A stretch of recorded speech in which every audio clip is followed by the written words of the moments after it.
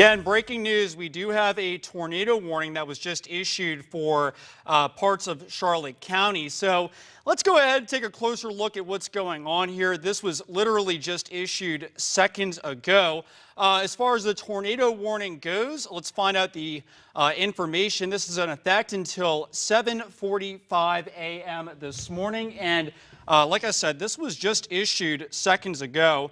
As far as who this warning is in effect for, this is for northwestern Charlotte County in southwestern Florida, southwestern DeSoto County, and south central Florida.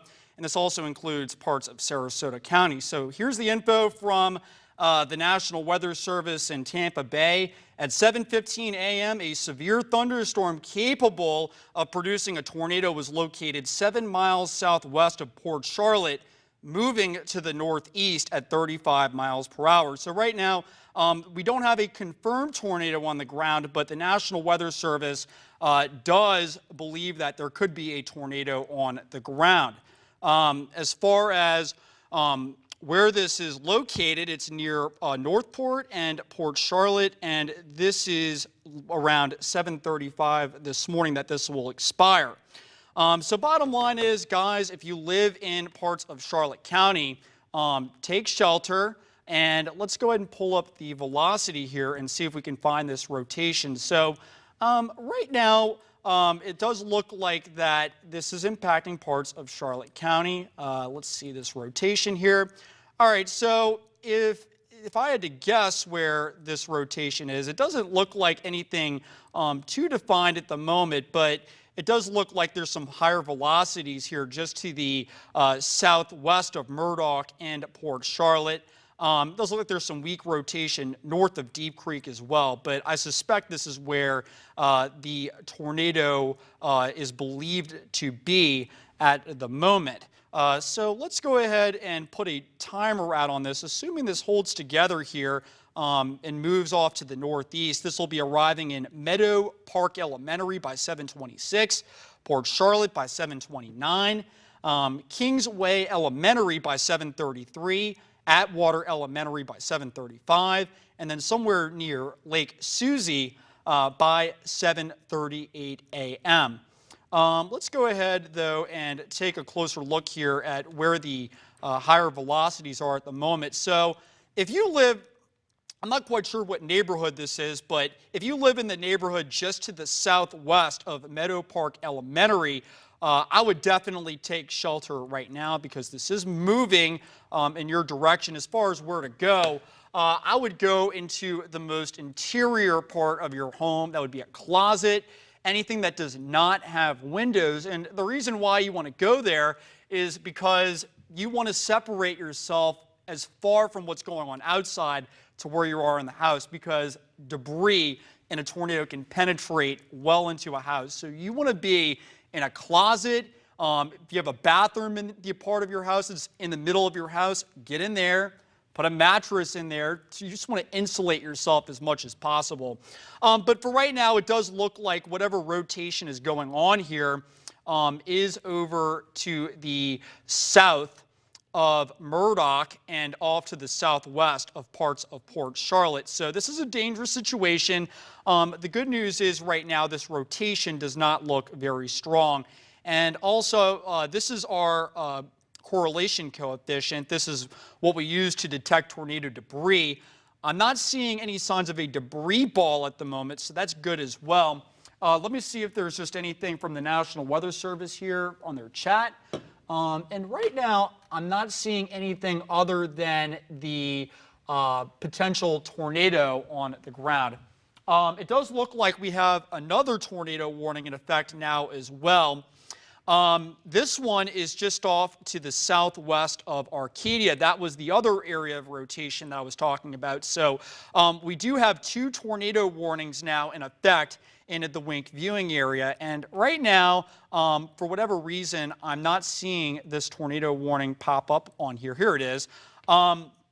So right now, we do have two tornado warnings in effect. Let me get rid of this radar so we can see where the two tornado warnings are. So right now, we have a tornado warning in effect for parts of Charlotte, parts of Sarasota, parts of DeSoto counties for one, and then we do have a second tornado warning that includes the Arcadia area as well. As far as rotation is concerned right now, let me just pull up something here really quick. Just want to take a look at something. Okay. Okay. So yeah, so we have 2 tornado warnings in effect right now for parts of the Wink viewing area. Let me pull up this real quick, and let me just take a look at something else. I'm trying to gauge at what's going on. So there's your warnings. We actually now have 3 tornado warnings in effect for parts of southwest Florida. So guys, this is a particularly dangerous situation. 3 tornado warnings in effect. Let me go ahead and zoom in here just a little bit further. So let me pause this for you here. So I'm going to pause the radar, and I'm going to go up just to the wall for a second to just point out a few things here. I'm going to be switching production. I'm going to be switching back and forth between the desk, but I just want to point out here. All right, so we have 3 tornado warnings right now. We have one. This includes the Englewood area. We have another tornado warning in effect. This includes parts of Port Charlotte, parts of Northport. And then we also have a 3rd tornado warning in effect. This one is up in DeSoto County, and this one is moving up in the general direction of Arcadia. Let me go back to the desk here for a second, and let me go ahead and pull up the velocities as well. So let's try and find out where some of this rotation is occurring right now. Let's start off with the Englewood cell because this is probably impacting more people than anybody else. So right now, looking at the velocities here, it does look like there's poor rotation, so this is likely not strong. It's tough to tell exactly where the strongest rotation would be in this type of a setup, but it does look like if you are in the Englewood area over towards Minnesota Key, I would be taking shelter immediately right now. Maybe over towards Englewood Elementary, parts of Englewood as well. That's where I would be taking shelter immediately. Englewood Community Hospital, Stillwater, Deep Creek, take shelter immediately.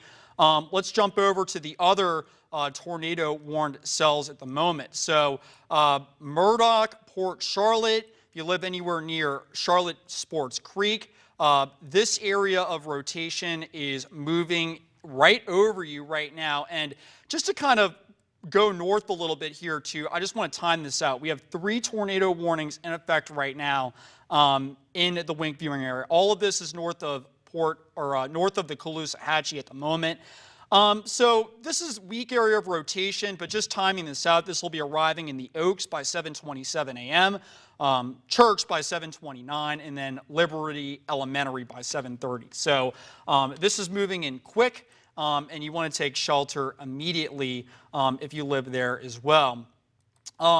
Let's take a look and see if we can find the 3rd area of rotation. This is fairly weak and poorly defined as well.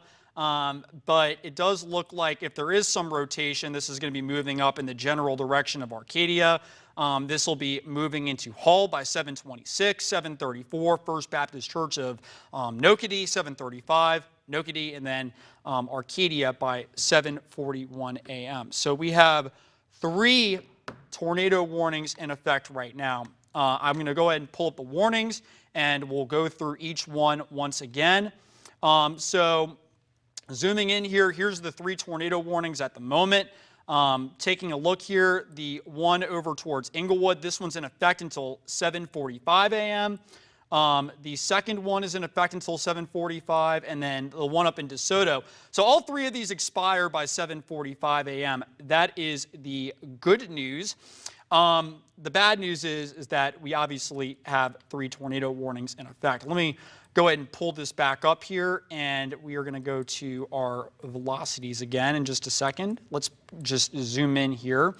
All right, so looking here, we have 3 tornado warned cells at the moment. All 3 of these are racing off towards the northeast. I'm going to step over to the wall for just 2 seconds here and just kind of point this out. So here's the 3 cells that are warned right now. We have 1 tornado warned cell moving through Englewood. Obviously, if you live in Englewood, Northport, parts of Port Charlotte and Arcadia, please take shelter. Don't take any chances. Go to the most interior room of your house, whether it's an interior closet or a bathroom. Get into the tub. You just want to get as much distance from what's going on outside to where you are in the house. You just want to get as much insulation because flying debris can be extremely dangerous in this type of a situation. So if you're just waking up, 3 tornado warnings on the ground. Now, looking at the warnings, these are radar indicated, at least for right now.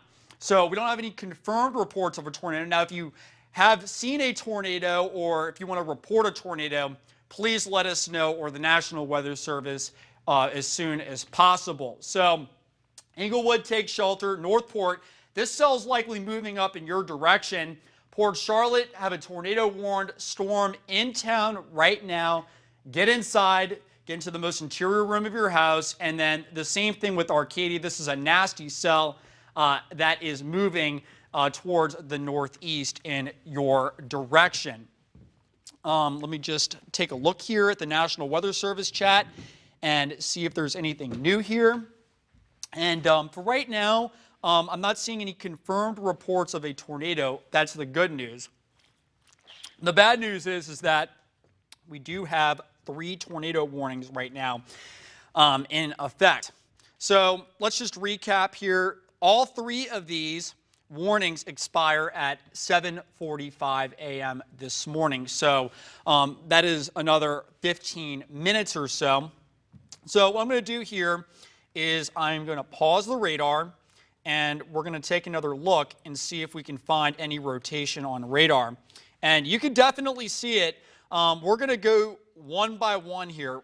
3 tornado warnings in effect, so I can only do one at a time. Starting off in the Englewood area, you can see broad area of rotation on radar at the moment. And just to go ahead and time this out here, assuming this holds together, this is moving off to the northeast, I'm going to go ahead and include Northport because this is heading in that general direction. So zooming this out here and just redrawing this track for you. Let's see if I can erase this real quick. So zooming out here for a second and looking at the big picture here, you can see Northport. Keep an eye on this cell. This is moving in your general direction. So 3 tornado warnings in effect right now. Let's see here. All right, so pulling up the rotation, let's see here. Let's time this out for you.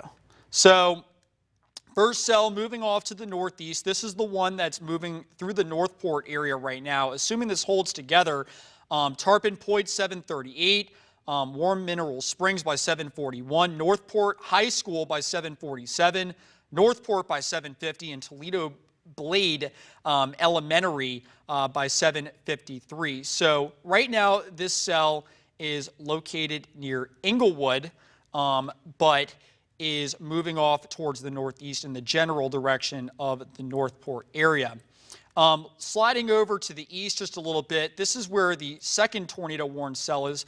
Very poor rotation. I don't even really see too many signs of rotation with this one, so maybe this is weakening. That's some good news.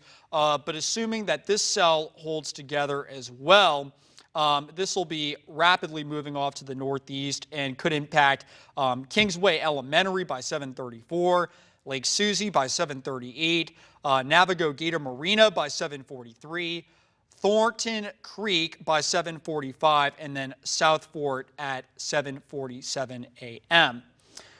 And then going over to the next cell here, this one is also tornado warned just off to the southeast of Arcadia. Let's go ahead and play this here and just get a gist of where this is headed. Let's see, let's click play. All right, so this one looks like it will stay to the south of Arcadia. So if there is a tornado with this, it should miss Arcadia to the south, I think.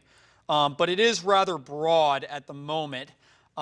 So that's the good news is I'm not quite sure there's anything on the ground. We'll take a look at the tornado detection in just a second. But 7:38 this morning moving into Arcadia Municipal, 7:43 arriving at power plant. Let's take a look here at the correlation coefficient, see if I see anything worth mentioning. Nothing there, nothing there. There could be a little something here. Let's take a look at this. Let me play. All right, so this is our tornado detection. Not seeing anything that jumps out at the screen at me. That's the good news. But we are going to keep an eye on this. These are definitely some nasty cells moving through our northern zones at the moment. So just to recap here, we have 3 tornado warnings in effect. All of these are north of the Caloosahatchee at the moment.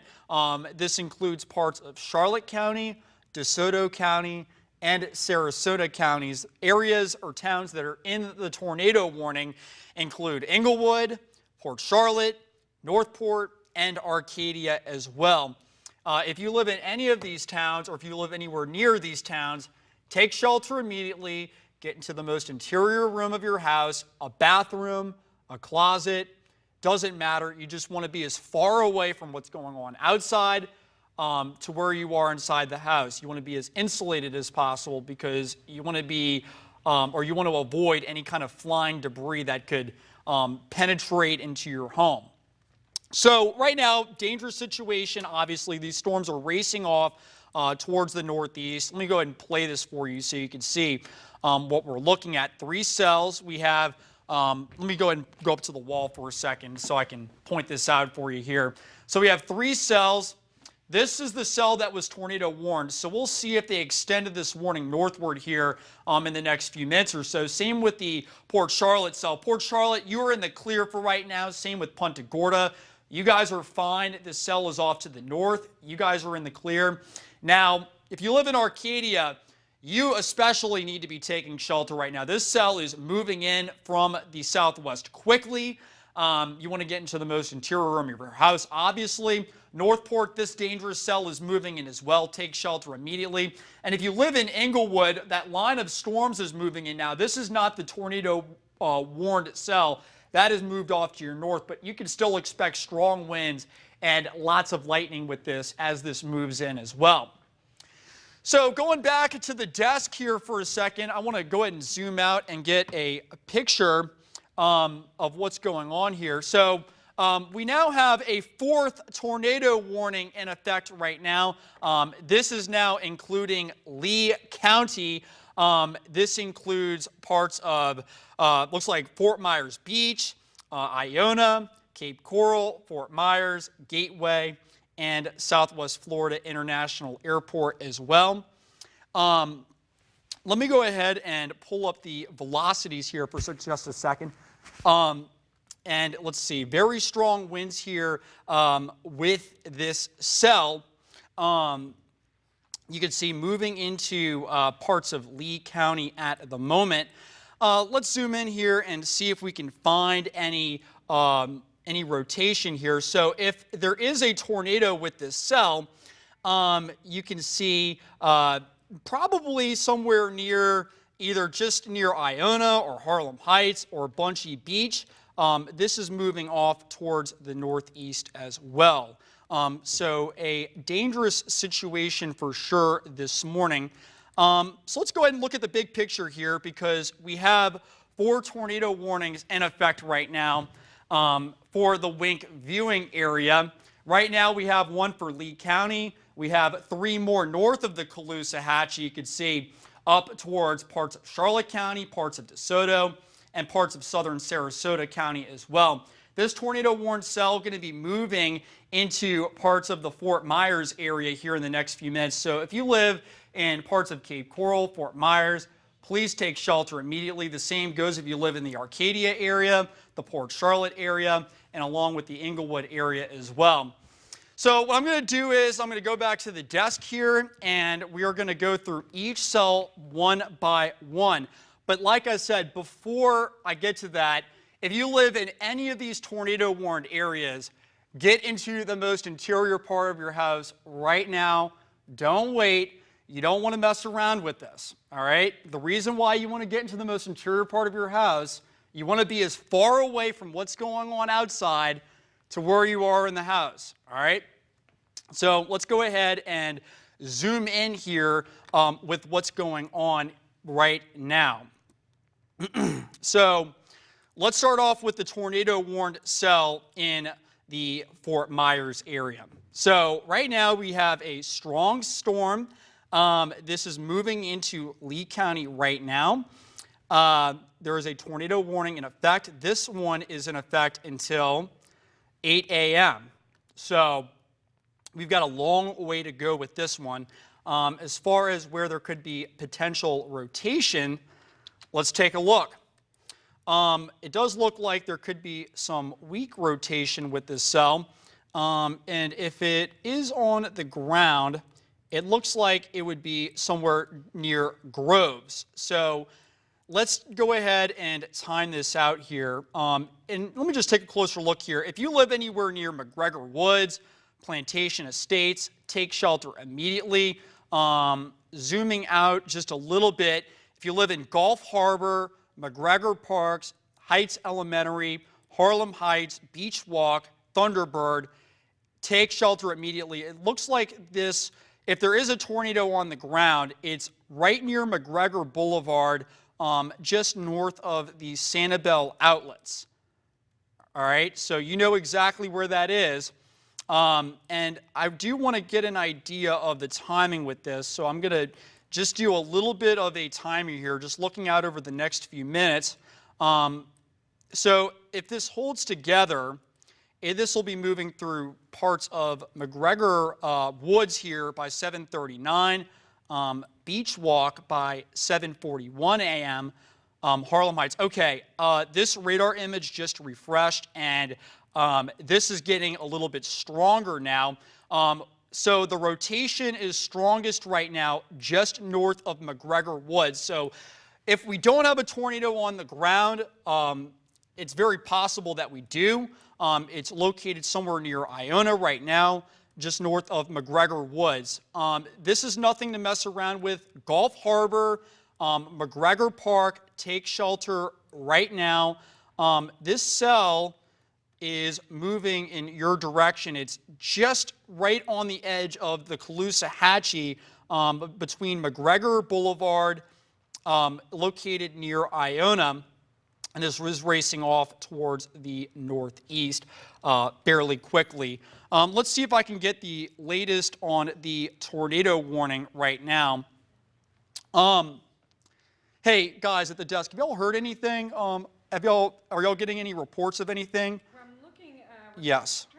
On Facebook right now, we're not really seeing anything immediately, but if you do see damage in your area, if you can safely take a photo of that, put that on Facebook or send it to us, you can email us at tips@winknews.com. Let us know what's happening in your area. Right now, of course, we're in the studio. We're kind of away from what's happening out there, so we really need you guys to kind of fill us in.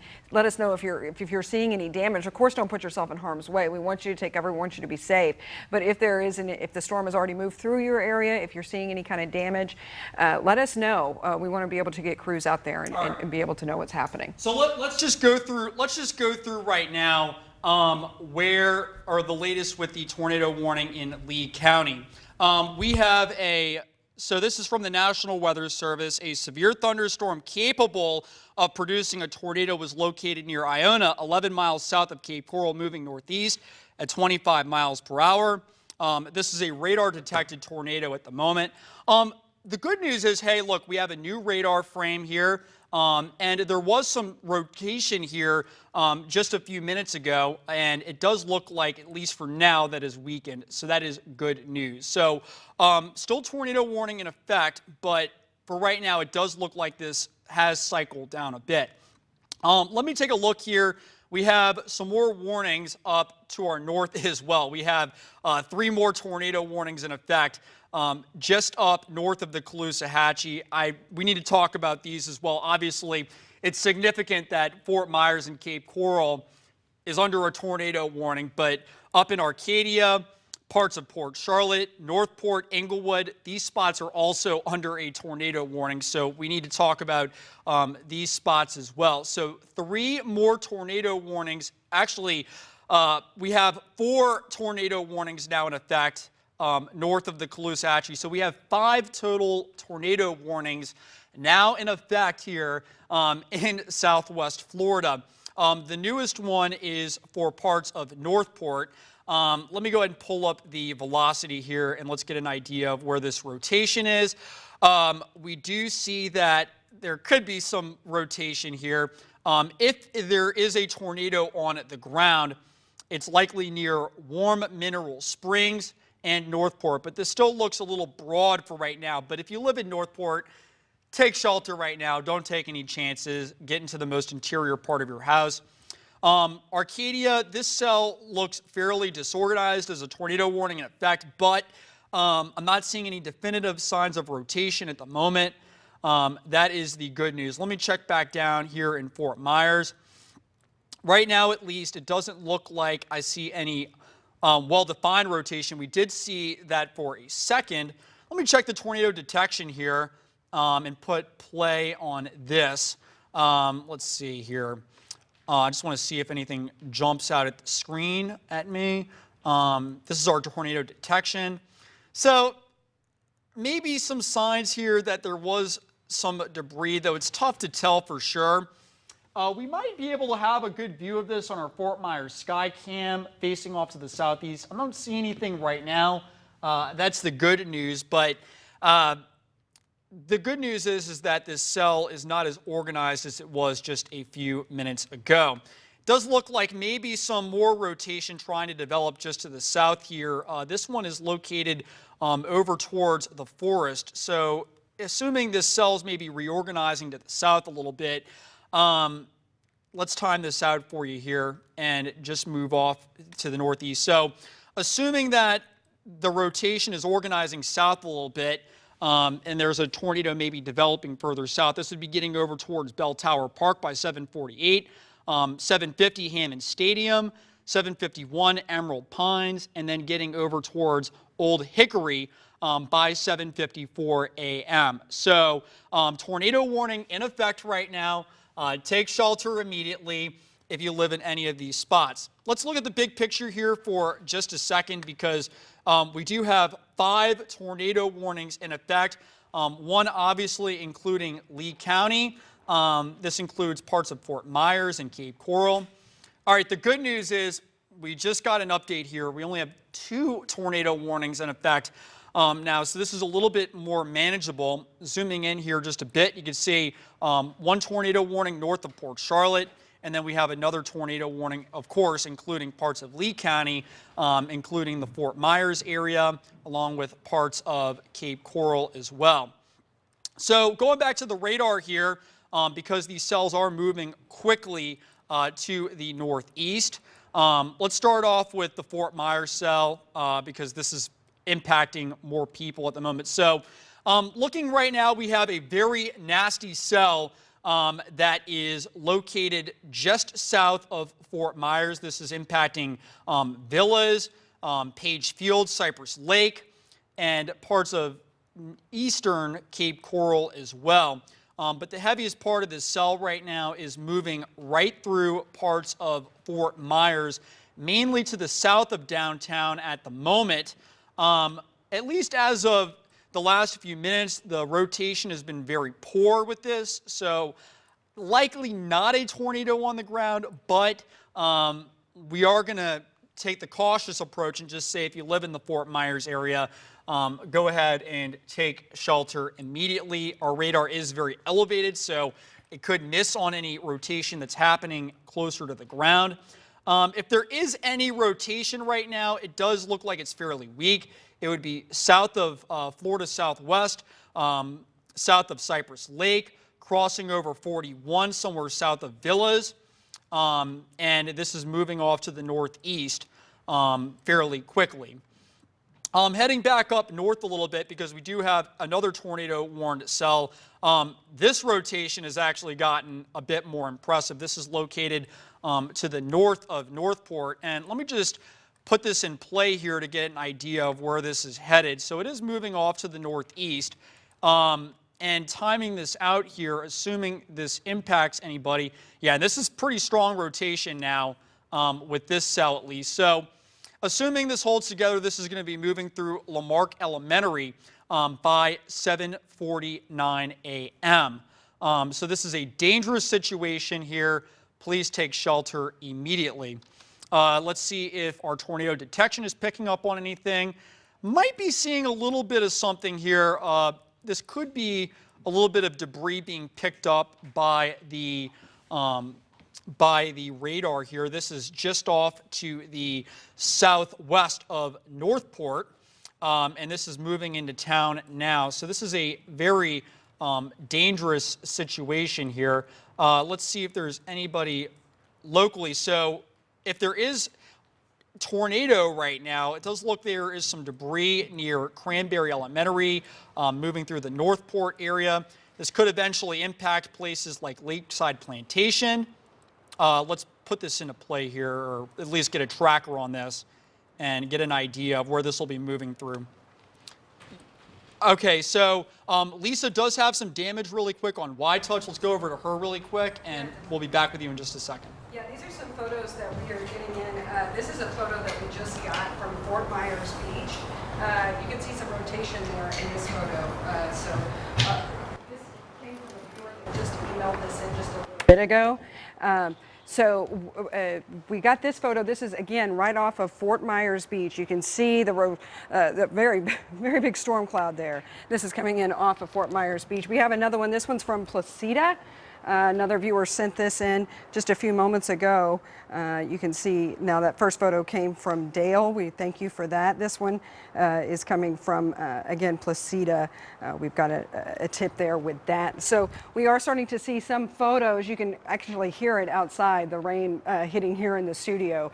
And we are starting to get not any damage reports yet, but we are seeing some of these photos. Again, if you can send us any photos or damage that you have, you can email those at tips@winknews.com, or you can also tweet or give us a Facebook message. Let us know what you're seeing out there. Again, this is what we are seeing in Placida just a few minutes ago. I also want to mention the emergency alert system was activated about 10 minutes ago. We just got an alert a little bit ago. So if your emergency alerts are going off on your phone, this is why, because of the number of tornado warnings that we're seeing in our area this morning. Again, this is the photo that was taken off of Fort Myers Beach just about at about 7:20 this morning, so about 30 minutes ago. But you can definitely see the waves kicking up there there on Fort Myers Beach, as well as this heavy cloud that you see there, Dylan. I'm going to send it back to you, and you can let us know exactly what we're seeing now. Yeah, so looking at the radar here, it does look like there could be a little bit of a debris being picked up here by our tornado debris tracker. If there is a tornado on the ground here, this will be moving through Lakeside Plantation in Cypress Falls over the next few minutes, arriving there at 7:53 Lakeside, and then 7:54 over towards Cypress Lakes Plantation as well. Let's head back to Fort Myers, though, because we do have another tornado warning back in Lee County as well. By the way, the wind and the rain, it is cranking up here in downtown. You can hear it really cranking up on the roof right now. This heavy cell is moving right through the heart of Fort Myers at the moment. Obviously, tornado warning in effect. Take shelter immediately. Get into the most interior part of your house, whether it's a closet, a bathroom, whatever works best. You just want to be as far away from what's going on outside to where you are in your house. So here's the cell right now, and we have not yet gotten an update yet on the tornado warning, but the tornado warned storm is moving out of the tornado warning area.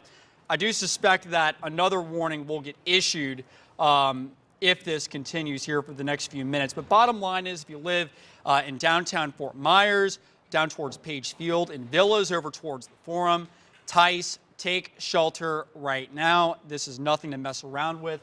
We are seeing very strong winds and heavy rain right now here in downtown Fort Myers.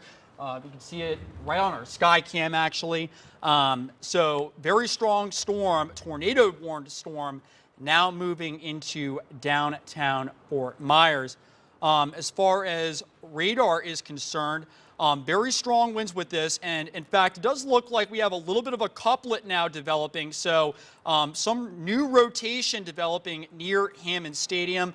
Let's just take a closer look at this. If you live in the Colony, Eagle Ridge, take shelter immediately. Gulf Coast Medical Center, take shelter immediately. There is some rotation there. And just looking downstream a bit, if you live in Cross Creek, Danforth Lakes, Renaissance, take shelter right now.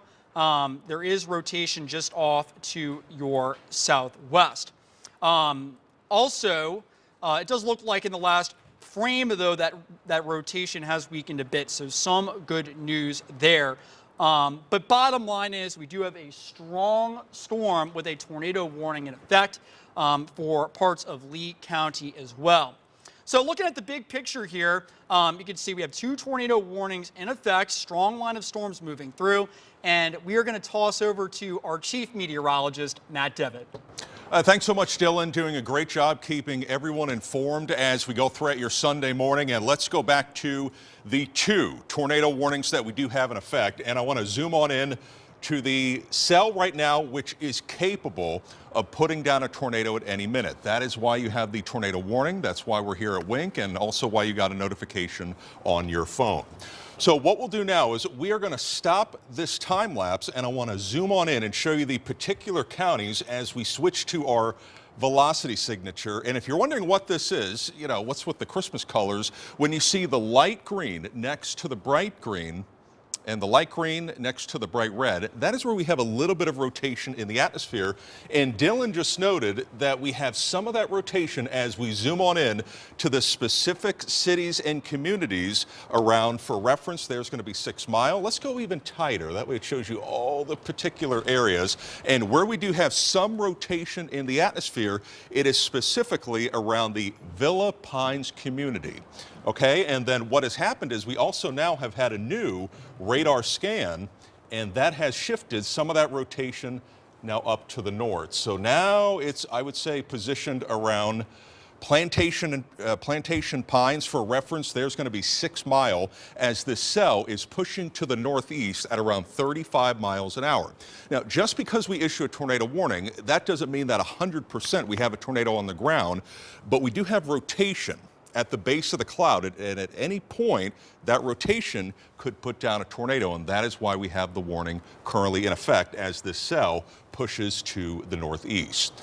So let's go big picture. I'm going to zoom out to show you for a reference where everything is and where this system is located as it continues to basically go right up 6 Mile as well as Tamiami Trail. Let's switch the positioning of the camera, and there you go. So right now I would say the pocket of rotation as we zoom on in back to the cell is going to be from I-75 towards Tamiami Trail. The area of concern, 6 Mile, there is going to be Colonial. If you are, I would say, anywhere from Tice to Buckingham, seek shelter until this nasty storm passes. Let me zoom on out once again, and we will take a look at where the system is going to be heading down the road. And again, this is a great time, if you haven't done so already, please download our free Wink Weather app. We get those notifications as soon as they come in. We'll do a storm cone, and there you go. This one, let's do a query. That way you'll know exactly what's going to be happening. And this system, let me show you the general direction. And it looks like we just got a new update as this cell is going to be working its way towards the northern half of Lee County, crossing over I-75 over the next 15 to 30 minutes. Hey, Dylan, do you have any new updates here? You know, I've just got video of what's likely a tornado on the ground. I think our assistant news director, Rich Garcia, sent this to me. So there likely will be some damage. Saw some power flashes. So this is obviously a very serious situation. So we have confirmed damage likely. And the case that we have right now, folks, is that yes, we are seeing it on live NextRad radar, but you guys are a ground truth. If you have damage, please let us know. Pictures, information, location, and you do have a report, Dylan? There's another tornado warning north now. Yeah, you got it. Okay. There you go. Go north up to the Arcadia area. Looks like Okay. there's another tornado warning as well now being issued. So it looks like new one. Okay, At least on my end, I have that. That's right. Okay, so let's zoom on into that one particular cell and this one is going to be the new one that Dylan was talking about. And for a reference point, this one is going to be avoiding Port Charlotte as well as Englewood. These clusters that you see right here, they're going to be working their way to the northeast at around 35 miles an hour. Let's switch over to our velocity signature, and that picks up on the wind in the atmosphere, and that is showing that the area of concern, I would say it's right about here. And at least at the moment, that is a largely rural area. And let me zoom on in. I'll show you for reference what type of areas are impacted. And for right now, it looks like rural farms. We are not looking at a densely populated area, but regardless, we have some of that rotation. And we also have a tool here at Wink that is able to detect if we have any debris on the ground. Dylan was showing you this at times, and if we were to have any debris, this would show up as blue embedded within all the green. The green, or excuse me, all the red. The red is rain. If we were to have some debris, this would be popping up as a blue. We're going to be watching this trend, Dylan, but for right now, that's not blowing me away for anything significant on the ground. But please, folks, note that that could change at any point. Yeah, and I just got a report. This is from Bill Granis, a viewer. He says, trees down on College heading into Fort Myers from Cape Coral. I pulled over heading into Cape, went right in front of us. So we have confirmed damage now in the Fort Myers area. And the one thing that we're going to be determining here is, was it from straight line wind or was it from a tornado on the ground? Regardless, because of that potential with these cells across Lee County, that's why we're saying hunker down, wait until the storm passes. This is also, if you are within this immediate tornado warned cell, what we want you to do is stay away from windows. Get to the center part of your house. You want to get into a bathroom. You want to get into a closet. Because if there were to be any flying projectiles that go through the atmosphere and go right through a window, you don't want to be impacted. So center of the house, go into a bathroom. And what you also want to do is crank up the volume on the TV so that way you can hear myself and Dylan as these tornado warned cells go by. Dylan, can you do a storm cone on this system, this tornado warned cell that we have in Lee County as it pushes northeast at 35? Absolutely, I can.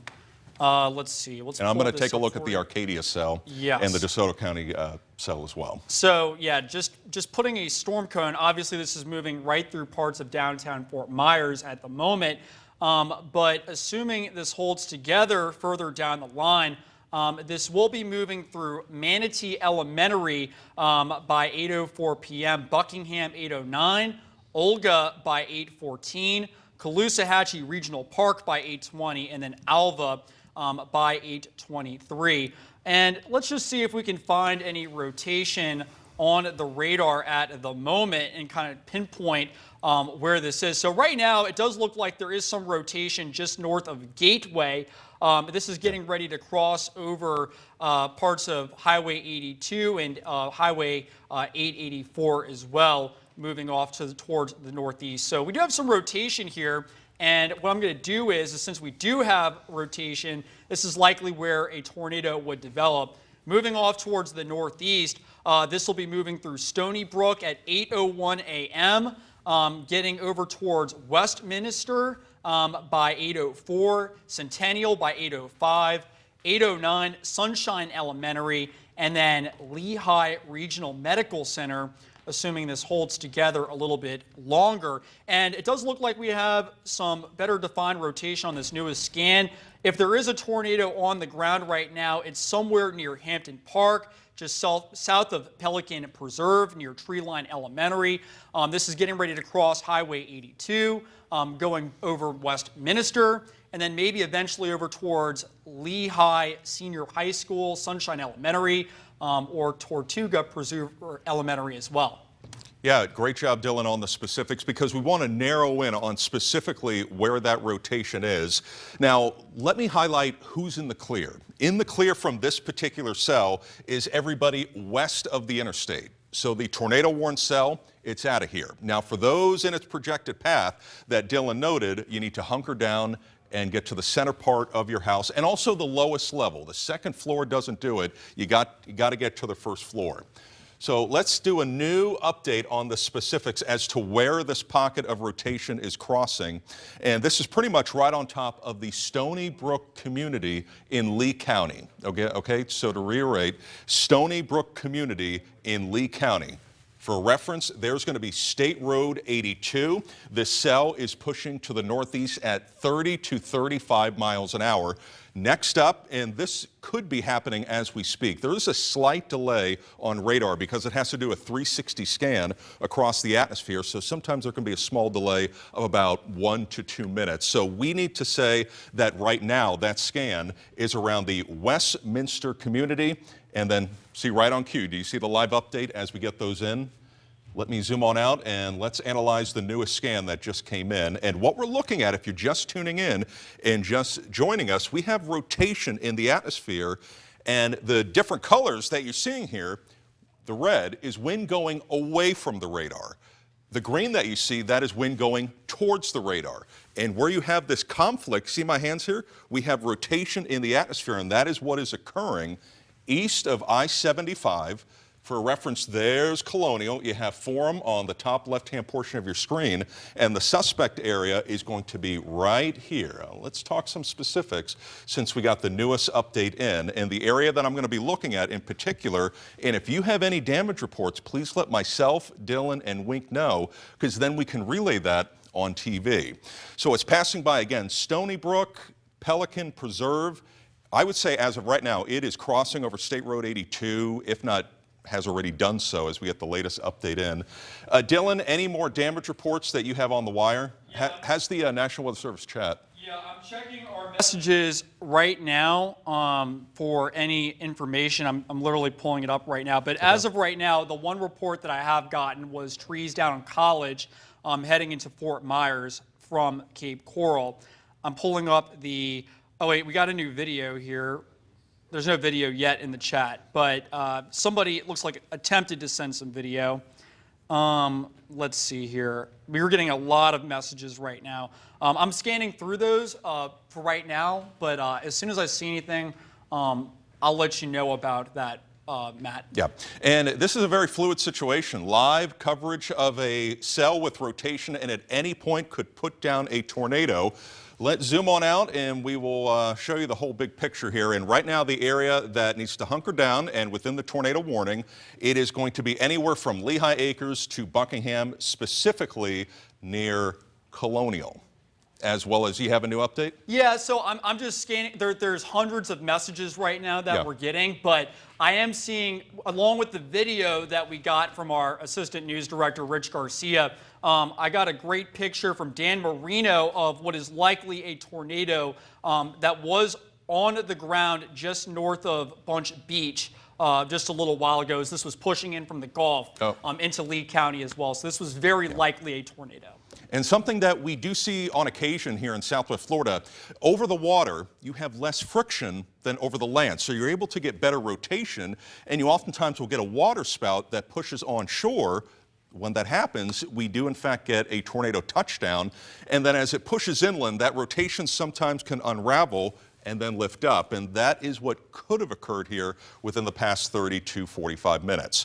So Dylan, right now we have the 2 active tornado warnings. I do want to zoom back in to DeSoto County, and that is where we don't want to forget about this cell as well, which, as we kind of analyze here, does have, we have the strong wind coming in from the west. Looks like a little bit of a hook on the northern part of that bow. And regardless, you're going to be looking at winds potentially gusting over 40, if not 50 miles an hour.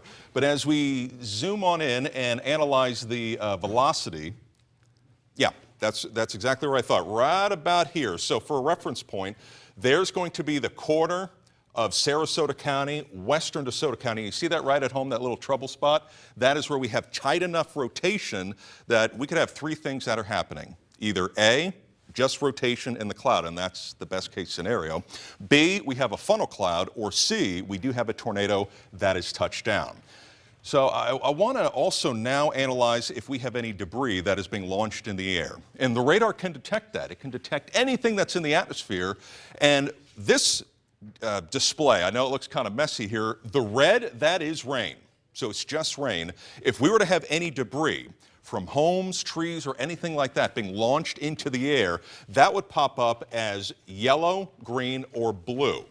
Notice how we don't have that. So that leads me to believe that for right now, we just have rotation at the base of the cloud and it hasn't actually touched down. Now, at any point, if that changes, we will let you know here at Wink.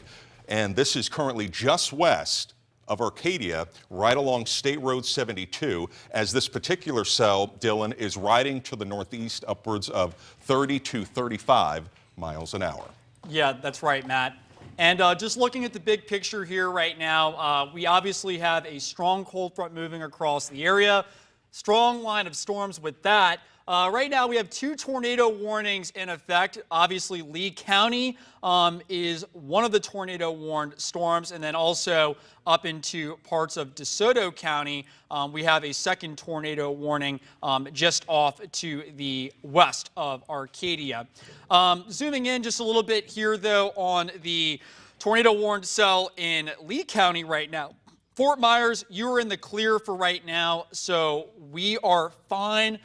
There is no tornado threat anymore in Fort Myers. However, just off to the north of Fort Myers, this tornado warned cell is continuing to race off towards the northeast. Right now, it looks like it will miss Lehigh Acres to the north, but if you live in Alva, you are under the gun. Buckingham, take shelter immediately. Fort Myers Shores, take shelter immediately. Alva, you need to take shelter as well. As Matt has been saying for the past few minutes, you want to get into the most interior part of your home, whether it's a bathroom, a closet. You want to get as low as possible, and you want to be as insulated as possible from what's going on outside to where you are in your home to protect yourself from flying debris, which is extremely dangerous. Looking at the radar right now, let's see if we can find any rotation. Right now it looks pretty broad, so it's not quite as organized as it was a few minutes ago. That's the good news.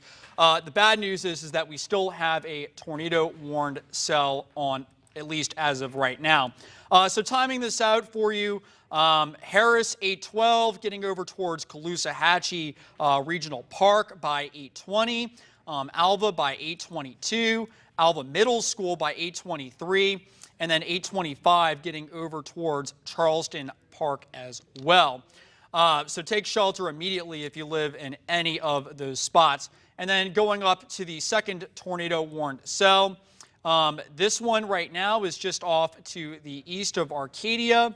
But going and putting this in play for you here, you can see very strong storm for sure racing off towards the northeast. And you can actually see that little area of weaker rain. That's actually called a weak ecoregion. Sign of very strong updraft. So this is a very strong thunderstorm right now that is moving just off to the east of the Arcadia area. So if you live just to the east of Arcadia, let's see if there's any specific neighborhoods that we can look at here. It's tough to tell, but if you live just south of 72 to the west of Arcadia, take shelter immediately.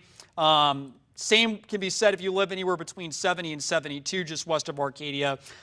Take shelter right now. Tornado warned cell is moving in at the moment. So 2 tornado warnings in effect. Going back down to Lee County once again. Lehigh, I think you're okay. The cell's going to miss you to the north. Fort Myers, you are in the clear, at least for the time being. But the strongest part of this storm right now is passing somewhere between Fort Myers Shores and the Buckingham area as well. We're going to toss back to Matt. Okay, Dylan, so we are getting new pictures in of the scenario that you mentioned before as we zoom on in, and we're going to go really tight here where we have, oh, I'll tell you what, let's see. Can we actually zoom on in potentially on that picture? I think the touchscreen right now is routed for the weather graphics, so that's okay. But what we'll do is let me switch real quick back to our live radar on Weather 2 while we get the picture here popped up. And that will essentially show you what active tornado warnings that we do have in place. And then we'll go back to the picture. So here's a look at the tornado warning. And despite the fact that you have a portion of the county in red, Southwest Florida International, you're out of it. You are not in the tornado warning, as well as, let's zoom on in some of the communities. And I just want to highlight that you guys are in the clear, and that includes Gateway, Villas, the Forum. Now that cell has pushed more to the northeast. And in particular, that is going to be north of 884, northern half of Lehigh Acres, as this cell is pushing to the northeast upwards of 30 to even 35 miles an hour. Rachel, are you able to zoom in a little bit on that picture? It's specifically where the funnel is reaching potentially the surface. And then we can pop that up on TV. Let's go back to the tornado warning as this one. Okay, so here we go. This is the image that we were trying to get zoomed in a little bit for you. And according to Dylan, what I am seeing, this looks like a cell that had rotation and then it touched down. It could have even been a water spout that pushed on shore. Now, the National Weather Service will officially confirm it, but to me, this looks like, Dylan, we have contact with the ground. And if you have any damage reports, please let us know. You guys are our eyes and our ears. As soon as you get a picture in, a video, please send it into Wink. We obviously hope that you're okay. Please tell us the status if you are doing okay as these storms pass by. We will relay that on TV, so that way we can tell everybody the situation at hand live as it comes in. But Dylan, you agree with me here. That does look like contact with the ground and bare minimum funnel cloud, if not a brief tornado. Oh, there's no doubt about it. I mean, you have water spouts and then you have tornadoes, and if anything, if that's over water, that is a tornado over the water. The mesocyclone all the way down to the surface, no doubt about it, Matt. And just looking at some of the videos of this as it moved on shore, we saw power flashes, and we do have confirmed damage. So I would say it's overwhelmingly likely, at the bare minimum, we had a tornado on the ground in Lee County just a little while ago, if not still right now. And now let's highlight what that storm is doing as far as the rotation that you have up on the screen, as that cell, let me switch over to the velocity signature, is pushing to the northeast upwards of 30 to 35 miles an hour. And the area of concern is where you see this conflict of light green and bright red. That is wind going in different directions, and that is where we have some spin in the atmosphere. Now, specifics on this one, for reference, it has just passed to the east of Buckingham Park and Buckingham. So you are in the clear. Dylan, if you could kind of work this right now on Weather 1, let's do a storm cone as this system pushes to the northeast across the northeastern corner of Lee County. And I was going to say too, Rachel has a great video of the likely tornado. Okay, she can put behind you real quick. Can we do that on, okay, let's punch that up. And there it is. No doubt. Power okay, flashes? So that, confirmed tornado. Confirmed tornado. Yeah, the power flashes oftentimes are a 100% giveaway that there was a tornado on the ground. And there you go, very convincing. Our assistant news director, Rich Garcia, actually sent that in. So. Okay. And the reason why we can't stress enough these tornado warnings is that oftentimes, and we had this, remember, on December 21st in South Fort Myers, as a quick tornado worked its way through. Folks, that was only on the ground for 3 minutes and a mile and a half, but you saw the damage that it did. It was an EF1, had max winds upwards of 95 miles an hour. Oftentimes, our Southwest Florida tornadoes are quick, they're brief, they can rotate, they can fluctuate in strength, but they can do damage. And now we have a confirmed tornado on the ground previously as this system worked its way through. Are we getting any updates, Dylan, from the chat, the National Service chat? Yeah, let me pull that up. I've been trying to scan our messages from viewers on Facebook. Let's see here. Let's figuring that out. Let's punch up Weather 2 on my touchscreen. There we go. Hey, Matt. Yeah. All right, so this is from the National Weather Service. Charlotte County reporting tornado damage at 2001 Gasparilla Road. Numerous homes damaged. Command post being sent to assess damage further. And everything that you see here, that is being reported live, that is all unofficial. We are going to be heading out there to that scene. We're going to be investigating, letting you know as soon as it comes in. And we're looking at essentially two weather players. We have the main squall line draped across DeSoto, Charlotte, and northwestern Lee County. That is going to be indicative of strong, gusty wind. It's going to be fast and furious as it works its way through, where those winds could gust 30, 40, 50 miles an hour. And then ahead of it, that's where we have seen some of those rotating cells. We call these supercells that we right now have into northeastern Lee County. And let's take you back to that. This one has really fluctuated quite a bit, and that's oftentimes what we see here in Southwest Florida. As we switch over to, once again, the velocity detection, it looks like this one is cycling up, meaning that it looks like the rotation is trying to tighten up again, at least several thousand feet up. So we have the rotation at the base of the cloud, but the million-dollar question is that working its way down towards the surface? We're not going to take any chances, though. If you are within the path of this rotation, we want you to hunker down, and I want to show you specifically where this is going to be. I would say, for a reference, you have Alva on the top-hand portion of your screen. If this continues to trend northeast, it should largely avoid Alva. It's going to be crossing over 80 over the next 15 to 30 minutes. It's a fast mover, so it's not going to be for very long. For reference, there's going to be 873, and the area of rotation is just to the west of that and south of 80. And at any point, it could put down a quick tornado touchdown, which has been reported already across Southwest Florida. Hey, Matt, I was going to say, too, just take a look at, it looks like there's some new rotation popping up just south of Punta Gorda, and then we have two other areas just offshore of Boca Grande and Captiva that we might want to get ahead of as well. So pull up the velocity and take a look at that. Yeah, so the area that Dylan is highlighting, and he's exactly right, it would be specifically around Punta Gorda, where for right now it's broad. Notice the distance between the red and the green. That is what we call broad rotation. It's not tight. And if we were to see these colors come closer and closer together, that oftentimes would be indicative of tight rotation and potentially a quick funnel cloud or tornado.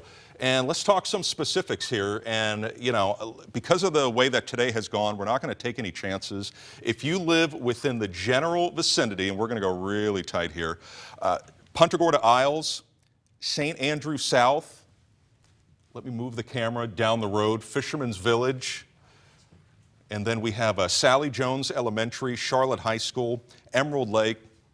Let's not mess with this cell. Just hunker down, wait until you head out, until this system clears your general vicinity. You have an and the National Weather Service is saying they're going to extend that tornado warning that's currently in Lee County up to Henry and Glades as well, so it will be extended shortly. I agree, because you saw the rotation as well. It's fluctuating, and that can happen where the rotation weakens and then it strengthens back up, and then it weakens once again, and that's the trend that we hope. As I want to go back to that cell that we've been watching south of Alva, and notice how we have that bright green next to the bright red, and here's your legend, here's your key, where it's wind going towards and away from the radar.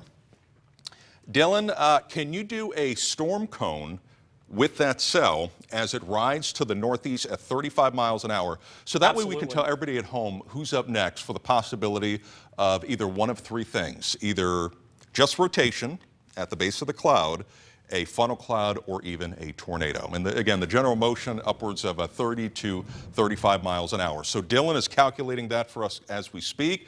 Let me look at some other areas of interest, especially the one, we have some cells offshore of Captiva that are going to be racing northeast and inland. Let me go back into Charlotte County, see if we have a new radar update with that cell. Timing up for that for that rotation. Okay, let's bring up Dylan's computer. Yeah, so assuming this holds together here, this will be moving through Upper Room, House of Prayer, and Pentecostal Church by 8:22, Charleston Park by 8:25, Denard by 8:33, LaBelle Municipal by 8:41, and of course downtown LaBelle as well at 8:41. So if you live in any of these areas, take shelter immediately, increasing rotation on radar. And this is a tornado warned cell, so obviously very serious situation. Okay, thanks so much, Dylan. Now we're going to see what type of updates that we are getting in. And also, Dylan, if you could do me a favor, when you have a second, look at that one cell west of Sanibel and Captiva, that one as well is showing some rotation in the atmosphere, as this one, I would say it's going to likely approach North Captiva, Redfish Pass, around there over the next 15 to 30 minutes. That's the area where in the atmosphere we have wind going away and toward the radar, and that's going to be heading to the northeast over the next 30 to 45 minutes. And Matt, we're also now getting confirmed damage from the Weather Service over in Inglewood as well. So confirmed damage in Inglewood, whether it's tornado or straight line, damage is damage. Yeah. So obviously we'll continue to follow that. You said you wanted me to take a look at something. No, do we have any more updates from the National Weather Service chat? Right now, like I said, the damage in Inglewood, they just mentioned that a couple of minutes ago. Okay. But as of right now, that's it. Also, we have the new tornado warning as well extended. And for reference here, I want to highlight for everybody at home, the National Weather Service in Tampa, they have different jurisdictions. They're a little sluggish to get rid of this. This is no longer active. Okay, so you can breathe easy here, at least at the moment. This was the cell that we've been tracking for the past 15 to 30 minutes. This is not active. It is now this cell that was under the tornado warning that is working its way to the northeast. So this has expired. This is still active, as it is now going to be very close to LaBelle. Okay, so I want to go back towards that cell. This is the one that has the active tornado warning. And let's bring up the velocity. I want to try to determine if this is going to be avoiding LaBelle. Let's do a time lapse here. Okay, and this is going to be crossing over 80 as it rides northeast. And I would say the general motion here is going to be keeping it north of LaBelle. Okay? So Dylan, let's do one more storm cone as we get these new radar scans in. He's going to do a storm cone here for this particular cell as it crosses over 80. The main area that we're looking at is just southeast of Alva, right along 80. And then what we're going to try to determine here with this general motion northeast is that this cell is going to stay north of LaBelle. Do you agree with that? Yeah. Which cell, Matt, would you like me to do a tracker? I'm sorry, I'm just looking at several other areas right now. Yeah, let's do a storm cone, and then we'll go back to the other ones for the cell located near Alva. Okay, let's go ahead and hop on that one first. All right, thanks, buddy. I appreciate it. No problem. So, looking at this cell here, Alva rotation. This is moving off to the northeast in the general direction of LaBelle. So, assuming that there's a tornado on the ground, this will be passing near Oak Park at 8:24. Calusa Preserve by 8:25, Denaud by 8:33, LaBelle 8:41, and then Port LaBelle by 8:41 or 8:45 a.m. as well. But there's also a few other areas of interest as well, Matt. We have a cell you might want to take a look at very near Cape Coral, between Cape Coral and Fort Myers right now. Take a little bit of a look at that one. Yeah, this one, you know, it's ironically very small, but that doesn't mean it doesn't have rotation. And let me take a look at the cell as is. And yeah, a little pocket. And, you know, Dylan, if we could, you trying to punch up Skycam? Yeah, we're looking for it right now. Yeah, take the Skycam and shift it over the Caloosahatchee to the west, and we might be able to get a good look at it to see if we have anything on the ground. And regardless, it does have some weak rotation with it. And the particular area in Northeast Cape, and it's going to be moving into North Fort Myers shortly, is going to be Waterway Estates, the El Rio community, Hancock Creek Elementary, Moody River Estates, and then as we go down the road, and again, this is a fast mover, so we're going to get these updates as soon as they come in.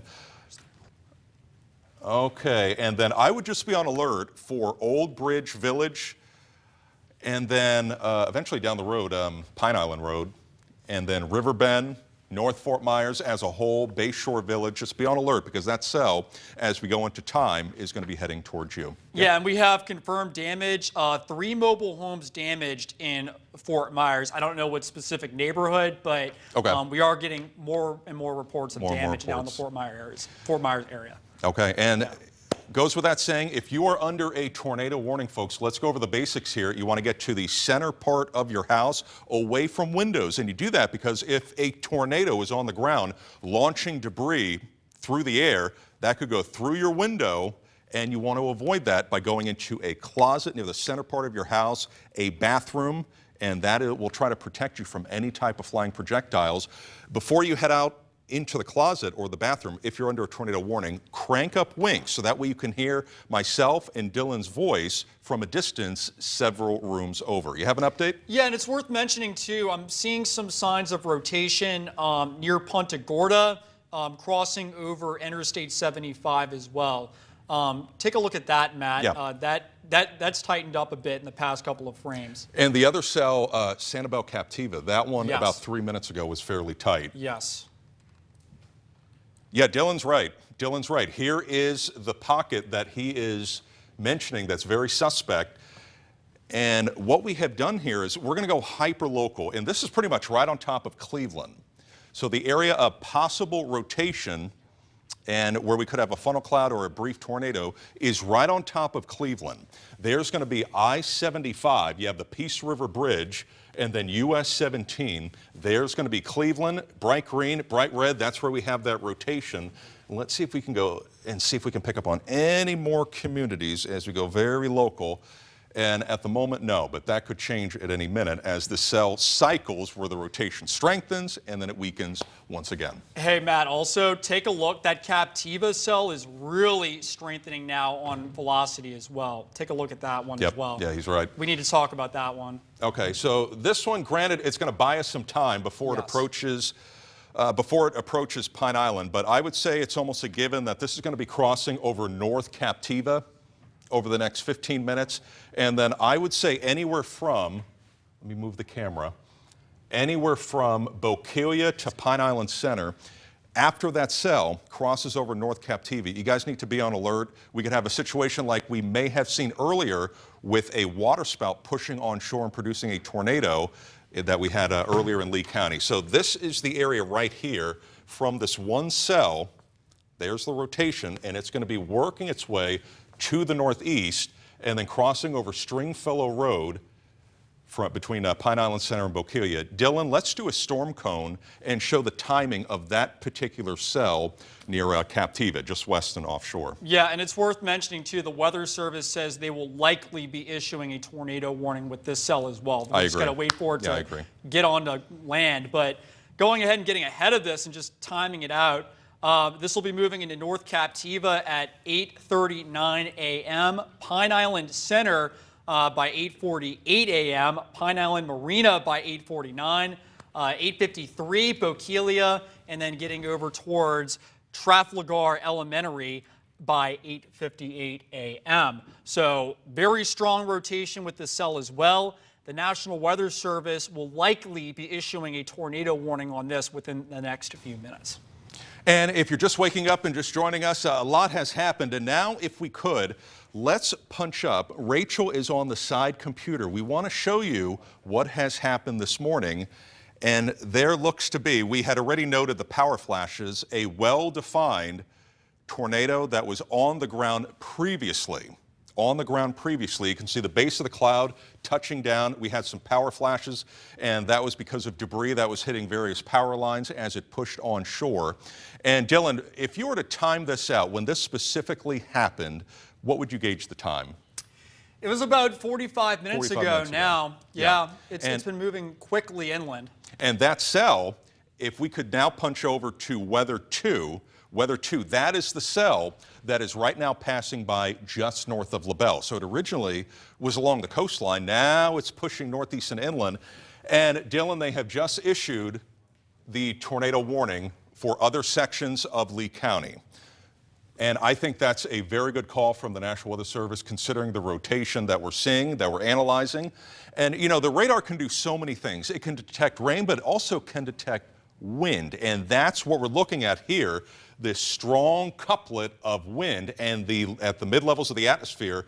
likely producing a waterspout, but it also could put down a tornado when it pushes onshore. Yeah, and Matt, hop back to the regular radar, because Yeah. we now have a tornado warning in effect that includes Captiva and Cape Coral as well with that cell. Yeah, that's right. That's right. And let's do, can you do me a favor, buddy? Let's Yes. do the storm cone. And Yes. you can actually see, if you look very closely at your TV screen, you see that little hook in the red? That is where likely right about here, Oh, yeah. there could be a waterspout.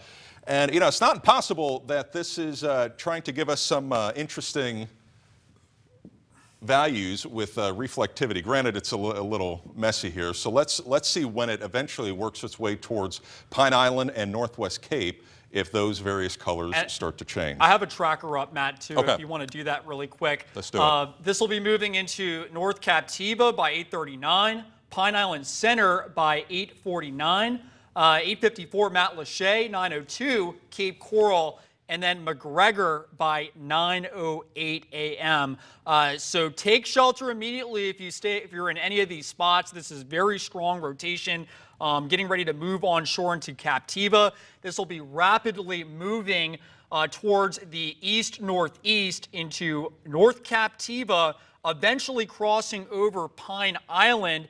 And then looking at the trajectory here, passing somewhere along Highway 78 and parts of Cape Coral. So this is very strong rotation getting ready to move on shore in the next few minutes. Likely at least a water spout on the ground. We'll wait for confirmation, but considering how things are going this morning, we'll likely be talking about at least another likely tornadic situation here, getting ready to impact multiple highly populated areas. And just going through the timing here one more second. In fact, let me go ahead. I kind of want to go ahead and take a little bit of a closer look at specifically where this rotation is getting ready to cross. So it looks like right now this is going to thread the needle between Captiva and North Captiva, maybe move through the northern parts of Captiva Island.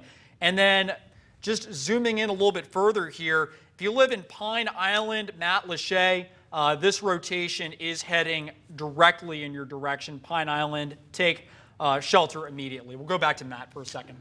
So Rachel has been relaying some of the pictures and the videos in. And Rachel, what is the specific location on this one? So this is near Old McGregor and Kelly Green. Okay, okay.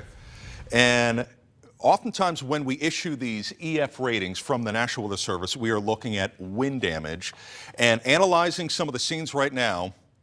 Oftentimes, if we were to have an EF2 tornado, you lose most, if not all, of your roof. I'm not seeing that, at least with this particular video.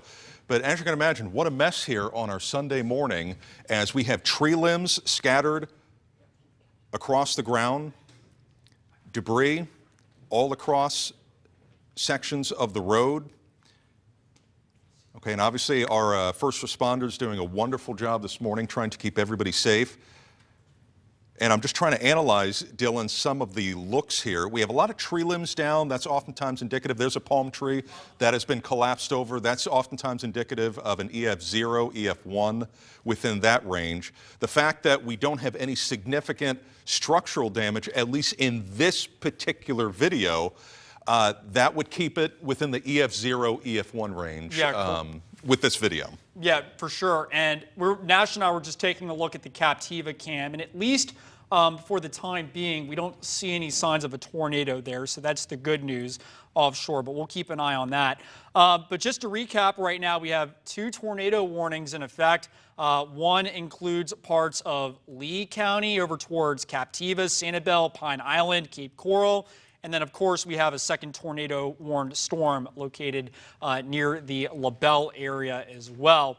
And let's go ahead and put a timer out on this again, because this is quickly moving ashore now. So we have a tornado-warned cell just offshore of Captiva. Very strong rotation on radar at the moment, rapidly moving towards the shore now. And timing this out here for the next half an hour or so, moving into Pine Island by 8:51, Matt Lachey by 8:57, Gulf Elementary School by 9:01, Cape Coral 9:05, and then Cape Coral Hospital by 9:10.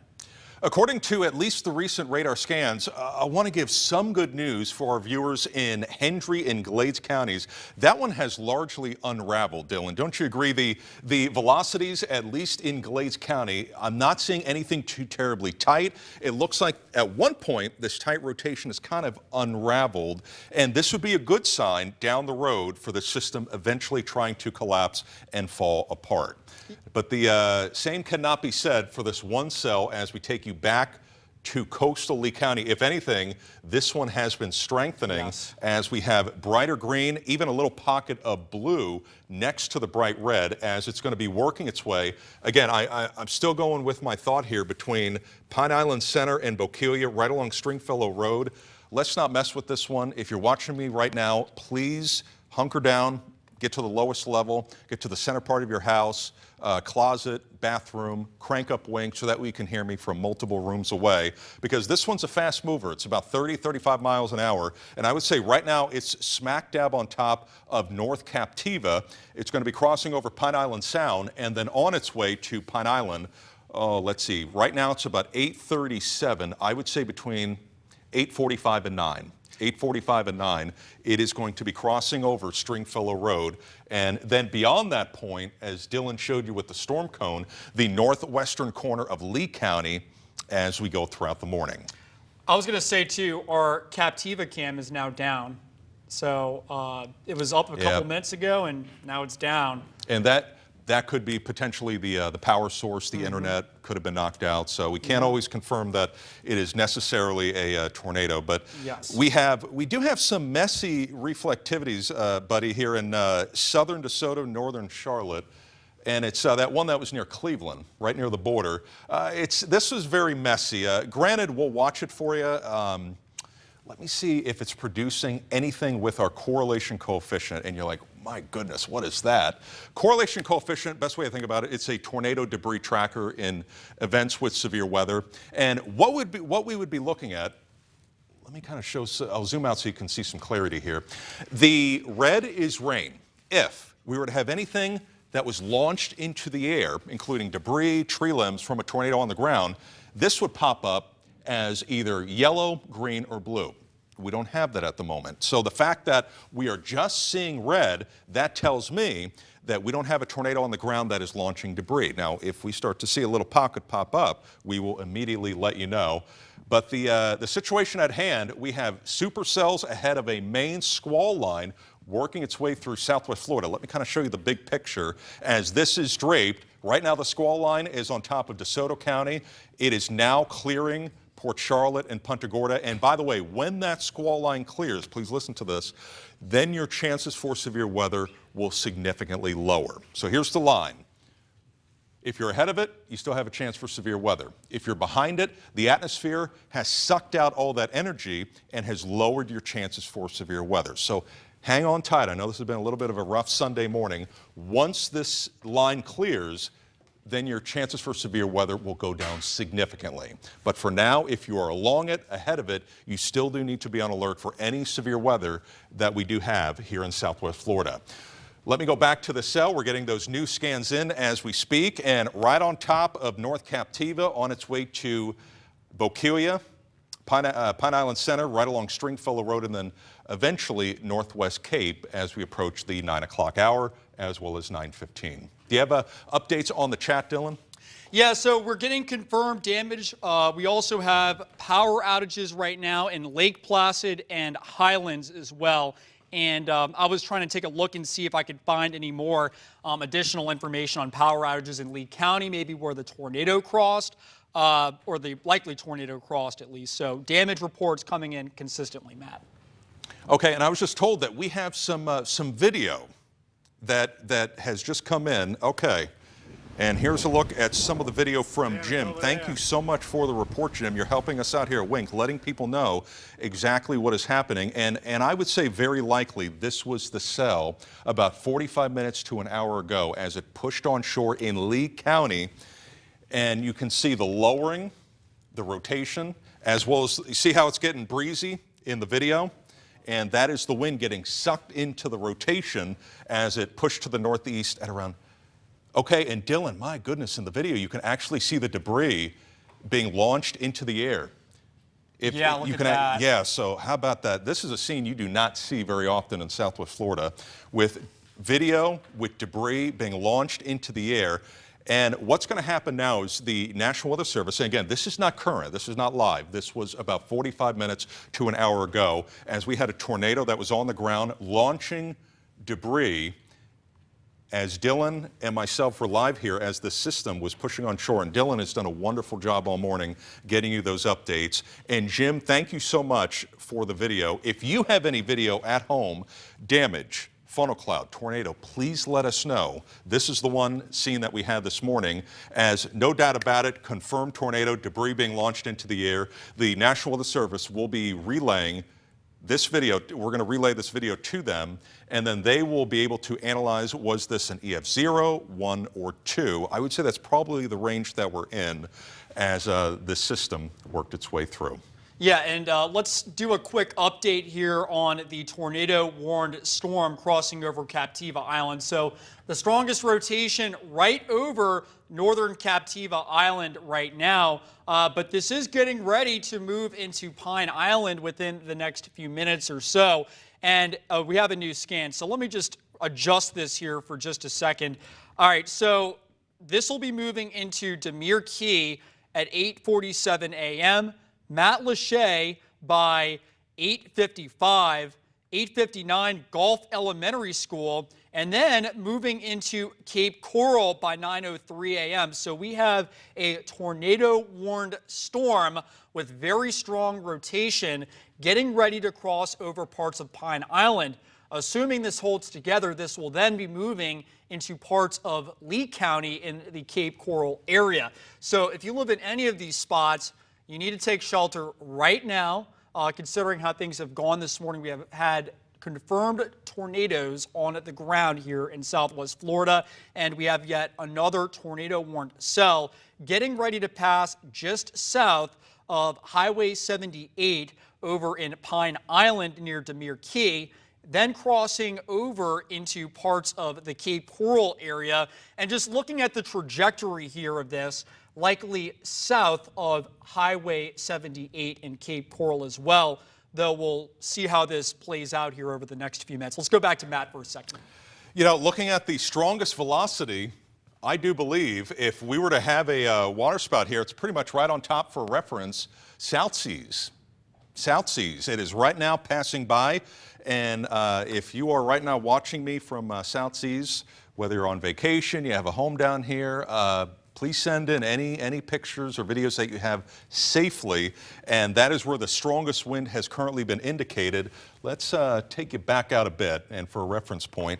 And it's almost like we have a little bookend vortice, Dylan, as this is going to be working its way into Pine Island. So you have this strong gust of wind, and on the northern side of it, that's where we have some rotation that's currently crossing by Captiva, North Captiva, and we're going to be watching that very closely, which it looks like now, I would say this, it's kind of shifted a little bit more south. That would take it away from Bokeelia and more now closer to Pine Island Center. Yes.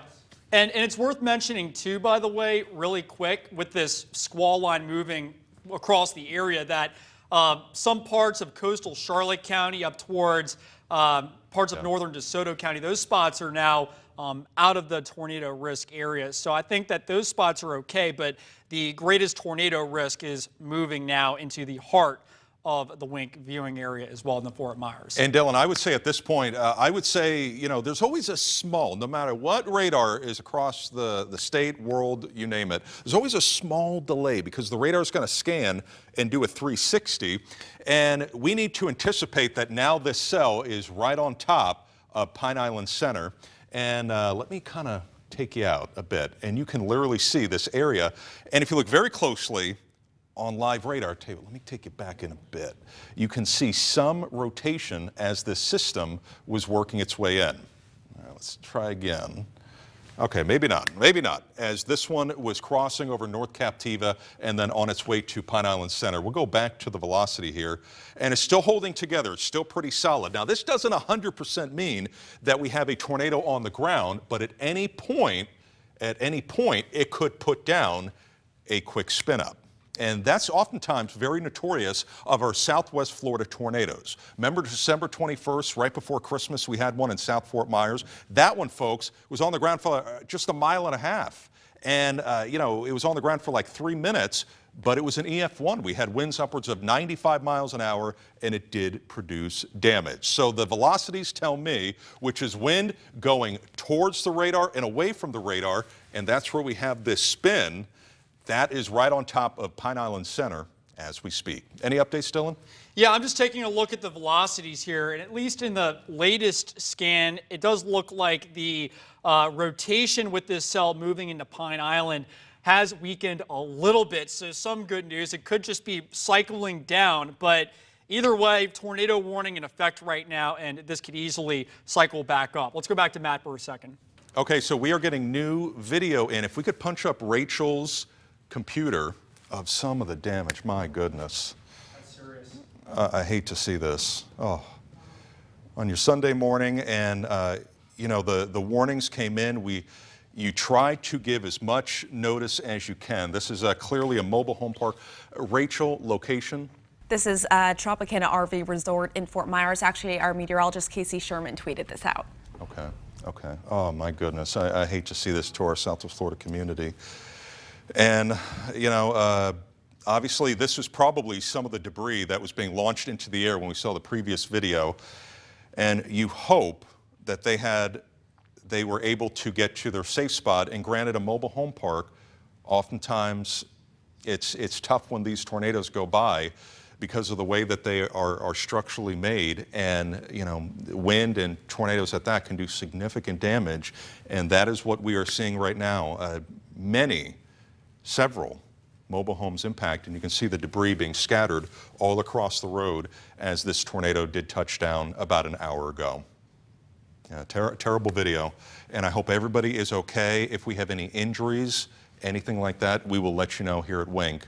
And please, folks at home, if you have pictures or videos, please send it in. You are our eyes and our ears, in addition to our Wink weather team and our news team. We are investigating all these areas as they come in. That way we will keep you in the loop, and that way you get the information first here at Wink. But terrible video. I hate to see it. And we just need to be on alert as we go throughout the morning for potentially some more scenes like this. Let's go to Weather 2, and we will continue to keep you in the loop as we're getting those updates in of this cell that could put down a, right now it's over the Pine Island Sound and near Pine Island Center. I would say, Matt Lachey, you're up next after Pine Island Center of this area showing rotation and potentially putting a tornado on the ground. Nash, Dylan, are we getting National Weather Service chat updates in? Yeah, let's see here. We have, let's see, keeping an eye on Collier currently. Yeah. Oh, that's right. Yeah, we have the Collier cells. Yes, yeah, of course. They as well. We don't want to forget about them. They as well are. I was looking at them about 10 minutes ago. They weren't showing anything that was too terribly alarming, but again, that could tighten up as we go throughout the morning. For right now, it's just broad, and here's the area in particular that we're talking about, west of Isla Capri and Marco Island. So it's going to be this suspect area as this one. I'll tell you what, let's put a time lapse on it, or let's do a little radar loop. And Dylan, if you could, let's do a storm cone on that cell in Collier County. Absolutely. Offshore, and very likely it's going to be working its way towards, I'd say, East Naples over the next 30 to 45 minutes. Yeah, but if you could just do a quick a storm cone on that one. Yeah, of course. For our Collier County viewers. Yeah, I don't see any particular signs of rotation at the moment. Granted, it's so far away from the Miami radar that it's tough to tell, but just putting a tracker onto this, moving through Lely by 8:53, 9:03 Golden Gate, 9:17 Golden Gate Estates, 9:23 Orange Tree, and then Estates Elementary by the time we get towards 9:32 a.m. But you can see, putting up the regular radar here, we have a very strong area of cells extending from parts of eastern Naples, like what Matt was saying, just south of Golden Gate. This extends down towards Isles of Capri. and then just off to the west of Marco Island as well. And considering how things have gone this morning, any one of these cells could start rotating at any time. So that's something we're going to be monitoring as well. But I was also taking a look at the tornado warned storm moving across Pine Island as well. And Matt's made a great point throughout the morning that this radar was likely delayed at least a little bit. And looking right now at where the highest rotation is, it's just south of Highway 78 on Pine Island.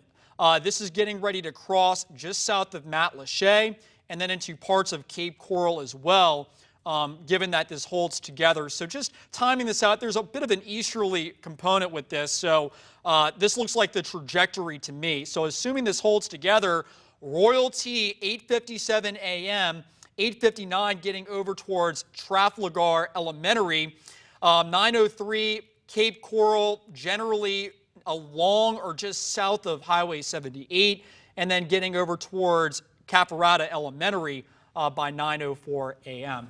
Back to you, Matt. Yeah, and we have the entire weather team here. We have meteorologist Nash Rhodes. And Nash, you know, he has spent quite a bit of time in Oklahoma. Nash, according to what you have seen as well, and this is very typical of Southwest Florida, we oftentimes see these quick cycles where you get some quick rotation and then it unravels, then you get the strong rotation once again. And that has really been the nature of a lot of these cells that we've had in Southwest Florida.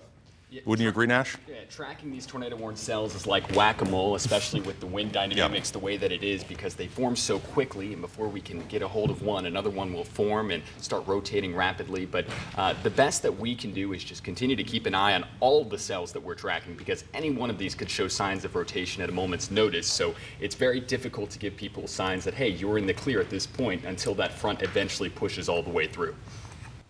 Yeah, and he's exactly right. A great reference there. It's like whack-a-mole. I mean, you'll have a pocket that spins up and then it unravels. And if we do have any touchdowns or anything like that, we will relay that information as soon as it comes in. I do want to give an update real quick on these areas of rotation. And the reason why we are going, you'll notice that we're not showing you the traditional radar look, because this is the most important feature that we have during situations of rotation and tornadoes. The radar doesn't just show you rain, it also shows you wind. And where you get these Christmas colors, the light green and the red, that is where we have a conflict. We have wind heading in different directions, causing some spin.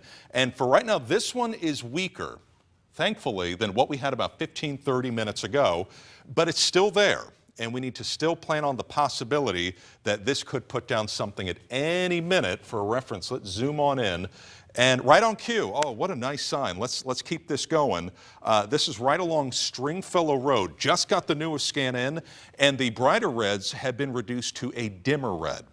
So that tells me that the rotation is trying to unravel and weaken. So let's keep that trend going. And I like to see that, but again, these cells could cycle. For reference, there's going to be Pine Island Center. It's basically between Pine Island Center and St. James City, right along Stringfellow Road. But we also have the other area. We have the other area in Northwest Cape. And let's zoom in again. Look at that area, like literally right just off to the west of Royalty, Matt. Okay, okay. And real quick, here's the one other area of weak rotation. It's not very strong, but again, we're going to be on alert here around Coral Oaks, Coral Lakes, as this cell is pushing to the northeast upwards of 30 to 35 miles an hour. Right now, it's just broad. If we had something that was suspect, we'd have a bright green next to bright red. Don't have that at the moment for some peace of mind. But we need to be watching this over the next 15 to 30 minutes as it will eventually cross over from northern Lee County into southern Charlotte County. Regardless, we're going to have some strong gusty wind as this squall line is eventually working towards North Fort Myers, downtown Fort Myers. And I do want to highlight here, once this squall line passes by your community, and it's right here, your chances for severe weather are done, because the atmosphere has sucked out all that energy. So this is what we want here. We want to get through this line, because then you are done. A newly issued severe thunderstorm warning in Collier County from the National Weather Service in Miami, and that officially includes Golden Gate, the heart of Naples, Lely, and I do believe, technically Marco Island is within the warning, but you know, I'll be more specific than that. I do believe the worst part of the storm will be avoiding you guys. There's the core of it. Let me do a little time lapse, and you'll see why. Yeah, this cell is going to be heading away from Marco Island. So you guys are in the clear, even though officially you have the severe thunderstorm warning. I would say more towards Isla Capri, the Naples Botanical Garden, East Naples, Lely Resort, and downtown Naples. They really are going to be, Dylan, in the heart of that severe thunderstorm warning. Yes, and it's also taking a look too at there's some additional cells lining up just to the southwest of those cells over the Gulf that will eventually make their way onto land as well. If you just zoom out just a little bit, Matt, like just to the southwest, there's more lined up, and this has been the story throughout the morning. These cells have been developing out ahead of the line over the Gulf, moving inland and producing potential tornadoes. So here we go, and really the threat of tornadoes now is really shifting into parts of Collier County and parts of southern and eastern Lee County as well, as this line continues to race across the area.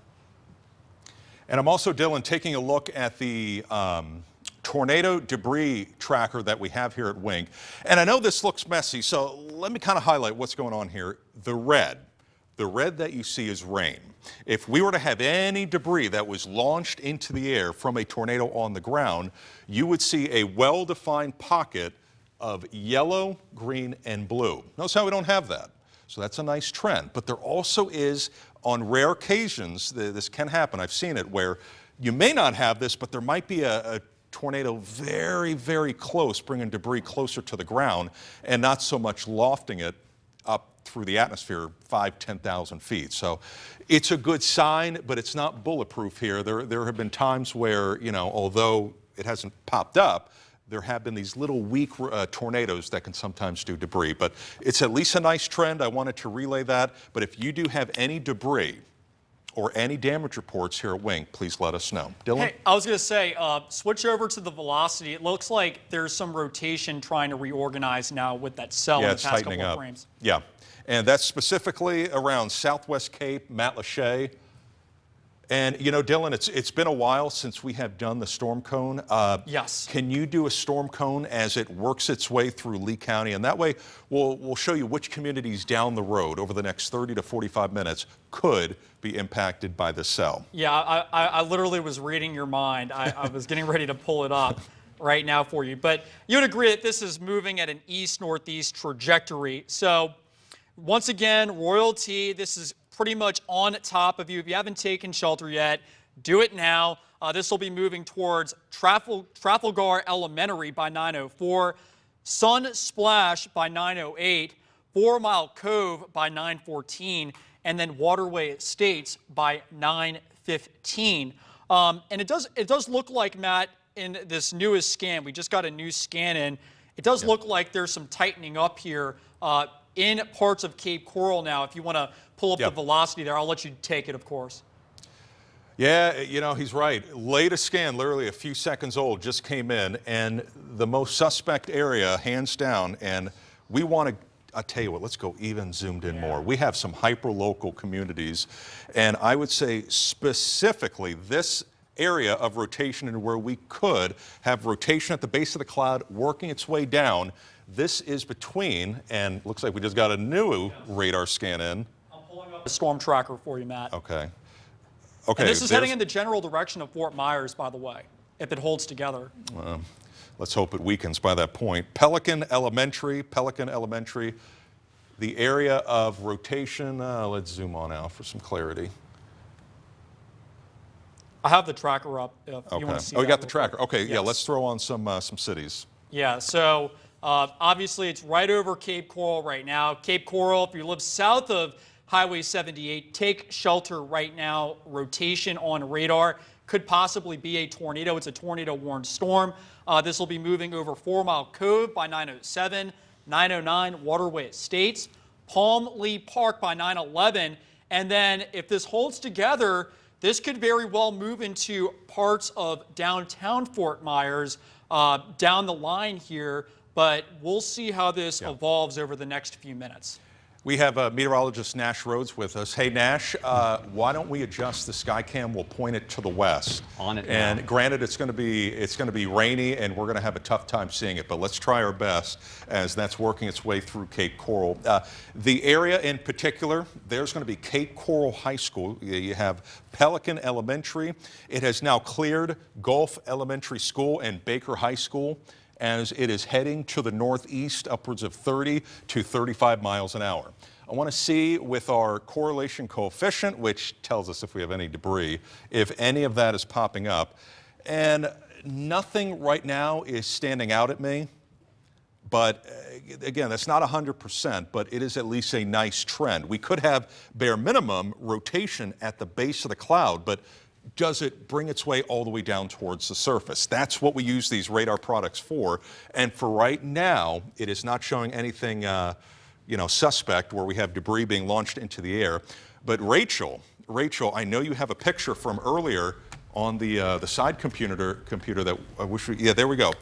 And no doubt about it, tornado worked its way through. Unfortunately, went through a mobile home park. You can see some of the debris that was taken from these mobile homes and then pushed through various neighborhoods and lofted through the air. Rachel, what's the specific on the location? So this is Village of Holiday Lake, and we actually have a few more tweeted out by Daniel Garcia, so I can flip through those for you. There's another angle showing a roof And there. Rachel, let's keep up this picture. Okay, when we have a tornado warning, remember we always tell you to hunker down, stay away from windows. Can you imagine this being launched towards your window? And that's why we always say, get to the center part of your house. You want to get to a bathroom, a closet. And you also want to, I'm pretty sure that we're relaying this on all multiple platforms, both on air and online. And did they extend the tornado warning? Yes. New tornado warning. Okay, I thought they did. Okay. Yes. Okay, but this is why you want to hunker down and stay away from windows. Can you imagine that getting launched towards your window upwards of 70, 80, 90, if not 100 miles an hour? Do we have some more pictures, Rachel? Yes. It's another one showing a bunch of debris. Okay. Here. Okay. And just by looking at this damage, and when they issue these EF ratings to looking at damage, this would put us in the EF0 to EF1, 2 category. If we were to have an EF2, you would lose most, if not all, of your roof. And the fact that these specific pictures are not showing that, I would say that would keep it in the EF0 to EF1 range, but that can sometimes produce upwards of 90 to 100 mile per hour wind, and that's why we had some of the debris. Let's go back to now weather 2 with the continuation of that tornado warning. Okay, and we're still watching the cell because of the potential of putting down a tornado at any minute. If you have any damage reports, please let us know here at Wink. We will relay that and on TV. And Dylan, let's do a brand new storm cone. Let's see how the velocities are doing. And I wouldn't say that it's strong. I wouldn't say that it's tight. It's relatively broad, but as we know with our Southwest Florida tornadoes, that could change in about seconds, if not minutes. Yeah. We have the Fort Myers Skycam pointed directly at the cell, so if we see anything, we'll let you know. Nothing yet, but like I said, we have the new tornado warning. This is in effect until 9:30 a.m. Eastern Standard Time. National Weather Service says they're tracking a potential tornado, so they're seeing radar rotation on radar. So nothing confirmed on the ground, but this does include Fort Myers. I agree with that. So the reason why we have the tornado warning, in this particular case at the moment, and we'll have to watch this as we go throughout the morning, they are seeing the rotation at the base of the cloud, but it hasn't tightened up enough to put down a quick tornado. But that's as of 9:05.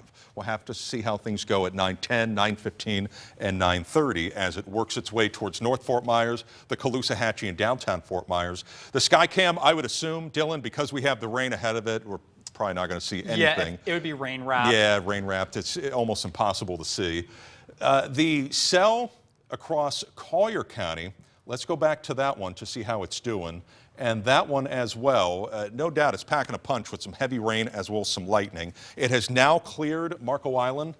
let me show you the strongest part of the storm, which is currently passing by Isla Capri, Fiddler's Creek. Let's switch over to the velocity signatures. Pretty messy, I would say. If we were to have any type of rotation, it's offshore and could come in the form of a little water spout, but that area is going to be pushing onshore and heading towards down the road. Let me move the camera a bit, towards Lely Resort, Coastland Center Mall, East Naples, Naples Botanical Garden, and Lely Resort, to name a few, as we go throughout the next 30 to 45 minutes. Yeah, and Matt, I was going to say too, I'm tracking rotation right now in parts of Cape Coral. It looks like the strongest winds, at least on radar, that we can see are riding right up Highway 78 in parts of Cape Coral. And just kind of going hyper local here, it looks like the strongest winds or the best rotation at least, are right along 78. This is moving just off to the north of River Estates, Waterway Estates, and Sunsplash, moving in the general direction of Pomona Park. And I'll go ahead and put a tracker on this for you. Yes. They have issued a tornado warning for the Collier. Okay, let's go back to you. Yeah, just came in, so this is a brand new tornado warning in effect for Collier County, and this is the area that we had noted before, likely a water spout that is pushing onshore. This is a very rural area, It's right along the coastline. However, that's going to be changing as it pushes onshore. Shell Island, you guys are likely up next as we have that rotation nearby as it tracks to the northeast at around 30 to 35 miles an hour. And there is the suspect area. Dylan, let's do a storm cone on this cell in Collier County. Yeah, absolutely. Yeah, I was just taking a look at the Fort Myers cam to see if I could see anything. Okay, I tell you what, you take the Collier cell. Yes. And I'm gonna go to the Lee County cell. All right, sounds good. I'm pulling it up for you right now. So doing a tracker, this is moving off towards the northeast into Collier County. And it looks like the strongest rotation right now would be somewhere near Isle of Capri or just off to the west of Isle of Capri. So putting a timer on this for you, this is going to be moving up to the northeast, impacting Shell Island at 9:13 a.m., Belle Maud at 9:18, Treviso Bay by 9:19, Lely High School by 9:21, and also the Lely Resort around 9:21 as well. And this cell is quickly moving ashore now and is tornado warned. So if you live in any of these spots, like we've been saying all morning, get into the middle of your house. You want to get into a closet, a bathroom, a room that does not have windows, and you want to get as low as possible as well as this does approach your community. Zooming in here just a bit, let's see if we can find any local streets, get hyper local here. Nothing here, but if you live in Shell Island over towards Fiddler's Creek, Belle Maud, Naples Reserve, Lely, all of these spots need to be closely monitoring the progress of this storm as it does move ashore. Once again, tornado warning in effect now for parts of Collier County. This is from a storm that is very near the Isle of Capri right now, passing north of Marco Island. This will be crossing over Highway 951 and Highway 41 here in the next several minutes, eventually passing somewhere near the Lely Resort. Once it holds, assuming it holds together, eventually could cross Interstate 75 down the line. So we have been dealing with tornado-warned storms all morning, and this is moving into parts of Collier County now as well. Okay, I'm actually in the Weather Center right now. Let's go to full on Weather 2. Let's go to full on Weather 2. So we have a product here at Wink that can detect rotation and also how long it has been with us. Okay, so I want to point out a few things. You'll notice this area of blue, and that is when, you see how we have more of the blue as we have gone throughout the past half hour to 45 minutes? That is when the rotation was strongest. And then notice how we don't have as much of the blue as it worked its way into Collier County. Now, that tells me that the rotation is a little weaker. It's not as significant. And we have also seen little pockets of rotation as well into Charlotte and DeSoto County, but nothing that has prompted a significant tornado warning or anything like that. So we do have you'll know, that's essentially, and you would agree with that, Dylan, that that's been the trend, that we had our strongest rotation as it was offshore, crossed over North Captiva, and then it did weaken, and that's why we're not seeing as many pockets of blue across Cape Coral. Now, what's interesting, and we'll have to watch this trend, the rotation that we've had into Collier County, notice how we don't have any. And so far, that rotation has been fairly weak within that general vicinity, but that could change at any point. These tornadic cells can cycle, they can get stronger, they can weaken, but all it takes is about 30 seconds to a minute to do enough damage, and that was the case that we had a few weeks ago as a tornado worked its way through South Fort Myers. Yeah, and Matt, it's worth mentioning too that since the radar is so far away, that it could be underestimating the rotation a bit as well. I mean, we saw significant damage on some of those videos, and the radar signatures were not necessarily that impressive.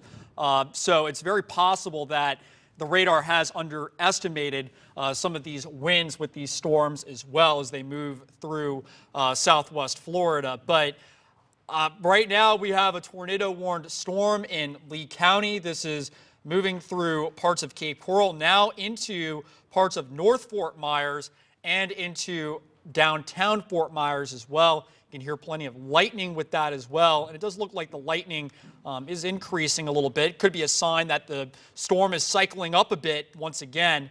But just putting this into a radar loop for you here, you can see moving into Fort Myers now. We'll go back to Matt. Yeah. And for everybody here at Wink, including the directors and the producers, so the particular cell is pretty much going to go right on top of us here at Wink.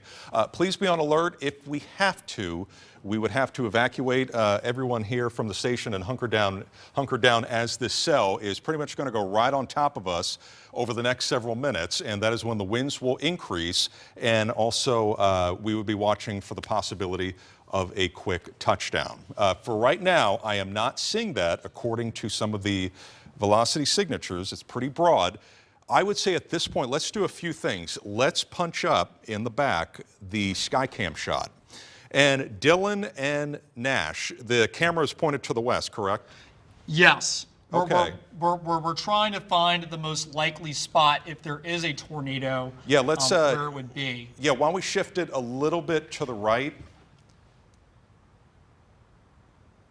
and keep scanning. So right now we're in the right now we're relatively clear.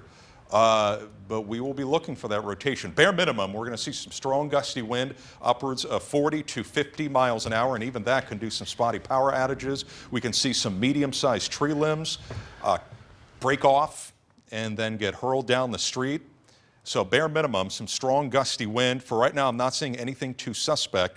Just your typical shelf cloud, which oftentimes you'll see during the summertime. We're seeing it here in January, which shows strong gusty wind, 40, 50 miles an hour, in addition to some very heavy rain, as well as some lightning. Please watch out for the lightning. We've had several strikes, including around our area at Wink. We also, I was told, have some new video. We have some new video that has come in, and here's another angle of the tornado that touched down and launched some debris in the air. There's the power flash. That's a dead giveaway that it was on the ground, doing some damage as it worked its way through Lee County. And this was about an hour and 15 minutes ago, hour and 30 minutes ago. It was only for several minutes, but that is the type of damage that it did. Well-defined tornado as it raced to the northeast and pushed inland. Thank you so much for the video. That is not live. This was previously. And we have some more updates coming in? Yeah, go to the Marco, or the storm just north of Marco Island. Okay. The National Weather Service in Miami was talking about the CCs dropping now, and there is some signs of a tornado debris signature with that cell now getting ready to move into Collier County, Matt. Yep, there it is. Yeah, there it is. You know, we can't 100% at the minute confirm that this is a tornado on the ground, but we can suspect that it is certainly possible. So let's go through all the tools that we have here. Here's the first one, and you know, the one thing, Dylan, I'm not liking the sign of this. There are several mobile home parks within this area of Collier County, including near, I would say specifically, Eagle Creek. Eagle Creek, I know that there are mobile home parks in that area.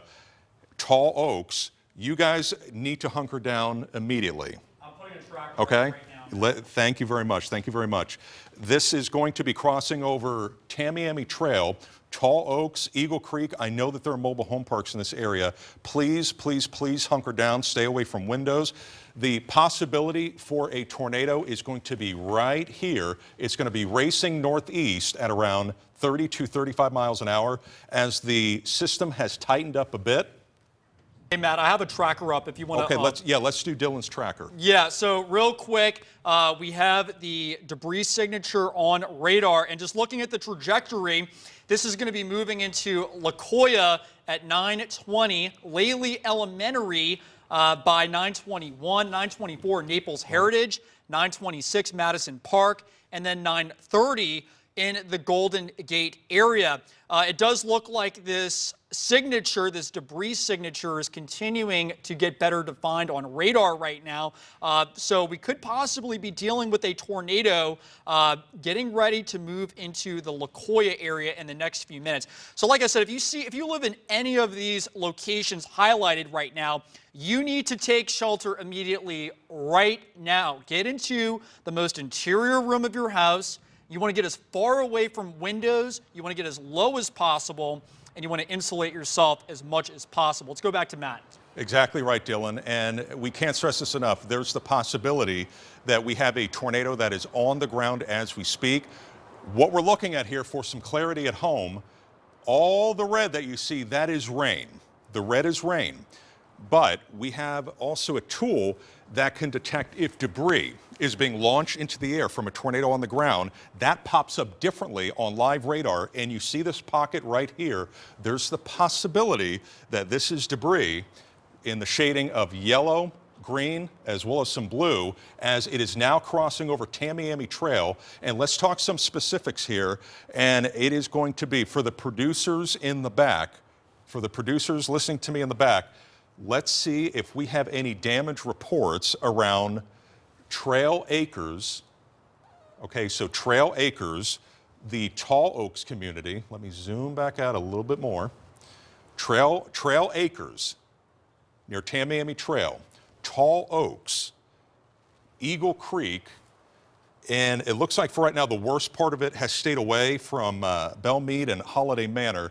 So the main area in particular is going to be Eagle Creek, Tall Oaks, and Trail Acres. If you are watching me right now, serious business here. Please hunker down, stay away from windows, crank up wink as loud as you can, because there could very well be a tornado on the ground that is hurling debris upwards of 80, 90, 100 miles an hour, and that could go through windows. And this tornado debris tracker is showing at least that possibility, as it is pushing to the northeast upwards of 30 to 35 miles an hour.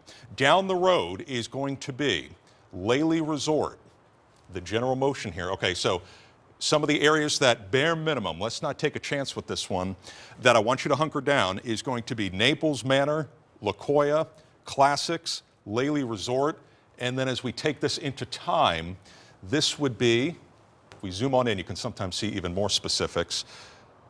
Naples Lakes, Laley Elementary, Hacienda Lakes, those communities, if you're listening to me, we just need to hunker down and wait until this nasty cell passes. Have your tornado safety precautions in place with your friends and your family, as this system is going to be working its way through. Dylan, you have an update? I have the tracker up. I'm just taking a look at where this is heading, and I completely agree with everything you were just saying. You nailed it, Matt. This is moving, just giving you a big picture look. This is moving into La Jolla right now. Next up is Naples Heritage, and then eventually up towards Big Cypress Elementary. So if you live anywhere close to this cone right now, this is where the tornado debris signature is headed. So if there is a tornado, this is where it's likely going, at least for the next 15 minutes or so. Just going hyper-local here for a second. And I'm gonna pause this for you, and we'll take a closer look at some of the communities that are next up in line here. And we're actually going to go to Matt for that right now. Okay, we have a confirmed tornado on the ground in Collier County. According to the National Weather Service, an observed tornado has been crossing over in Collier County via the National Weather Service. Just let us know. Thank you very much, Meteorologist Nash Rhodes just relayed that message to me. So now we have a tornado on the ground in Collier County, and it is now going to be this area, 951, crossing over 41. Dylan, while I am toggling this, can you do a storm cone for that particular cell? Absolutely. I want to talk specifics here. Lely Resort, Classics community. We need to hunker down immediately. Tornado on the ground and crossing over 41, 951, serious situation.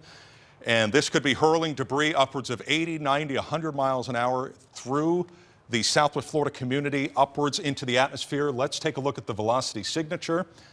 And granted, it's a little messy here, but I am seeing areas of green next to red. That is rotation that is being picked up in the atmosphere. We also have our correlation coefficient, and this is showing, where you see the different colors within all this red, those are different particles and different elements in the atmosphere from a tornado on the ground that is being launched into the air and mixing in with all the red, which is rain.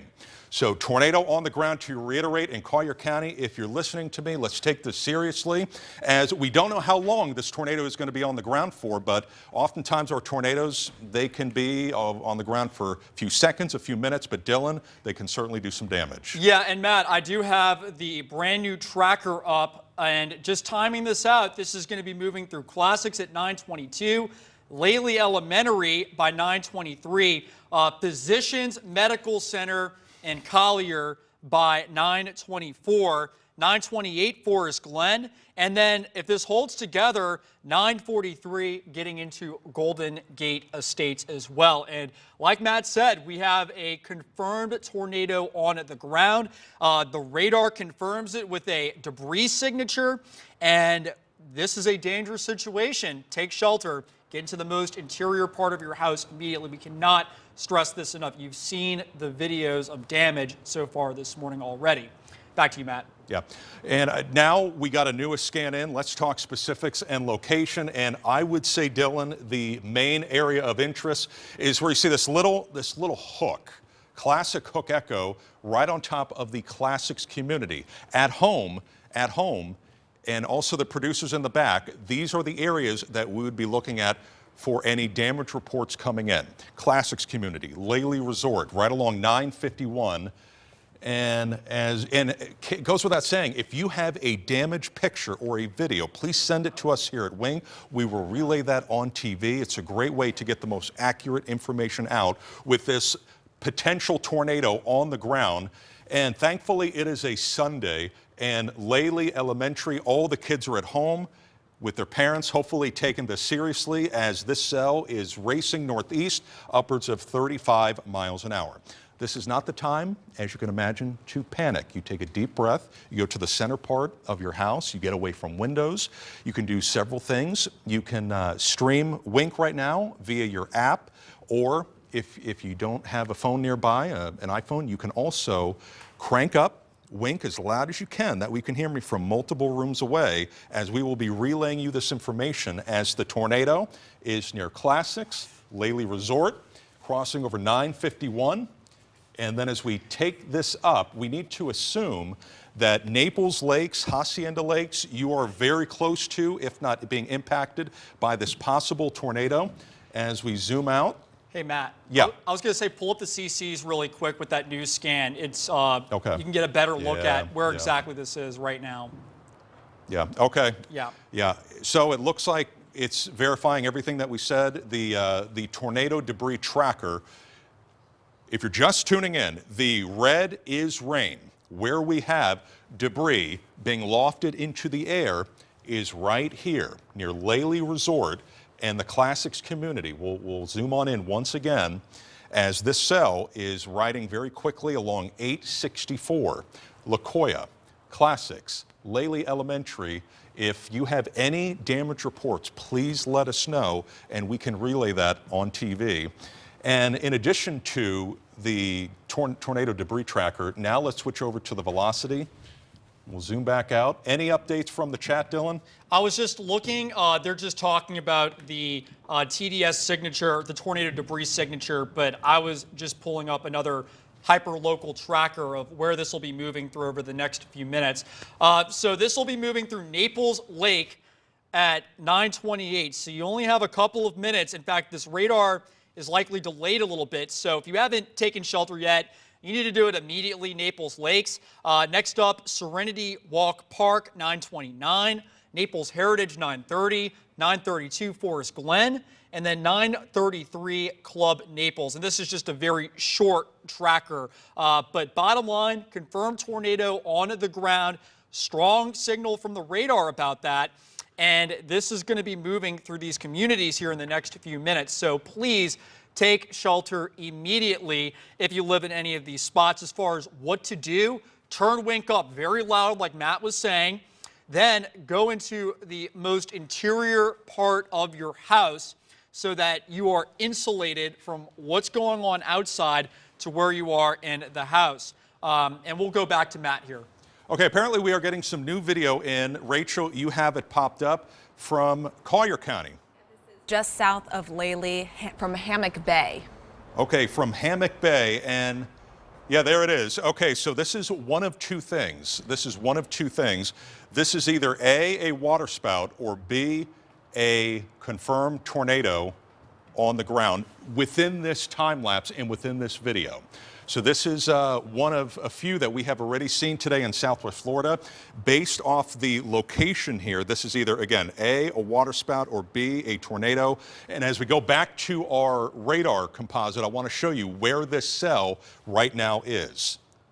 And this is a fast mover, my goodness. It's already now approaching I-75 from the southwest. And this was the cell where we had the video.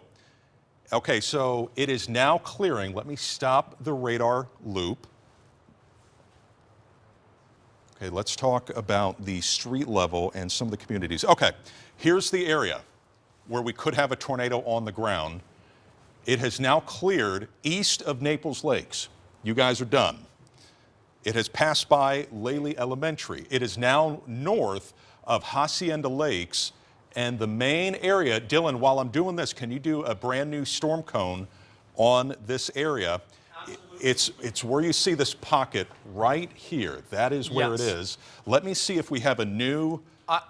I was going to tell you, too, the Weather Service in Miami says that they are concerned about the cells just offshore as well. Okay, we got more. And there could be warnings coming with those as well within the next few minutes. All right, let's take a look at them. Yeah. Okay, so there's the tornado warned cell, which does have a history of bare minimum a waterspout and a brief tornado touchdown. Here's the situation. We have the squall line draped across Highlands, Charlotte, Lee, and all the way into the Gulf. If you are behind the squall line, your chances for severe weather are lowering and largely done. But the areas that are being impacted include, let's go back to the city of Fort Myers cell. And for some peace of mind, let's do a quick update for the city of Fort Myers. And for right now, I'm not seeing anything too tight that would be indicative of a tornado on the ground. Now, that could happen at any moment, and that's why we have a tornado warning in effect. But you'll notice it almost looks like a bow. You see that? That is strong, gusty wind that is getting pushed out from the cell. As it is now, I would say, okay, it's cleared Tice. It is right on top of the Forum, and it's heading towards Buckingham, Gateway, and then Lehigh Acres, and then Alva over the next 15 to 30 minutes. This is going to be strong, gusty wind, and there could be a quick spin up if these trends continue. Okay, Rachel, do you have something new? We got some video from a viewer from Isles of Capri. I'll let you take a look at that, Matt. Wow. So that's south of Lely as well. And cannot stress enough, we thank you so much for the viewers, for these pictures, the videos that are coming in. We can't stress this enough, and thank you for that video, because it is stressing the importance of everybody hunkering down as these storms blow by. So confirmed waterspout, tornado. If we had a tornado specifically, I would be looking for some tree limbs, debris. I would say at this point it's very likely that this was in fact a tornado. But waterspout, tornado, as it is continuing to work its way through Collier County.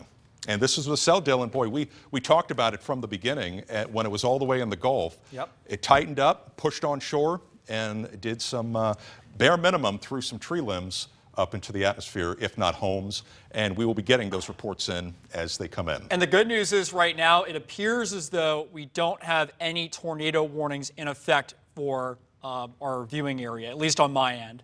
I don't see any tornado warnings. So it looks like right now we just have the severe thunderstorm warning in Collier. Yeah, I was just told that Lee County has activated their emergency. Repeat that for me one more time in the back.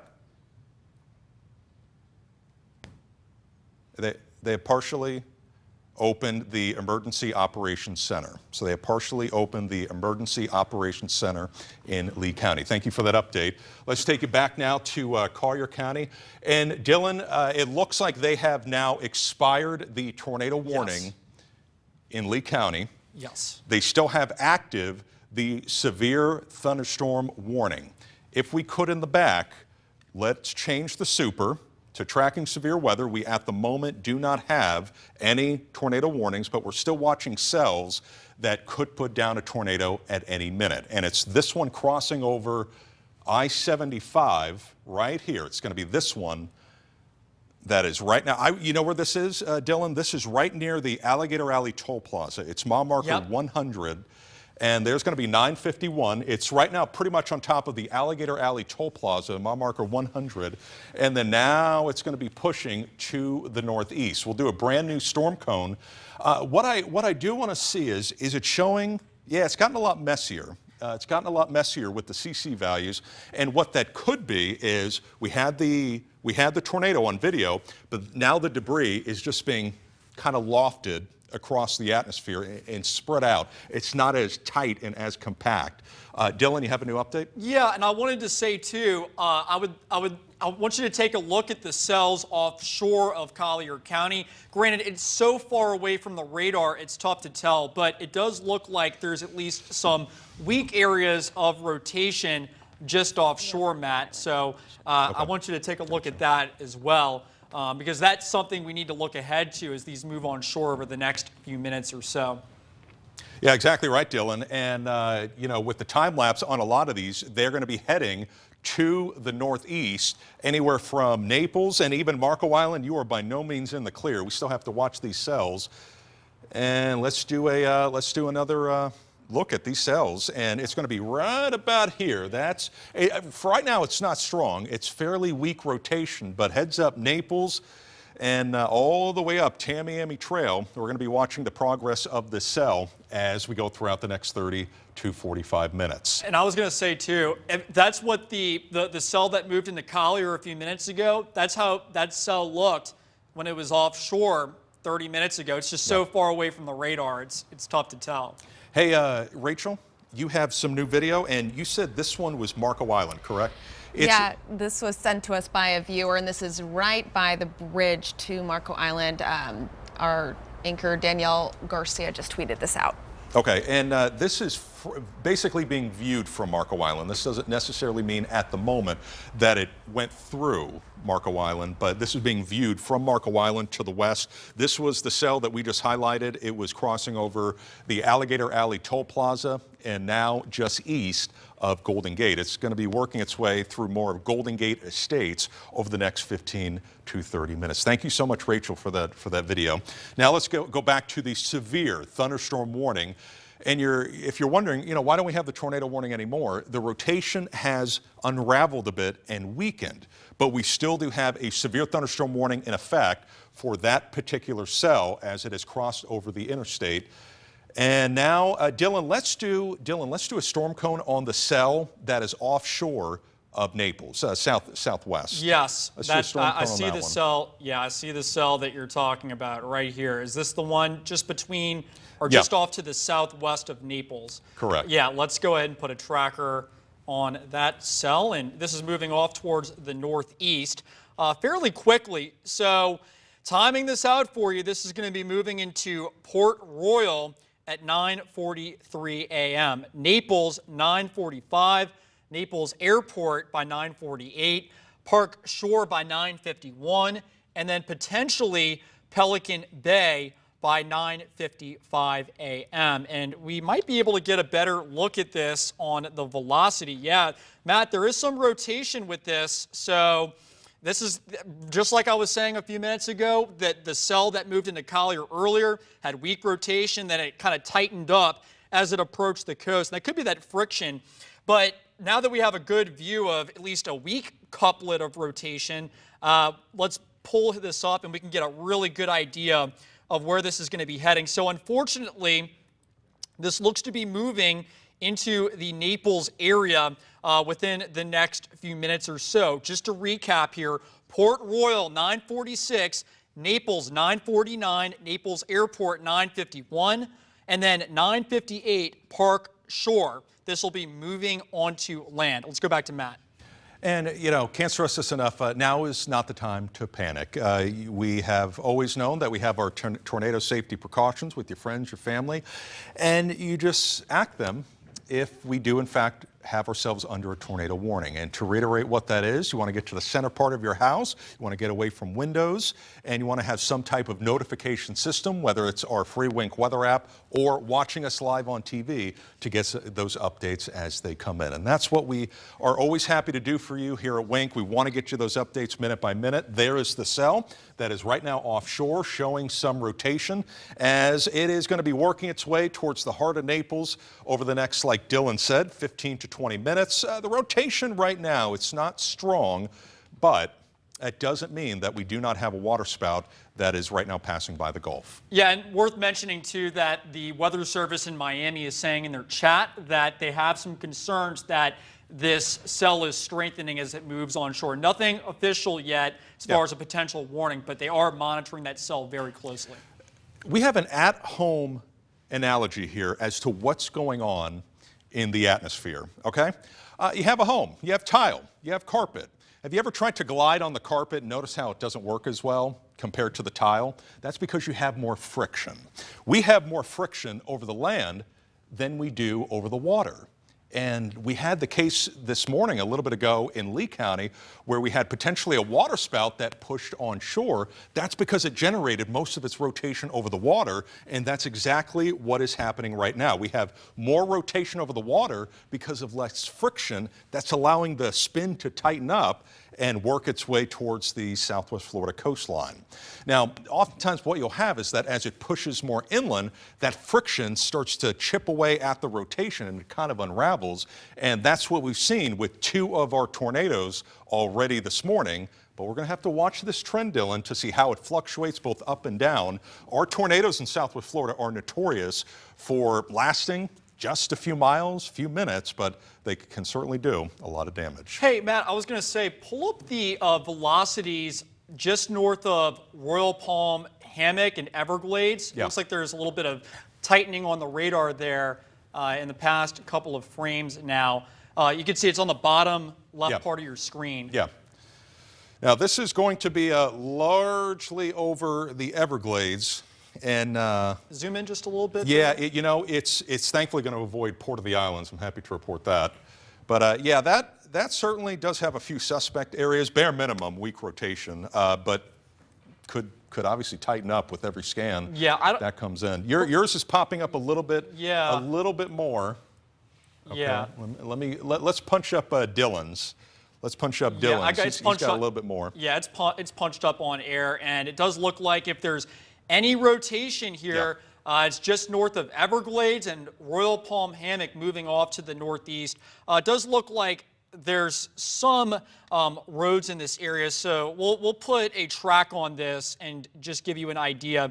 Assuming that it holds together, it's going to be moving through parts of interior Collier County. Big Cypress as well. Let's go back to Matt. Yeah.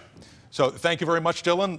Let's go back to Weather 2. Thank you very much. Let's now take a look at the situation across the rest of southwest Florida. It's obviously been a very active and unsettled morning, so I want to give some peace of mind here and some assurances that at home, Arcadia, Port Charlotte, Rotunda, Englewood, Punta Gorda, your chances for severe weather are drastically lowering, okay? So I want to give some good news for our viewers at home. In Charlotte County, DeSoto County, and Sarasota County, the primary line has now cleared. We have much cooler air in the atmosphere that's taking away the energy and lowering your chances for severe weather. I really think the chances for severe weather, it's along this squall line, and it is ahead of it where we do have the opportunity for severe weather and tornado warned cells. Rachel, do we have a new video that has come in?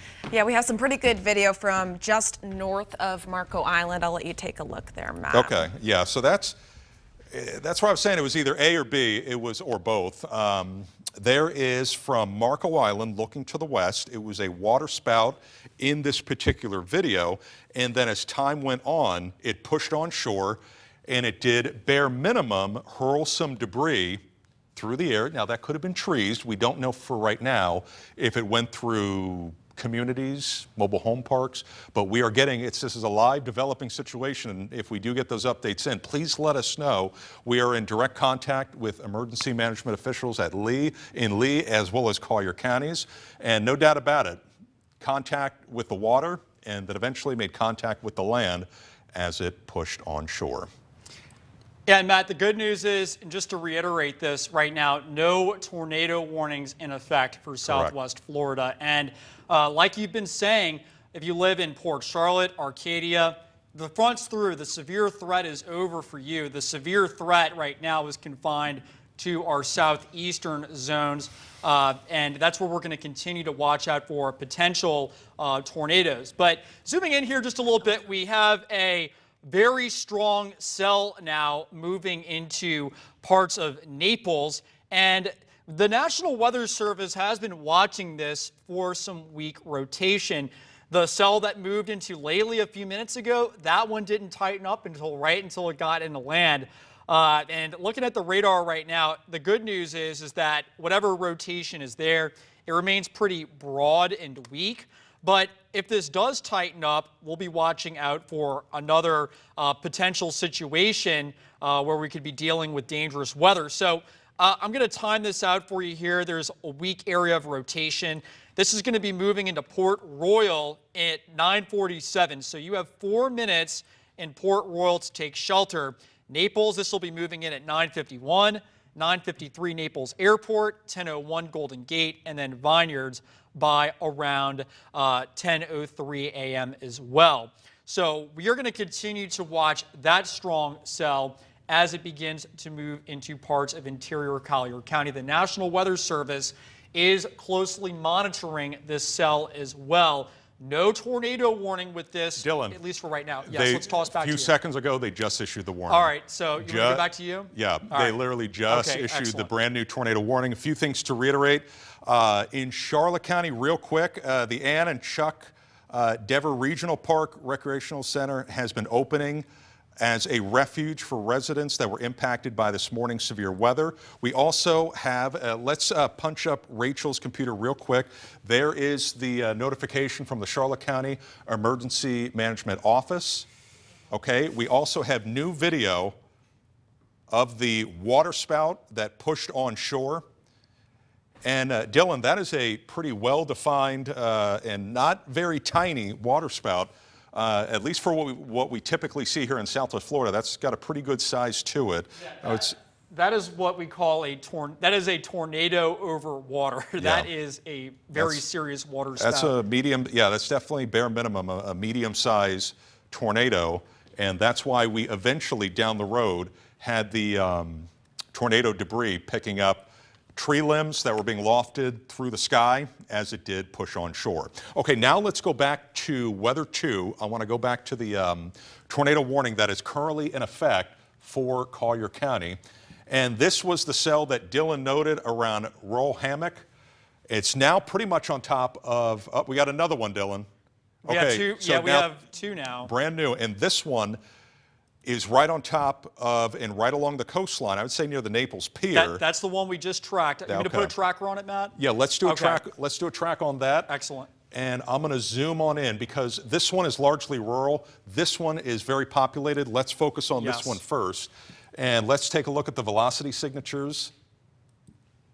Okay. Okay, and it is showing that we could have a waterspout pushing on shore around the Naples Pier. Let's go hyper local. I'm going to go pull up the Naples Pier camera too, Matt. I wanna Yeah, take a look at please that. do. I know we have that graphic. Yes. I would say anywhere from Port Royal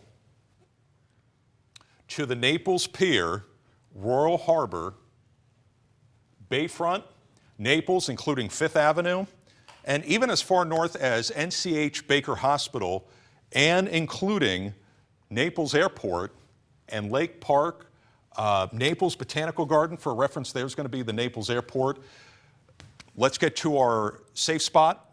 Let's get to the lowest level, not the second floor, not the third floor. Let's get to the bottom, lowest level, away from windows, and hunker down until this system passes by because of the possibility of having a tornado touchdown at any point. Now let me switch to our CCs and see if we have anything that's suspect. And Matt, I was going to say too, the Naples camera is it's down, so I don't know what's going on there, but I'm going to put a tracker on for you while you do that. It could be a power outage. The internet got knocked out from the cam. And right now, the CCs, there's nothing conclusive. This is the tornado debris tracker. What we would be looking at would be embedded within the red, which is rain. She says we have Naples Pier camera up now. Can you? They said they were going to pull it up. The Naples Pier camera? They said they were going to pull it up. Okay, they're going to. Oh, here it is. Okay, there it is. Yeah. Okay, and for right now, it looks like I'm not seeing anything offshore. Obviously, we have some rains, we have some rain, we have some waves that are cranking up, and some strong gusty wind. But Nash, feel free to try to look as we go throughout the morning for anything that looks suspect for any rotation. I'm pulling up a tracker, Matt. Yeah. Okay, so let's go back to, let's punch up weather 2. And Nash, if you see anything, feel free to let us know if you have a water spout that pushes along the coastline. Okay, Will do. I'll keep a close eye on it. Okay, thanks, buddy. Okay, now let's go back to. Okay, and something I do want to reiterate here, it's the nature of every radar across the entire country. Because you have to do a 360 scan, there's always a slight delay by like a minute or two. And Dylan, now it looks like that cell and that worst part of the storm is specifically now on land and pushing to the northeast. You see that as well, that little pocket? Yes. It's right near Port Royal. Yeah, it's very I close agree. to Port Royal, moving northeast. Yeah. So now we need to assume that there is a strong storm that is capable of putting down a tornado at any minute for Port Royal, East Naples. There is going to be Tamiami Trail. It is now then going to be working its way towards Naples Airport as we go into time. Shadow Lawn Elementary. And Nash and Dillon, another thing that we need to look out for, I'm curious, the METAR obs and the wind observations at Naples Airport. It's going to go very close to it, if not right on top of it. Yeah, and I have a super hyper local tracker of where Nash and I think the tornado could be right now. Yeah. This is going to be moving into Aqua Lane Shores at 9:50. You have just seconds to react, so get into your safe place right now. This will be passing near Naples Pier as well at the same time. St. Anne's School, if you live anywhere near there, take shelter. And then this is going to be moving right into parts of downtown Naples here shortly thereafter at 9:53. So we just have minutes, or if not seconds, to react. Get into the most interior room of your house right now. This dangerous cell is moving on shore. Matt? And the big message here is to not scare you. We want to give you critical information as soon as they come in. That way you can better protect your friends and your family. And we're going to do that right now. To reiterate, tornado warning for Collier County, specifically the heart of Naples, and it's going to be this cell right here, which the rotation has cycled. It's gotten stronger, it's gotten weaker, but we need to plan on the possibility, we're not going to take any chances, that there could be the possibility of a tornado at any minute, as it is right now east of downtown Naples. It's crossing over East Naples and really pretty much right on top of Tamiami Trail. Then next up is going to be Naples Airport. Let's see if we can even zoom on in and pick up on more areas. Here's going to be a 31 for reference. It should remain just east of Bayfront. So just east of Bayfront. And then as we take this up a little bit more, Naples Airport, there's going to be 31. All right, let's go back out. And what I oftentimes like to do when we have tornado warnings, I also want to give some peace of mind to those who are not going to be within the tornado warning anymore. And that does include around Lely Resort, but you still do have some strong storms that are working their way through. Oh, and they're just going to pull up something. There's a, it looks like there's a big vehicle, F.1. Yeah, there you go, Matt. Take a look at that. Oh, my goodness. Okay, so that was the, Dylan, that was the cell. Yep. So that was the cell. We were showing you the video, Marco Island. It was just west of Marco Island. Then it worked its way through Lely, crossed over 951. If you were watching on Wink, we noted that it was just east of the Alligator Alley Toll Plaza. And it looks like from strong wind or potentially a tornado, that strong wind overturned an 18-wheeler, causing a significant backup on Alligator Alley as we are looking towards the, can I get confirmation if this is looking west or east? That's, well, it says I-75 north at mile marker 95. Yeah, it's mile marker 96, around mile marker 96. And I would say that this was probably coming in, this is probably looking to the east. Regardless, this is a significant travel backup if you're heading to Miami or Fort Lauderdale over the next 15 to 20 minutes. Okay, so this is from the Florida Highway Patrol, Lieutenant Greg Breno.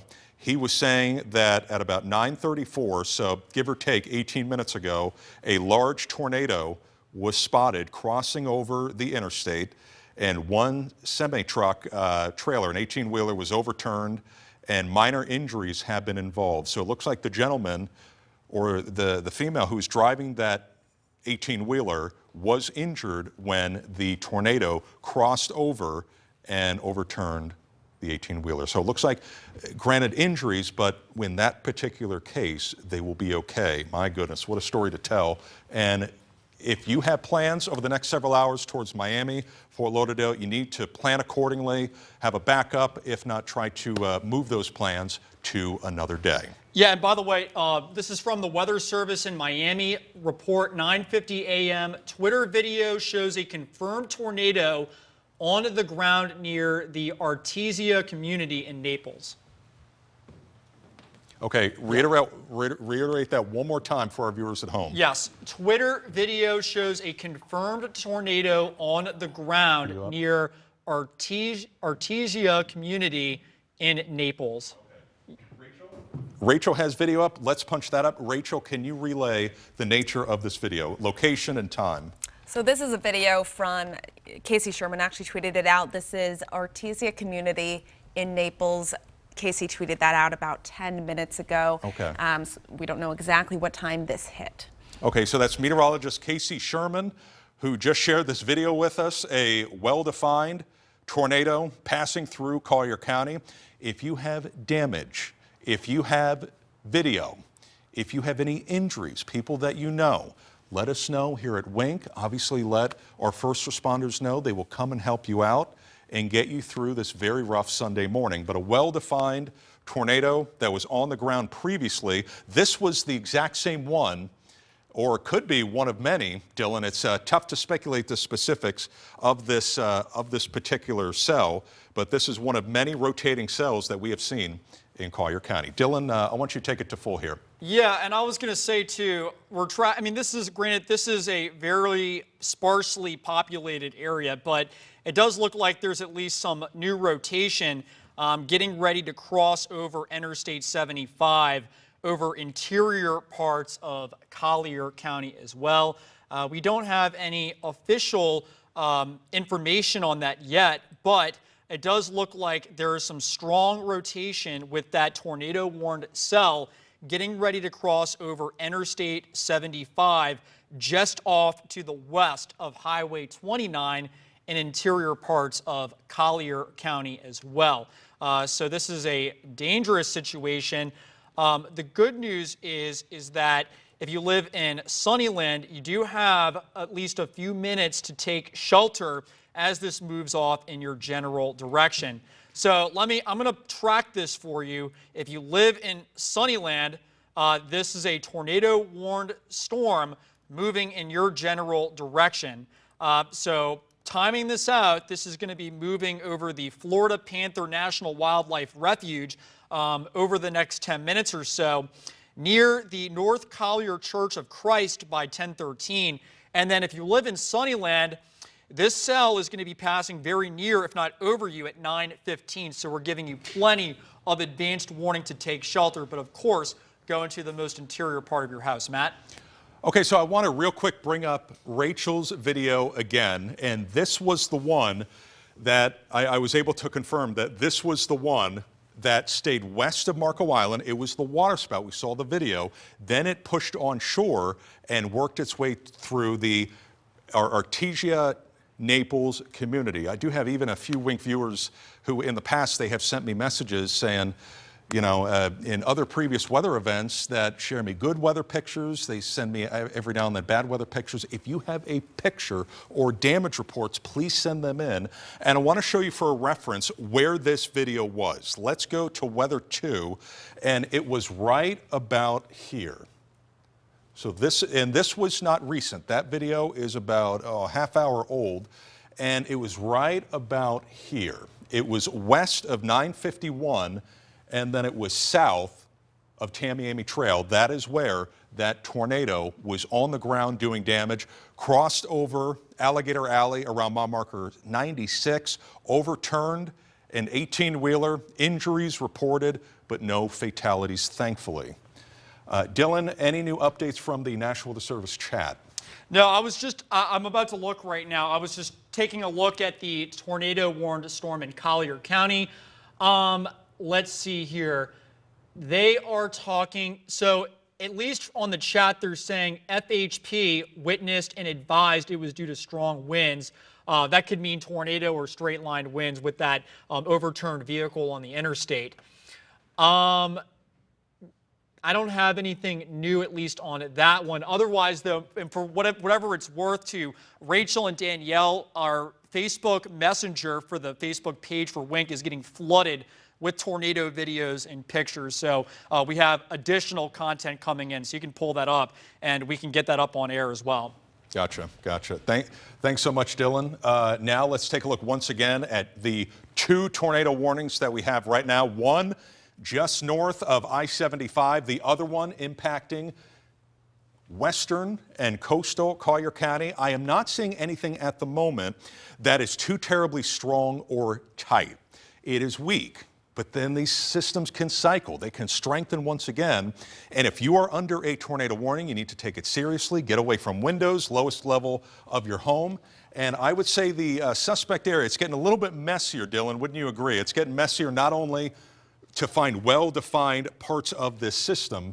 It's getting messier on radar, it's getting messy on velocity, but if we hypothetically had anything, it would be now around Golden Gate, crossing over I-75, and working its way very quickly to the northeast, and that would include Leawood Lakes. I would say by that point it's probably moving away from Leawood Lakes, and I have the ability to go even tighter here. Let me see how many pop up. Yeah, Berkshire Village, the area of rotation right on top of you. Matt, we have a new image. I have it popped up. It does look like it's cycling back up a bit. The rotation tightening up as it's crossing over Interstate 75 right now. With the other tornado warning, correct? Yes, over interior Collier, but this is the one that's heading in the general direction of Sunnyland. And the reason why, you know, we agree with you, we agree at home that this is largely rural, but if you have someone that you know that is traveling from Miami or Fort Lauderdale along the interstate, this is crossing over the interstate as we speak. Give them a heads up, give them a quick call, say, hey, anywhere between. I know for a reference, this is 29, that's around mile marker 81, I believe, 81. So I would say if I were to gauge this, this is probably around mile marker 85, 90. And it is largely rural, but it's crossing over the interstate as we speak around mile marker 85 and 90, tight couplet, area of rotation.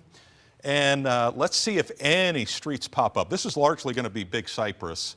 And it looks like, Dylan, I am not seeing anything too major, but for a reference point, mile marker 85, 90 with rotation, bare minimum, but we could have a quick tornado touchdown as it rides northeast. Yeah, and just to reiterate what you were saying too, Matt, it's moving, it's moving over the interstate right now.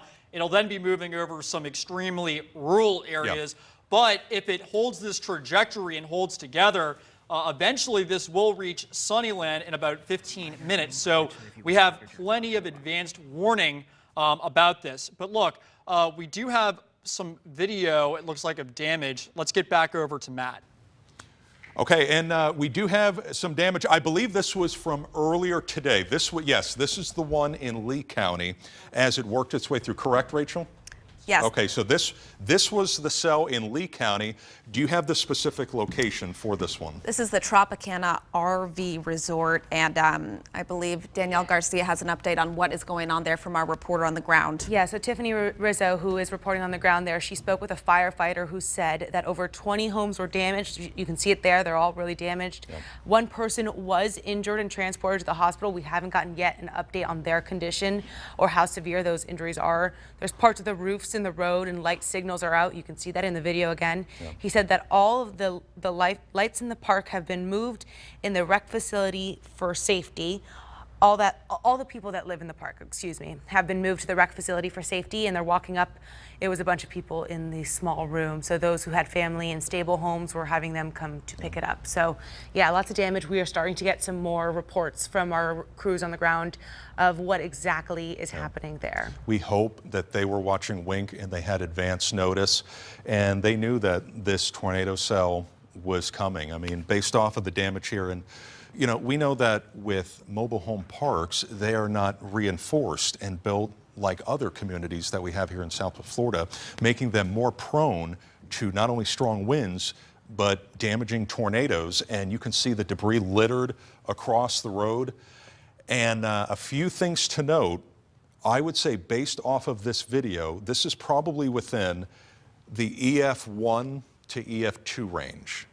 Okay, so EF1 to EF2 range based off of this video. Now, to get official confirmation on that, the National Weather Service will be bringing someone down from Tampa. They're going to be looking at this damage, but personally, a few signs to me, it looks like it's beyond EF0, which the periphery of the highest extent of EF0 is 85 miles an hour. And this looks like it's well above 85 and did quite a bit of damage to that mobile home park in Lee County. We have still active tornado warnings that I want to get to.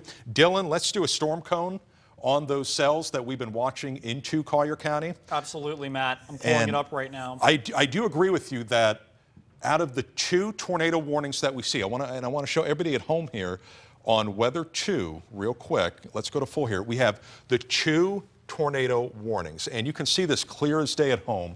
Let me switch to the velocity signature, and this detects wind. Do you see that at home?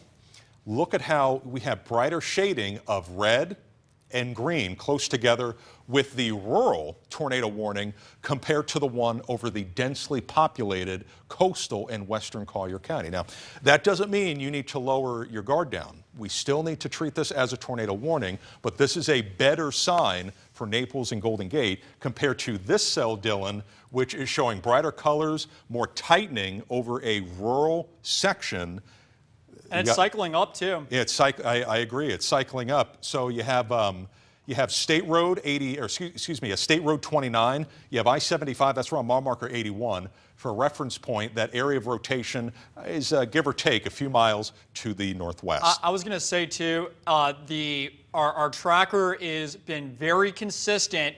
This is going to be passing near, if not directly over, the community of Sunnyland around 10:15 or 10:16. So you have 10 minutes or less to take shelter if you live in this community. And you know, we have 20,000 people that live in Immokalee. We have 30,000 people that live in Ave Maria. It looks like, let me do a quick loop to confirm before I say this. Yeah, okay. So based off of that loop, Dylan, we can say that at least this particular cell is going to be avoiding, oh, let's see, let me take it back down.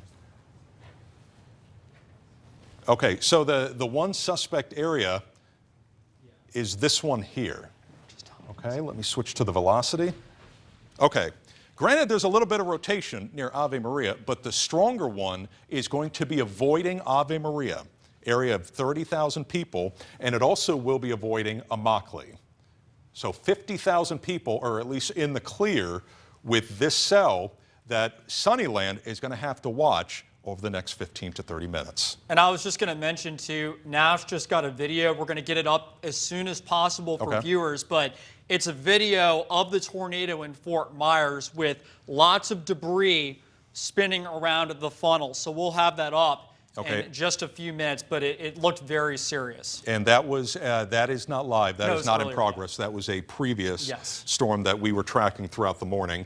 Here's what we have live. We're watching this area of rotation. It has now cleared the interstate. If you have someone that you know that is traveling on Alligator Alley to and from our coastline or the East Coast, it is now on its way to Sunnyland and State Road 29 and going deeper and deeper into Collier County. Let me see the other areas of rotation towards Naples and Golden Gate, and it looks like nothing at the moment has been too glaringly tight. Dylan? Can you go up to the LaBelle really quick, because it looks like there's some rotation now developing with a cell moving into the LaBelle area. Let's do it.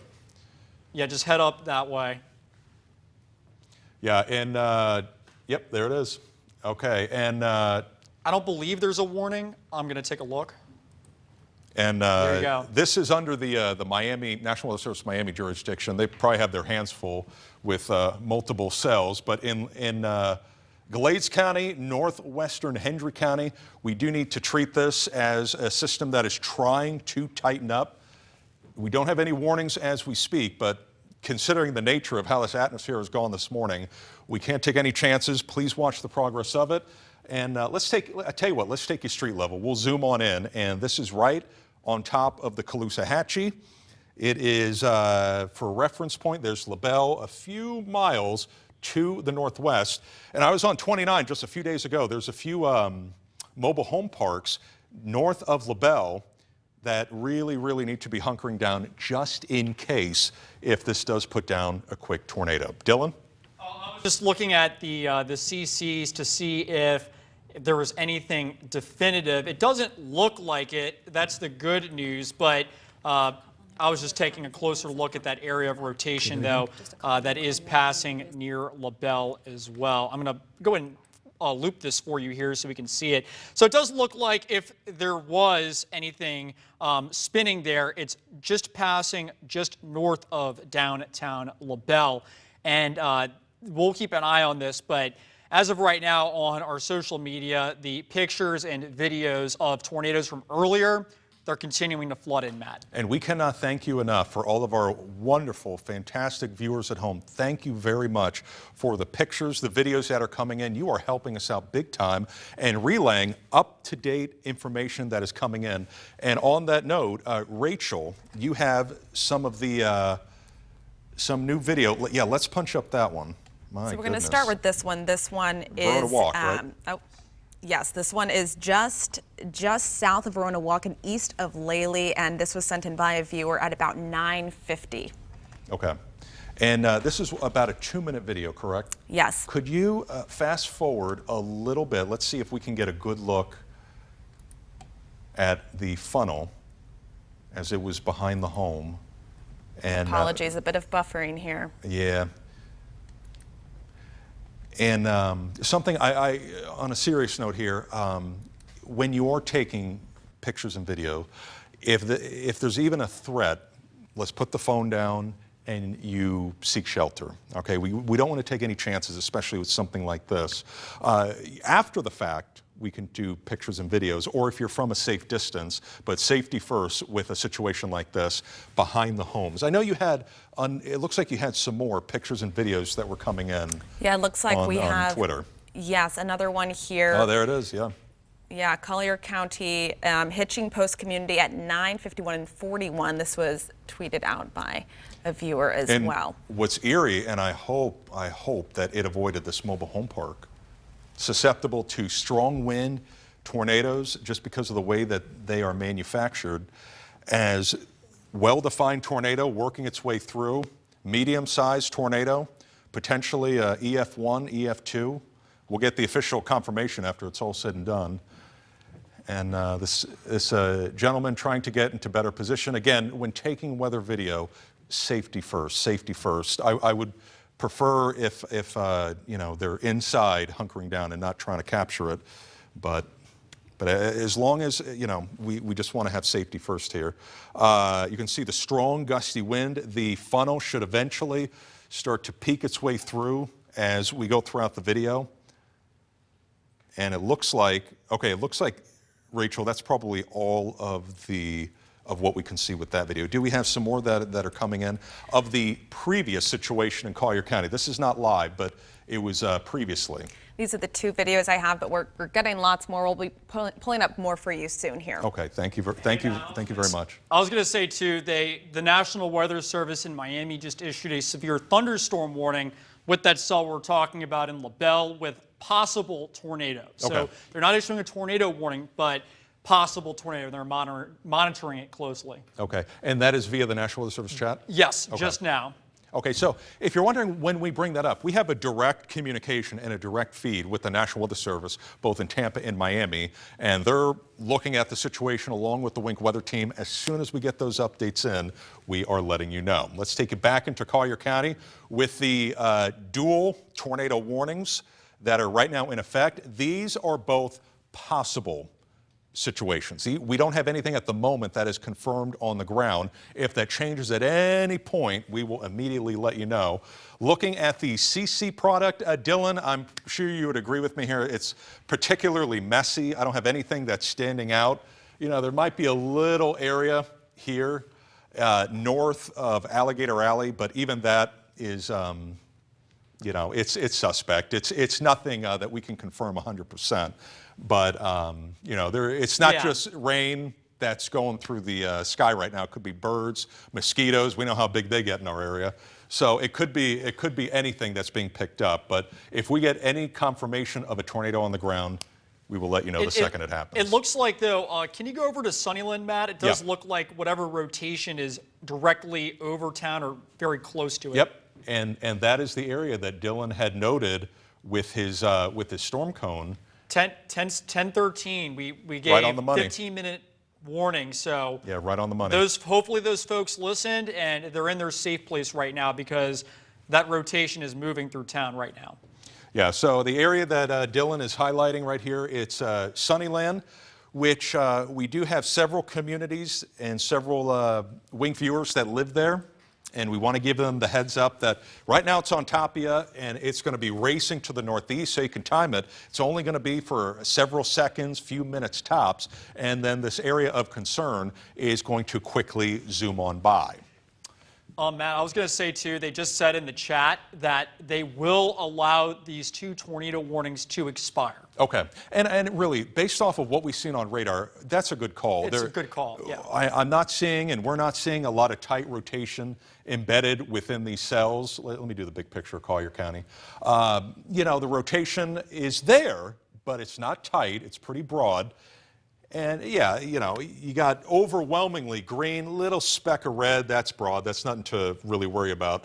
And then this is the area near Sunnyland that does have at least some rotation at the base of the cloud and that we're still monitoring here at Wink. Hey, Matt, I was going to say, too, it's worth taking a look. There's some very nasty cells south of Marco Island in Everglades City. Still very far offshore, but those could be an issue down at the line here. There's definitely at least some weak rotation on the velocities there, and that's something we're really going to have to keep an eye on here over the next few minutes, because pretty much every tornado-warned storm this morning that's come off from the Gulf of Mexico looked like this and then tightened up, like Matt was saying, as they started interacting with land. So these are 2 cells, Marco Island and Everglades City, that we're going to be watching here over the next few minutes. Matt, you want to take that?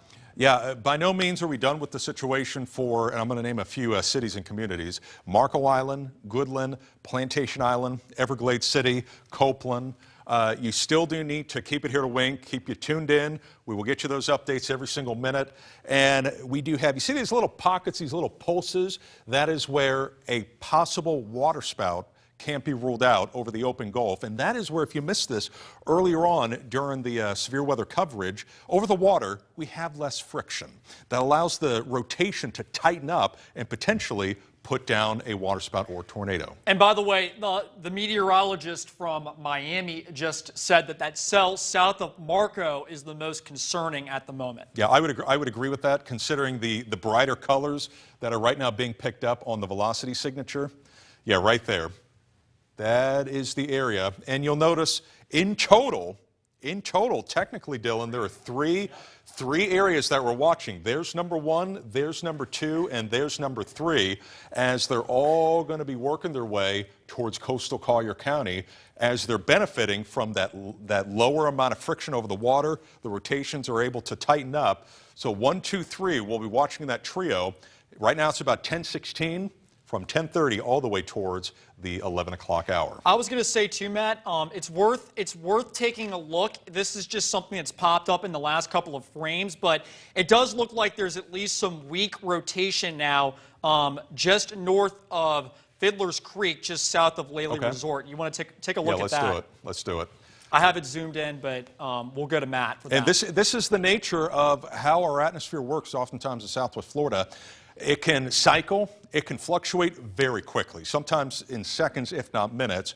And when we have had these tornadoes in the past in Southwest Florida, that's literally how long they last. They're on the ground for a few miles, few minutes, and then they lift, but they still can do quite a bit of damage. Let's take a look at the velocity, as Dylan was noting. And yeah, there certainly is some weak rotation that is currently passing by Laley Resort. Let's take a hyperlocal, and it would be specifically, I'm going to go even more than that. Let's go really zoomed in. Nothing on CC, by the way. Okay, thank you very much. Yeah, at the very least, this is going to be producing some strong gusty wind associated with the squall line, upwards of 40, 50 miles an hour. But I would say the areas that are right now being impacted by a cell that is rotating a bit include Naples Reserve, Winding Cypress, Eagle Creek, and then as far west and north as Laley Resort.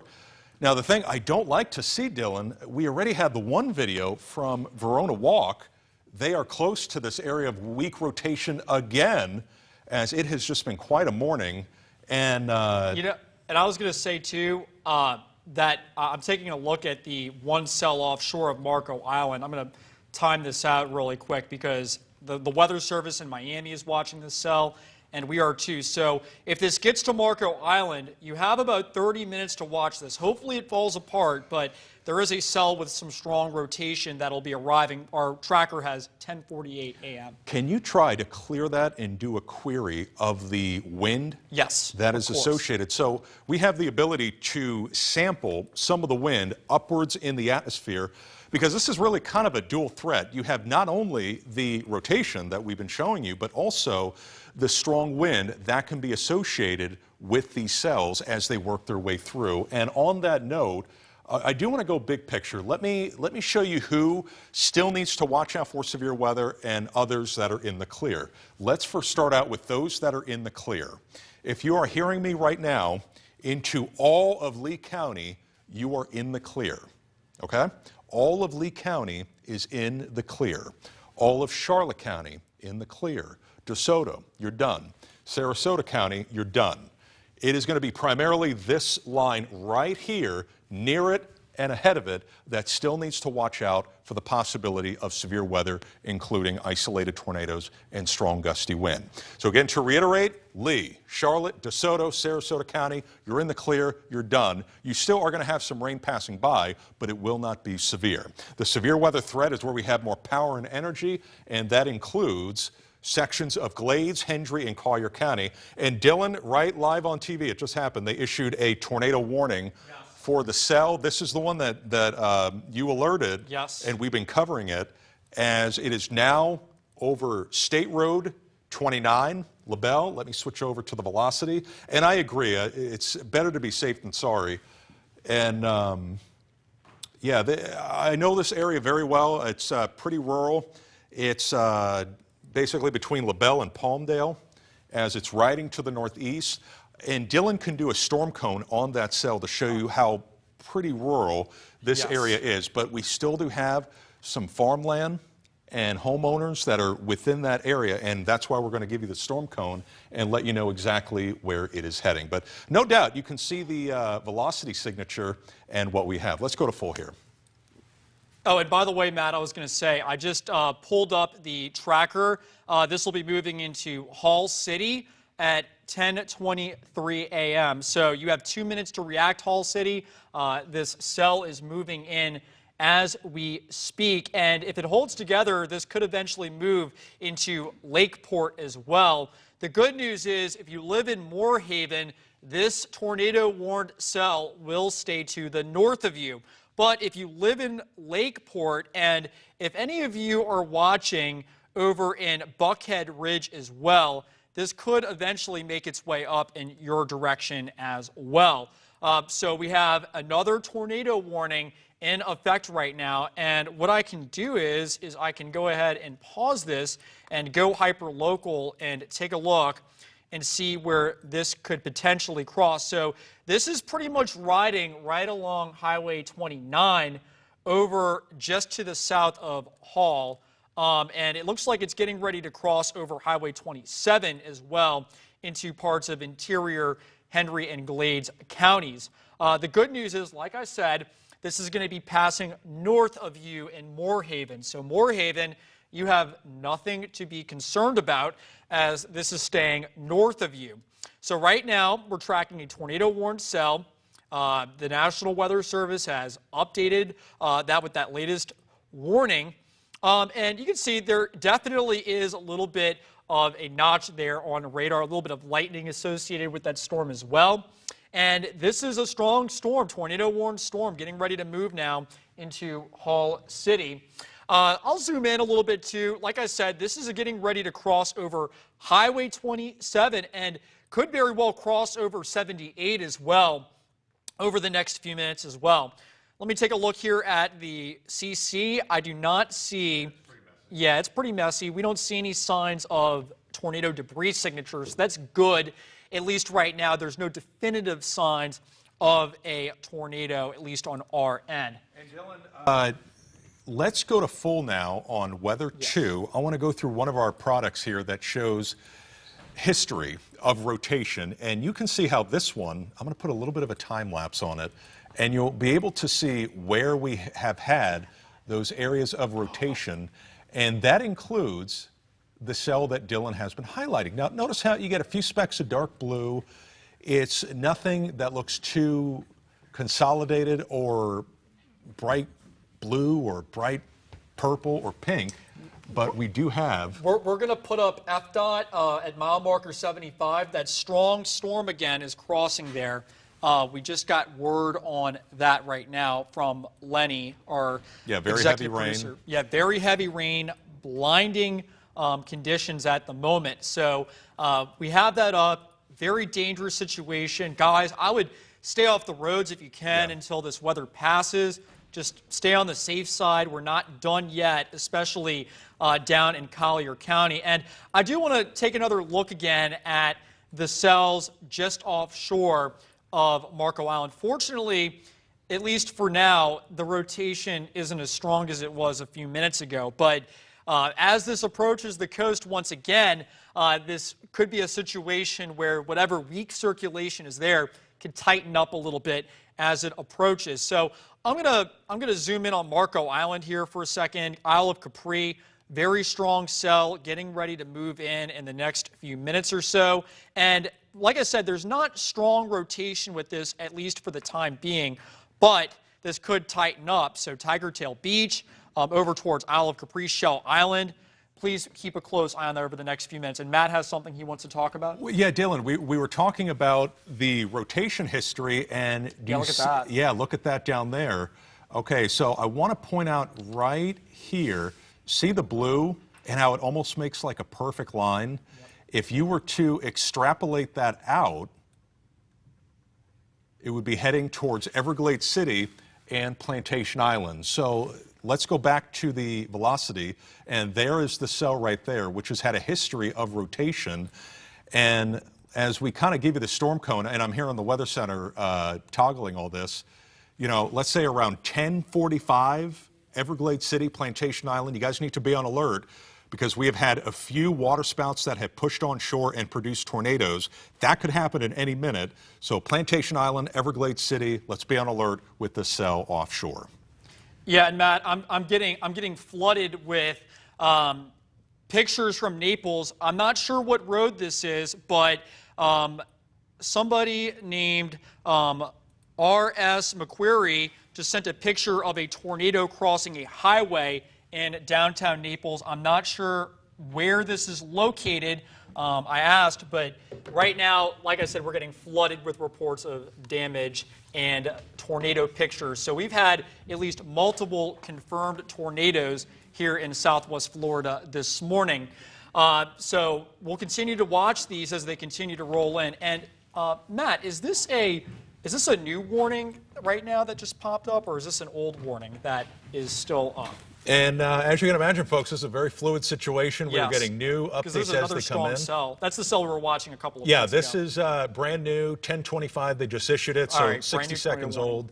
And it is for two elements. They are saying that both tornadoes and straight line wind Oh, yeah, damage there it is. are possible. Getting ready to cross Interstate. Yeah. Is that where that F.dot camera That's the is? F.dot camera. Yes. Yeah, That's getting ready to cross there again. Lenny, let's punch up that F.dot camera and be able to show. Yeah, there it is.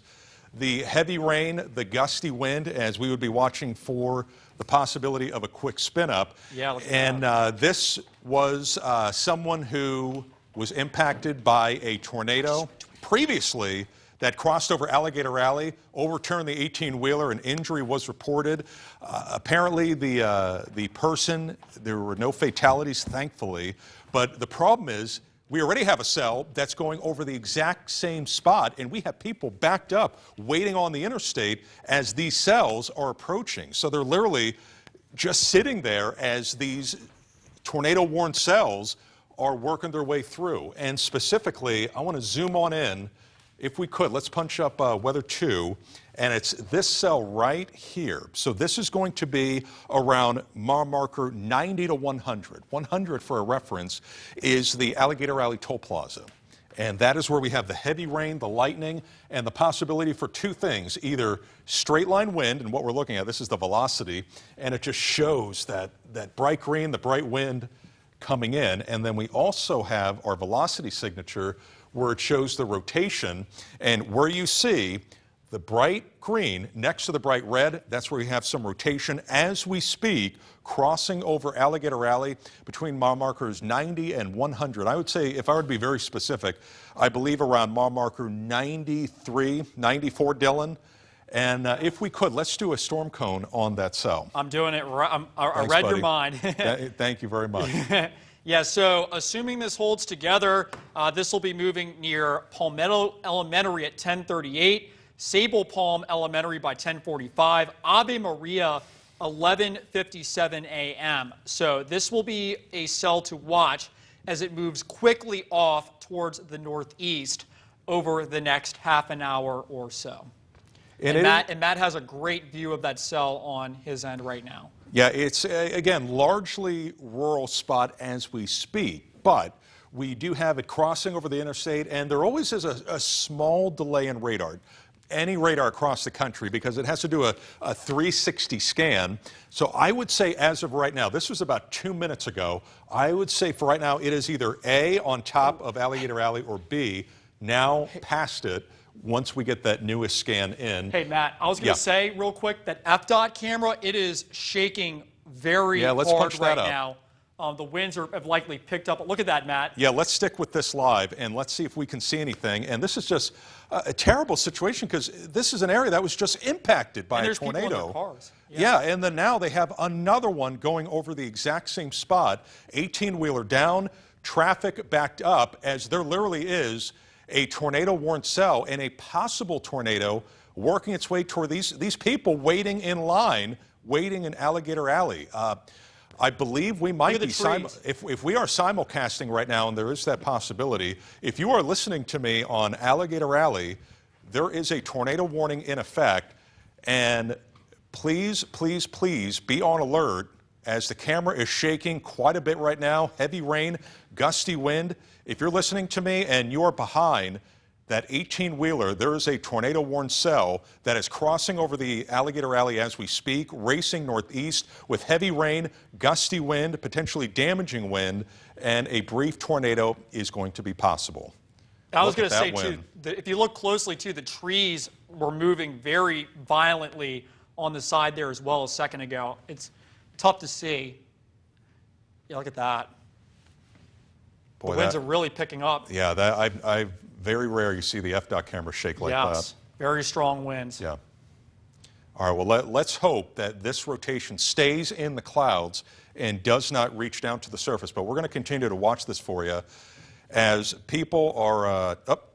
It looks like they have moved the camera. I think they're trying to, the men and women at FDOT, they're trying to scan and see if there is a tornado on the ground. So this is happening live. They are moving the camera to see if they can see a funnel or a tornado crossing over I-75. As you can imagine, because of the internet, the power delays and power impacts that we have had, that's why you get the intermittent feed.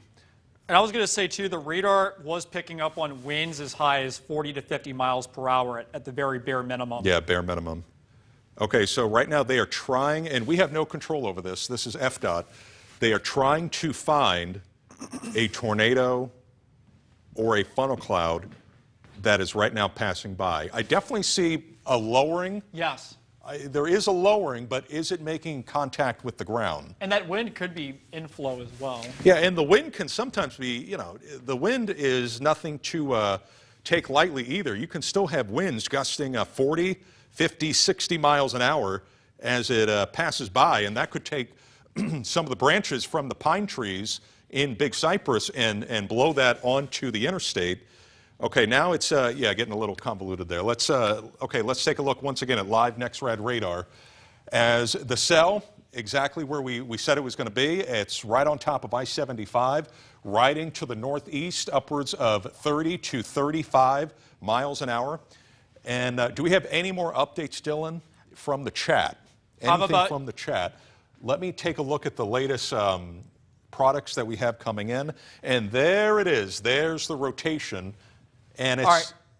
Yeah. Well, I was going to say, at 10:24 a.m., a severe thunderstorm capable of producing both tornadoes and extensive straight-line wind damage were located near the West Toll Gate on Alligator Alley, exactly where we've been talking about, Matt.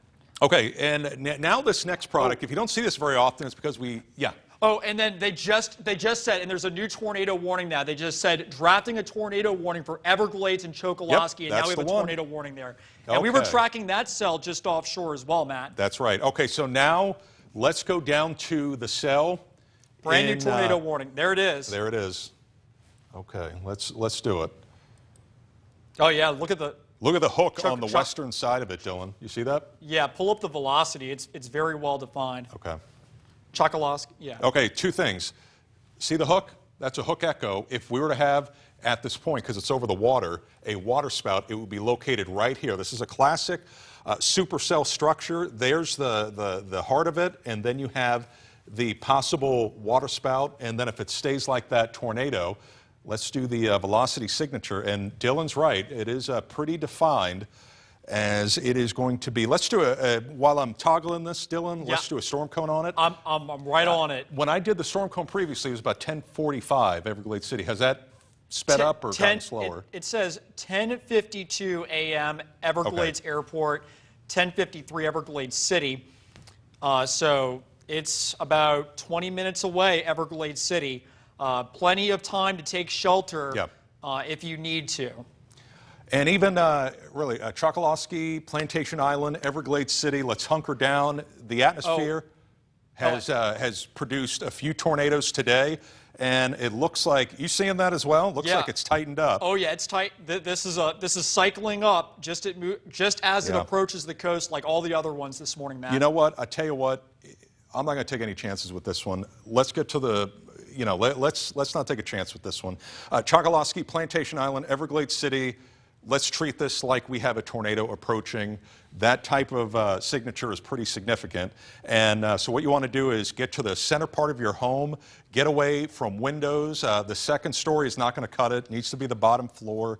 And you want to get away from windows because there could be flying projectiles that are going through the sky at upwards of 70, 80, 90, 100 miles an hour.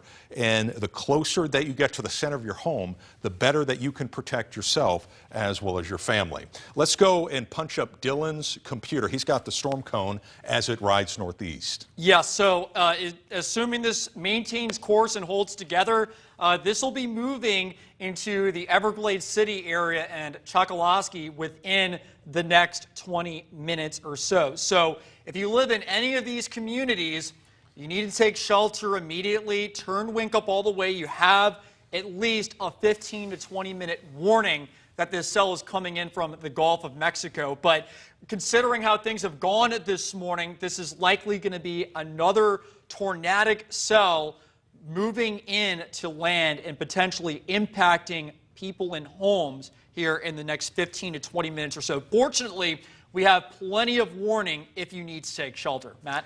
And it looks like this system really will continue to either maintain its strength or potentially get stronger. It's got some warm inflow. It has the energy that it's feeding in from the south. It's not like it's bringing in rain-cooled air.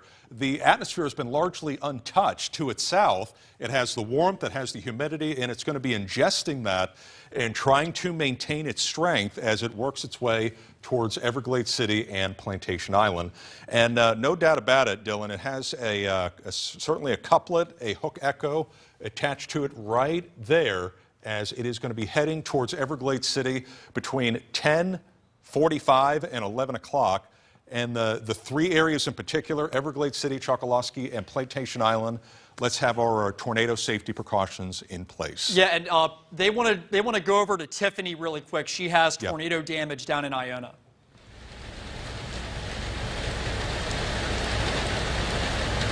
I'm in the Century 21 mobile community where homes here are destroyed. I'm here with Mark, who lives here, and his roof actually blew off, and he said you saw what you thought was a tornado. I saw the swirling of the debris going up in the air, and I headed for the bathroom and jumped in the bathtub and listened to it whirl for, I don't know, 30 seconds, a minute. That's all it took. And then came out and looked out and saw all the damage. It was unbelievable. My Florida porch roof is ripped off. The rest of the house seems to be okay. It has a roof over, and then it had an old roof over that, so it's keeping the rainwater out for now. So I'm happy with that. But as you can see, it's pretty much destroyed in this area. And you're saying this was a really scary experience. I look around, neighbors are walking around, checking on each other. The fire department was making sure everyone was okay. What is just your thoughts on all of this? People saying this hasn't happened here before. Yeah, this is the first time these mobile homes are 1974, 75 or in that era, and they've never been damaged before. So this is our first time with this kind of damage in quite a few years. You know, it's just... You're in shock at first, and then you start looking around and you get to work. We went over to the neighbor's house and grabbed some saws and cut some trees away and got them out their door. So, you know, you're just happy to help everybody, and everybody's coming around checking on us, neighbors are, and it's really a nice, tight-knit group of people. And you were telling me your electricity's out. Other neighbors I spoke to said theirs is out as well. And if you take a look at this damage, you can really see roofs are just blown off. Trees are in the road. You can't get through. The tennis court gate is coming down. The damage is very extensive. So we're going to just be making sure everyone's okay and getting all the updates. Back to you. Okay, thanks so much for that report. Obviously, it's a very fluid situation here at Wink. We are tracking multiple tornado warnings as the updates come in. Here's the line. We have areas of rotation that we have been watching. Here's the recap as of right now. 3 active tornado warnings. We have 1 in Glades County. We have 2 in Collier County. And what I want to zoom in on is going to be the one in the middle. This is going to be the one that has now crossed over the interstate. Do we still have that FDOT feed up around mile marker 96? And they are still getting hit with heavy rain and gusty winds. And it looks like that is a Walmart 18-wheeler that was hit previously by very likely a tornado. Lieutenant Greg Bueno of the Florida Highway Patrol, he did note that it was from a large tornado as it crossed over the interstate. So there was 1 injury with it.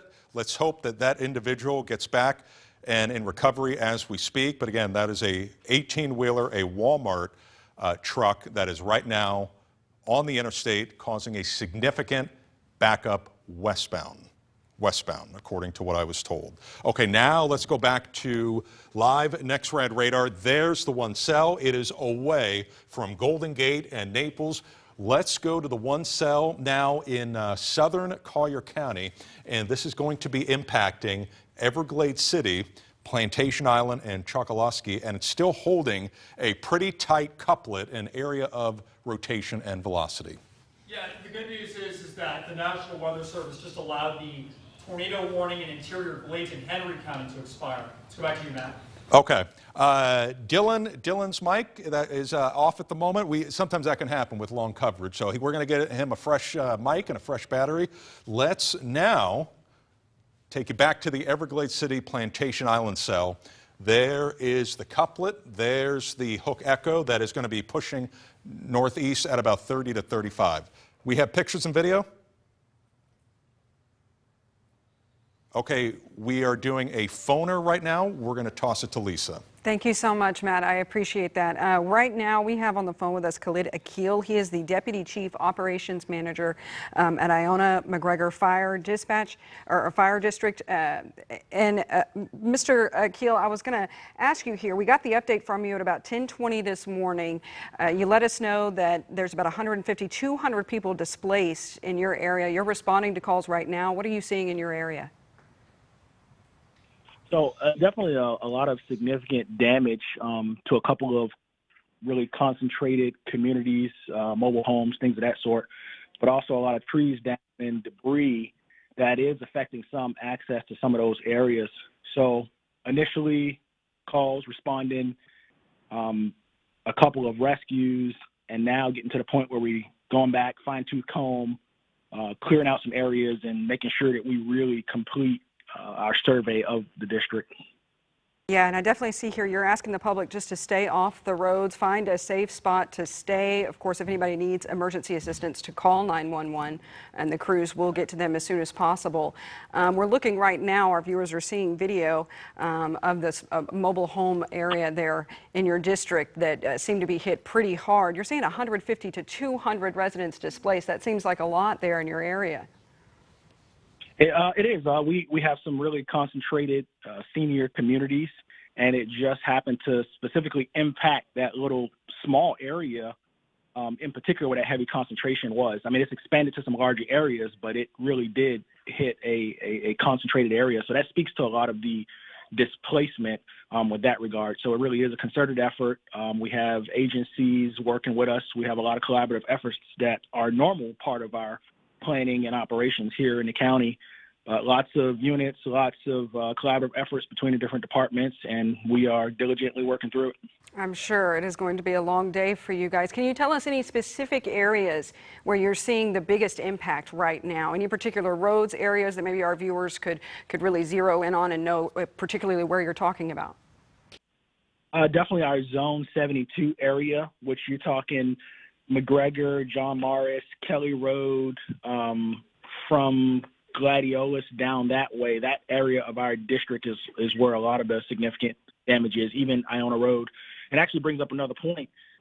Even after the storm, is passed, with these down trees, you got power line issues. I'm sure there's some people without power. There's a lot of different hazards. So we encourage people to not go out and start trying to venture and and assess on their own, because there is other danger that is still around post-storm. Absolutely, absolutely. Well, thank you so much for taking the time. We know you guys are very busy. First responders are out really responding to just this outbreak that we're dealing with. So thank you so much, Khalid. We really appreciate you taking the time to talk with us. Let's send things back over to our Chief Meteorologist, Matt Devitt. What else are we seeing right now, Matt? Okay, next up, Everglades City, Plantation Island still has a strong couplet with it. The bright red next to the bright green right there. Dylan, while I'm talking about this, let's do an updated storm cone. Just got the newest scan. I've got it up right now, and it. there's actually two concerning areas of rotation. Obviously, the one getting ready to move into Chokoloskee, but also there's another cell south of 10,000 Islands that's getting ready to move on shore, and the National Weather Service in Miami is very concerned about this cell as it is cycling up as it approaches the coast. So we could be talking about two potential tornadoes getting ready to move in from the Gulf of Mexico into parts of southern Collier County within the next 10 to 20 minutes. Matt, you going to toss over to you? And the biggest message here, if you're watching me in southern Collier County, we do not want you to panic, okay? We just want you to have your tornado safety precautions activated with your friends and your family. And those are, to reiterate, center part of your house, away from windows. You can crank up winks so that way you can hear us loud and clear from multiple rooms away. And we'll get you through it. We'll get you through it, okay? But don't stress yourself out. Don't panic. You have several minutes to get to your safe spot, and let's get, again, zoomed in a view of Everglades City, Plantation Island, and that way you get exactly what you need to know, and we can get you in that safe spot. So right now it's over the water, a very likely waterspout. I would say it's in the process in the next several seconds, minutes, becoming a tornado if it's still on the ground. The radar still, let's see, and Dylan, I would say right now it's probably pushing on shore, right about here, and it's going to avoid Chokoloskee, so it's going to be staying to your west. It would be mainly Everglades City, Plantation Island that we're going to have to watch for the possibility of a waterspout pushing on shore and becoming a tornado. We did the velocity scans a second ago. It's still there. Let's do any correlation coefficient. If you're wondering, what is that? Correlation coefficient can detect not only rain up in the atmosphere, and the rain is the red, but if we were to see pockets of yellow, green, and blue, that would be debris being launched into the air by trees or homes as it pushes on shore. Now, this is pretty messy. I would say this is not conclusive of a tornado on the ground, but we're going to have to watch these scans over the next several minutes, and we did have this with our tornado coverage an hour ago, where we had a little pocket of debris that was being pushed into the air. Dylan? And, I was just going to say, too, Matt, I have the tracker up with that area of strong rotation getting ready to move into Everglades City. Just timing this out, been very consistent. 10:53 a.m. arriving in Everglades Airport, and then 10:54 Everglades City. So you have a couple of minutes to take shelter, but I would advise you to take shelter right now. This strong area of rotation getting ready to move in now to Everglades City. Yeah, it's pretty much right on top of Everglades City as we speak. Whether there's a tornado on the ground or if there's rotation in the atmosphere, we're not going to take any chances, and we need you to have your tornado safety precautions in place. The other areas that we also are watching closely include, there's another tornado warning north of this cell that we highlighted around Everglades City. Let's zoom on into this one. And Dylan, I did not see anything that was showing anything to a low. Well, I take that back. It looks like we just got a new update in. And there's something. Yeah, a little pocket. You see that? Yeah, Matt. Nash was also saying to take a look at Ave Maria, Matt. Yeah, that's the one. Yes. Okay, tell you what, my touchscreen is misbehaving. Why don't you zoom in on that one? Yes. And I'll reset it. Yeah, so there's a new area of rotation now, and it does look like it's going to thread the needle between Sunnyland and Ave Maria. This cell is racing off towards the northeast. We will go ahead, though, and put a tracker on this and highlight any potential communities this could impact. All right, so Harker, 11 a.m., but this is going to be crossing just north of Sunnyland on Highway 29 over the next few minutes or so. For one frame, this cell really tightened up, but in the newest frame, it has gotten a little bit less defined once again. And Matt was talking about this, how these tornadoes down here, they can cycle up really fast. They could be on the ground for just a couple of minutes and then lift back up. And this could very well be what's going on here. This cell, for a couple of frames, had very strong and tight rotation, but it now has weakened a bit as well.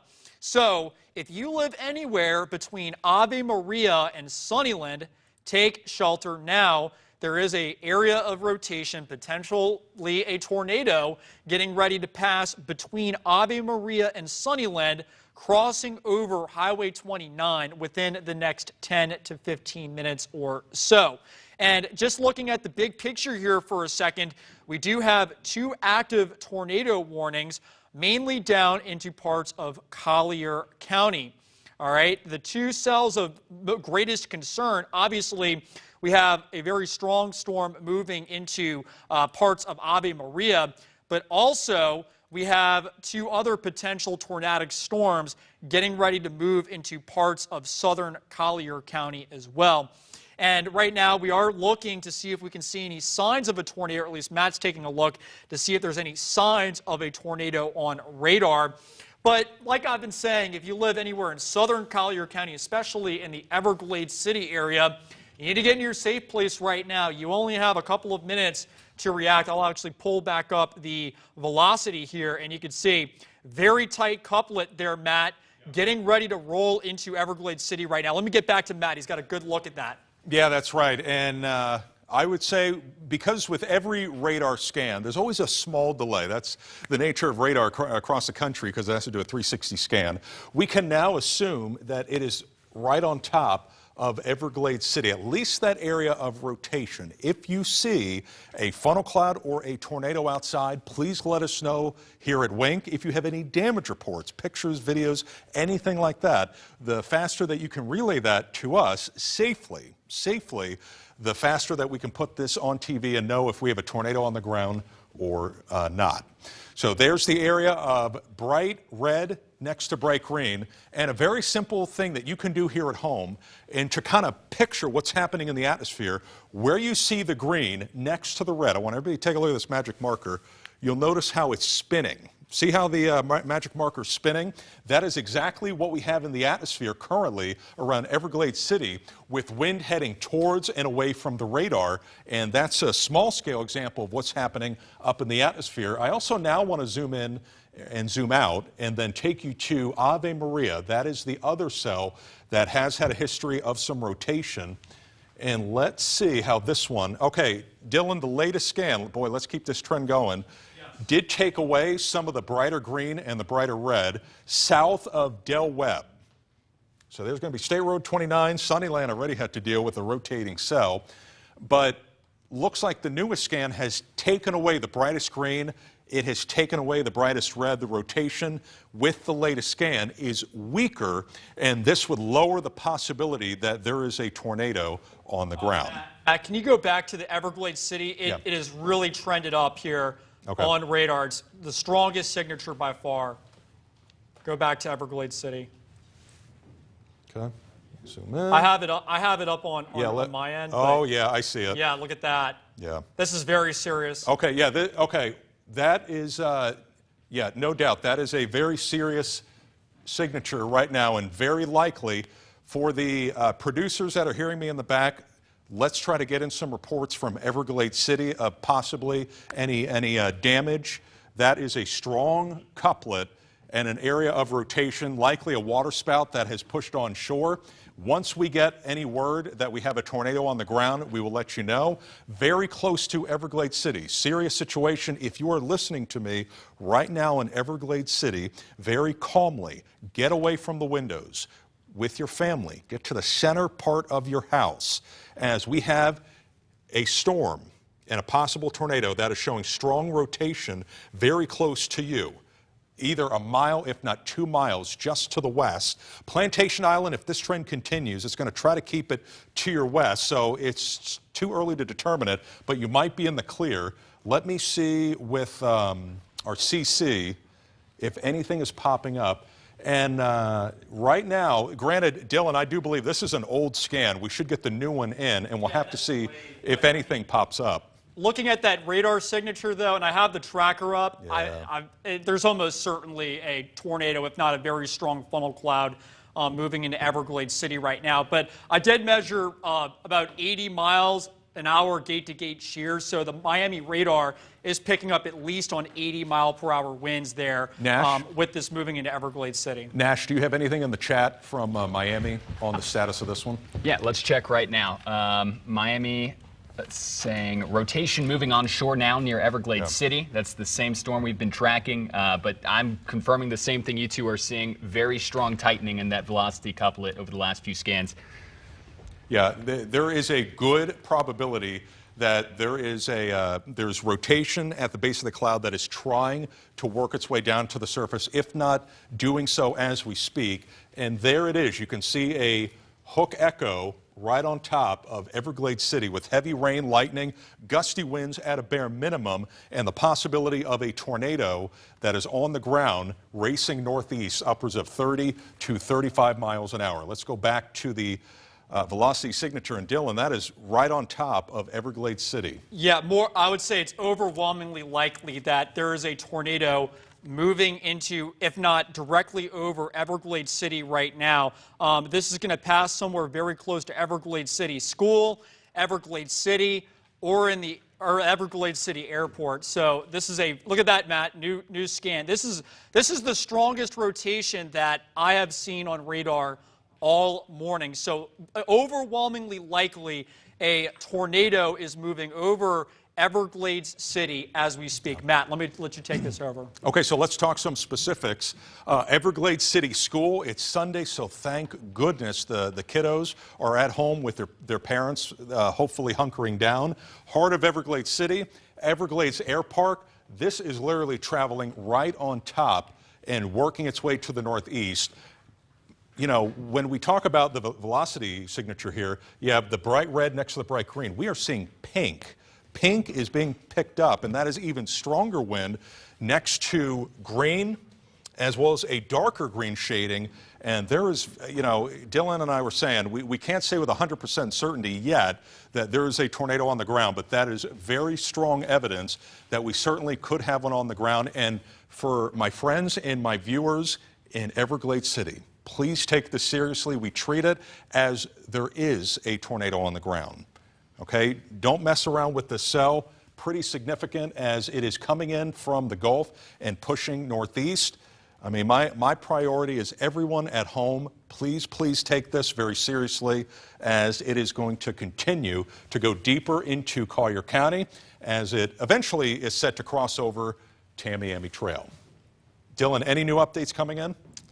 We are getting, so gate to gate, so we're getting 150-mile-per-hour winds estimated by radar. 90-mile-per-hour winds blowing towards the radar, 60 away from the radar. So gate to gate, 150-mile-per-hour winds potentially. Now, granted, that's a loft, but very, like we said, very, very strong rotation being detected by the Miami radar over Everglades City. And again, what the radar shows us doesn't always mean that that's what's actually happening, but Dylan highlighted the possibility and the potential, and that's why we're taking this this situation very seriously.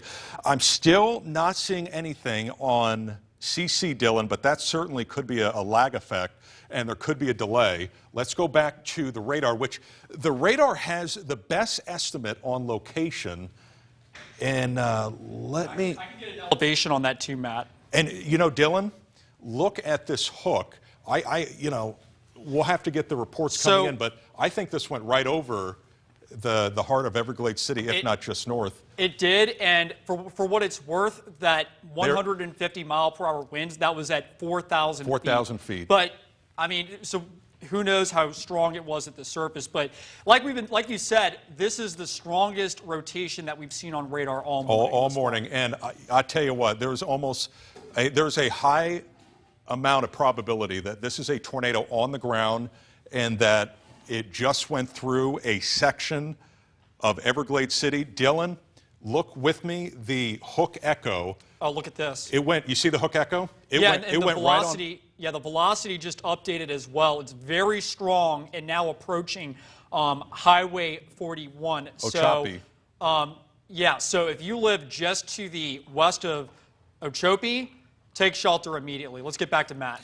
Yeah, okay, so here's going to be the core of the storm and then the hook echo right here. And it has now cleared Everglades City. And everyone at home, I want to take this opportunity. If you know someone in Everglades City, check up on them. Give them a call. How you doing? Do you have any damage? This has been the strongest velocity signature we've had all morning. Please let me know. And if there are any pictures, videos coming in from Everglades City, please send them into Wink. Let us know. But again, to reiterate, if you have friends and family in Everglades City, give them a call and ask how they are doing, considering there very well is the possibility that two things happen. A, there was a tornado on the ground, and then B, it went right across Everglades City. And this is a very live and developing situation, so we will get those updates in as they come into Wink. Let me see the velocity signature. And Dylan, it is still pretty up there and pretty tight.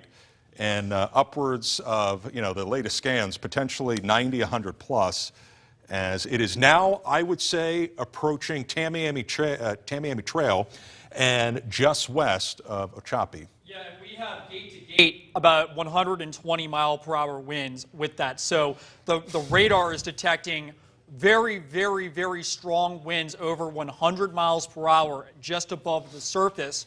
And it's tough to tell what exactly is going on the ground, but granted that this is a very strong area of rotation, there's likely a vigorous tornado on the ground that we are tracking that is getting ready to cross over Highway 41 just to the west of Ochapi, Matt.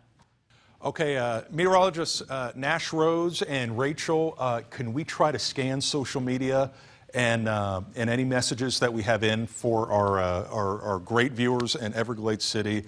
Let's see how you're doing. I'm hoping for the best, but if we have any updates, let's try to scan Instagram, Twitter, Facebook, and if anybody has updates from Everglades City, please let us know. We want to know that everybody's doing okay. And let's take it back to that cell. It's now here. Let me zoom back out. So here is the cell that just went across Everglades City. Okay, and I would say it's very close to Ochapi, and then it's right along 41. It's right here. There's the hook echo. We'll switch over to the velocity signature, and there it is. Yeah. Clear as day, clear as day. We wish we had a clear day, but right now we are dealing with severe storms that are working their way through. Dylan, I'm going to head over to the Weather Center. Why don't you take it from here, and I'm going to try to pop up the rotation history with this cell. Absolutely, Matt. And right now, the strongest rotation, listen, if you live in Copeland, this tornado-warned cell, at least the strongest rotation, looks to pass just south of you. But I am seeing some signs of another area of weak rotation just to the east. Let me take a look at this. Yeah, so it's possible right now, actually looking at the radar, that we have two areas of rotation. Copeland, I would take shelter right now if you're watching. The strongest rotation is just to the with the eastern side of this cell, but it does look like there's another area of increasing rotation over towards the just to the south of Copeland as well. And Matt has a great view of the rotation history. Let's go to Weather 2 with Matt. He has a great look at that. Okay, so everybody at home, watch this. This shows the rotation and as it pushed on shore. And the reason why I wanted to show you this is the history of when there was rotation in the atmosphere and where it tracked across. And this is not 100%, so this is just based off of the radar, but this would be, and I think Plantation Island, it's certainly possible. We can't exclude anything out at this point. But you'll notice that we had strong rotation as it crossed over Everglades Airport, Everglades City, and then Everglades City School. Now, the latest scans are showing that may have weakened. It also could be that the data is filling in. Okay, we have, we're going to listen in real quick. Lee County. One, your safety and security is always going to be paramount. What I ask of you is, if you don't have to be outside, if you don't have to be on the roadways, please don't. Please don't drive. Allow us the time to work with our partners in the fire department to make certain we're looking at and evaluating scenes. The scene here, although sometimes it looks safe, there are down power lines. There are obstacles that you don't see that could cause serious harm. So I'm asking you to stay inside, be patient, and allow us to work through. We have great residents in this county, and our team is out in full force, and we're very thankful for our partners in the fire department. I communicated with our county manager, Roger DeJarlet, our county commissioners, Commissioner Wayne specifically. This county is great because everybody comes together and we work together as a team to ensure that we accomplish our mission. And today's mission is going to be, number one, safety, and secondly, making certain those that may be without a home have shelter. They have somewhere to go. They have clothing. They have food and water and some of the things that we take for granted. So I ask of you to just make sure you get the message out to our residents. Please stay in place if you're able to. Please be patient when you're on the roadways if you are. There's a lot going on, but I'm certain we're going to clean things up as a team, and all great residents are going to have safety and security. So I thank you for being here today. Thank you.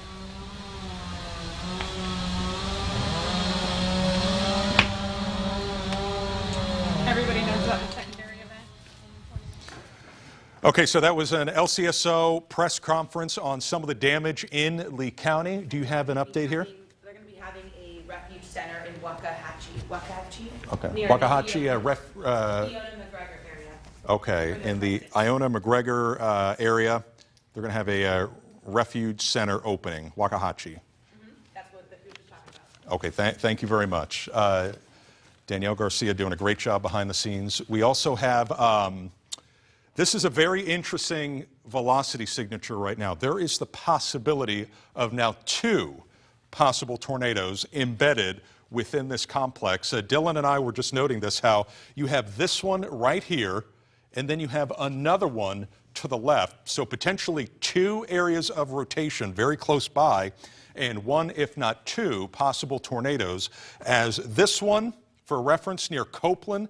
And again, this is not a densely populated area, but we have a lot of Wink viewers who have either friends or family within this general vicinity. They need updates. We want to help them out, and here we go. Here's the 2 right along Tamiami Trail and State Road 29.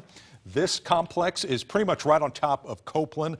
The rotation is broad, so we'll have to see if that tightens up and puts anything down. This has been the consistent one that still has some strong rotation.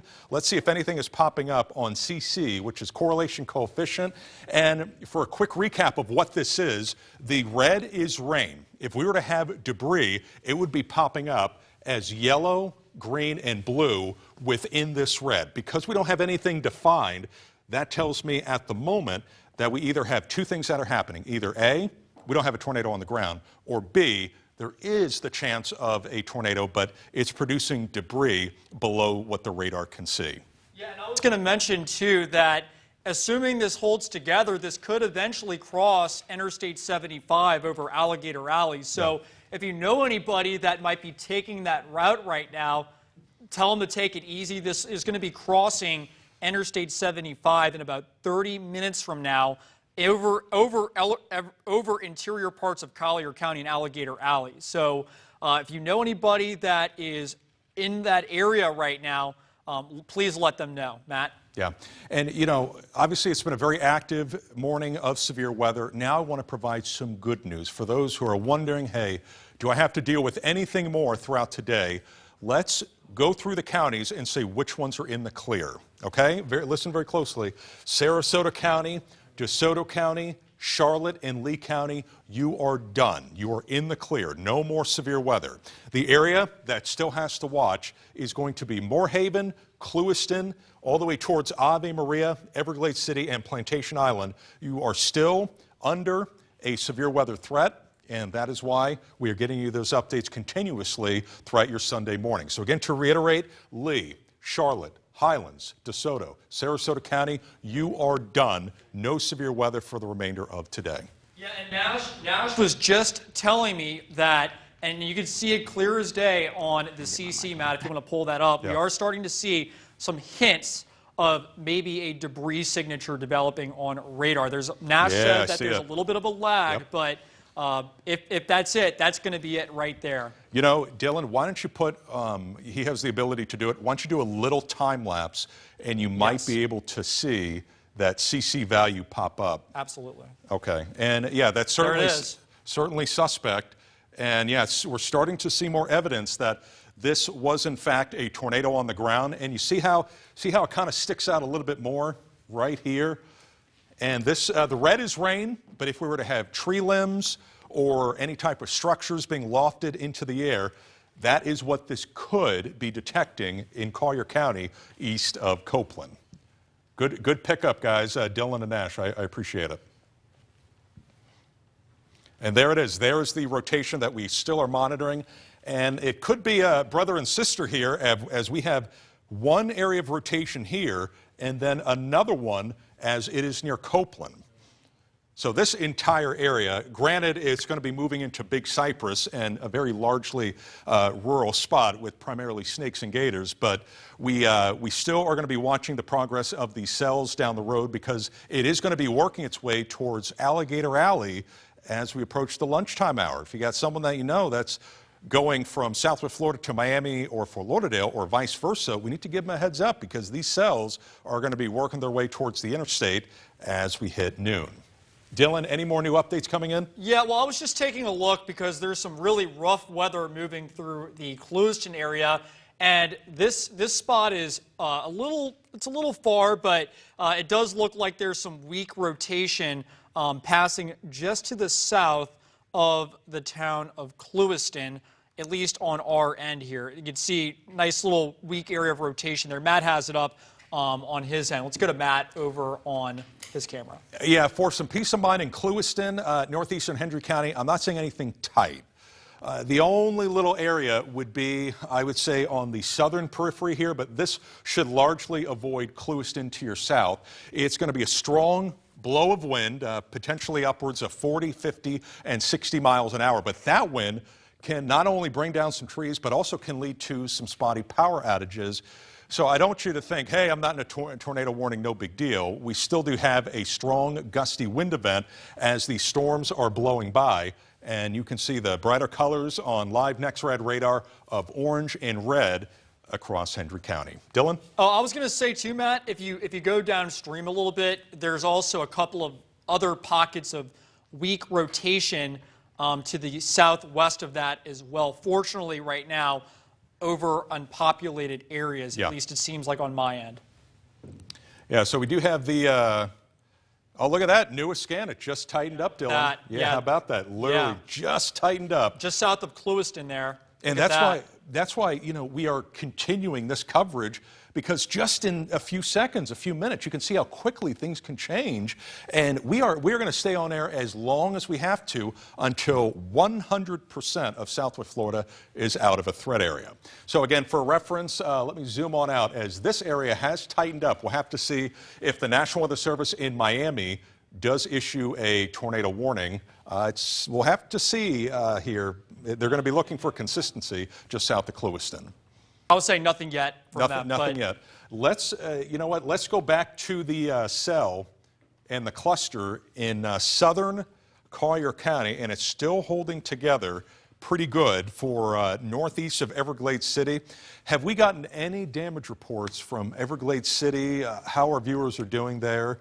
Have we gotten any pictures, any video? Nash is saying no. You know, None so far. We've been scanning social media, looking on their official pages, looking, you know, people living there are definitely aware if there's chatter about it on social media, but no photos or videos that I can find at this time. I hope that that is the case after it's all said and done, that it was just heavy rain, lightning, and some wind and not a tornado. Here's the situation at hand. Tornado warning, southern Collier County. And then looks like Naples, Golden Gate, Bonita, Estero, you're done. Your severe weather threat has now cleared. And Dylan, they just issued a tornado warning for that cell. Over in Collier, or just south of in Hendry. Yeah. All right, so here we go. Newly issued tornado warning for the cell that we noted here at Wink. Let's take a look at it. I think that's a very wise call. And Clewiston, for some peace of mind, this is going to stay away, at least the worst part of it. You can see it right here. This is going to be heading northeast and eventually working its way over southern Lake Okeechobee. So Clewiston, Moorhaven, it is a non-threat for you, okay? Take a deep breath. You don't have to worry about it, but you still do have heavy rain, lightning, and some gusty wind still associated with this complex. Rain as well for Moorhaven.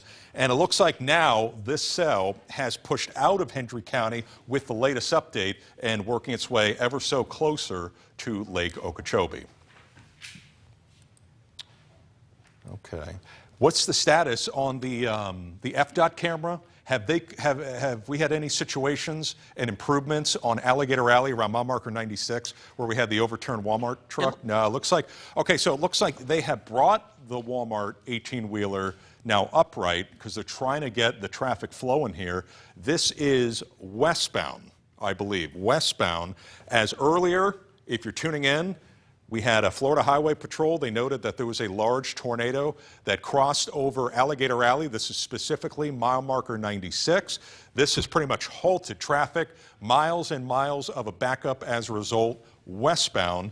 And we are still dealing with heavy rain, some gusty wind, and some lightning.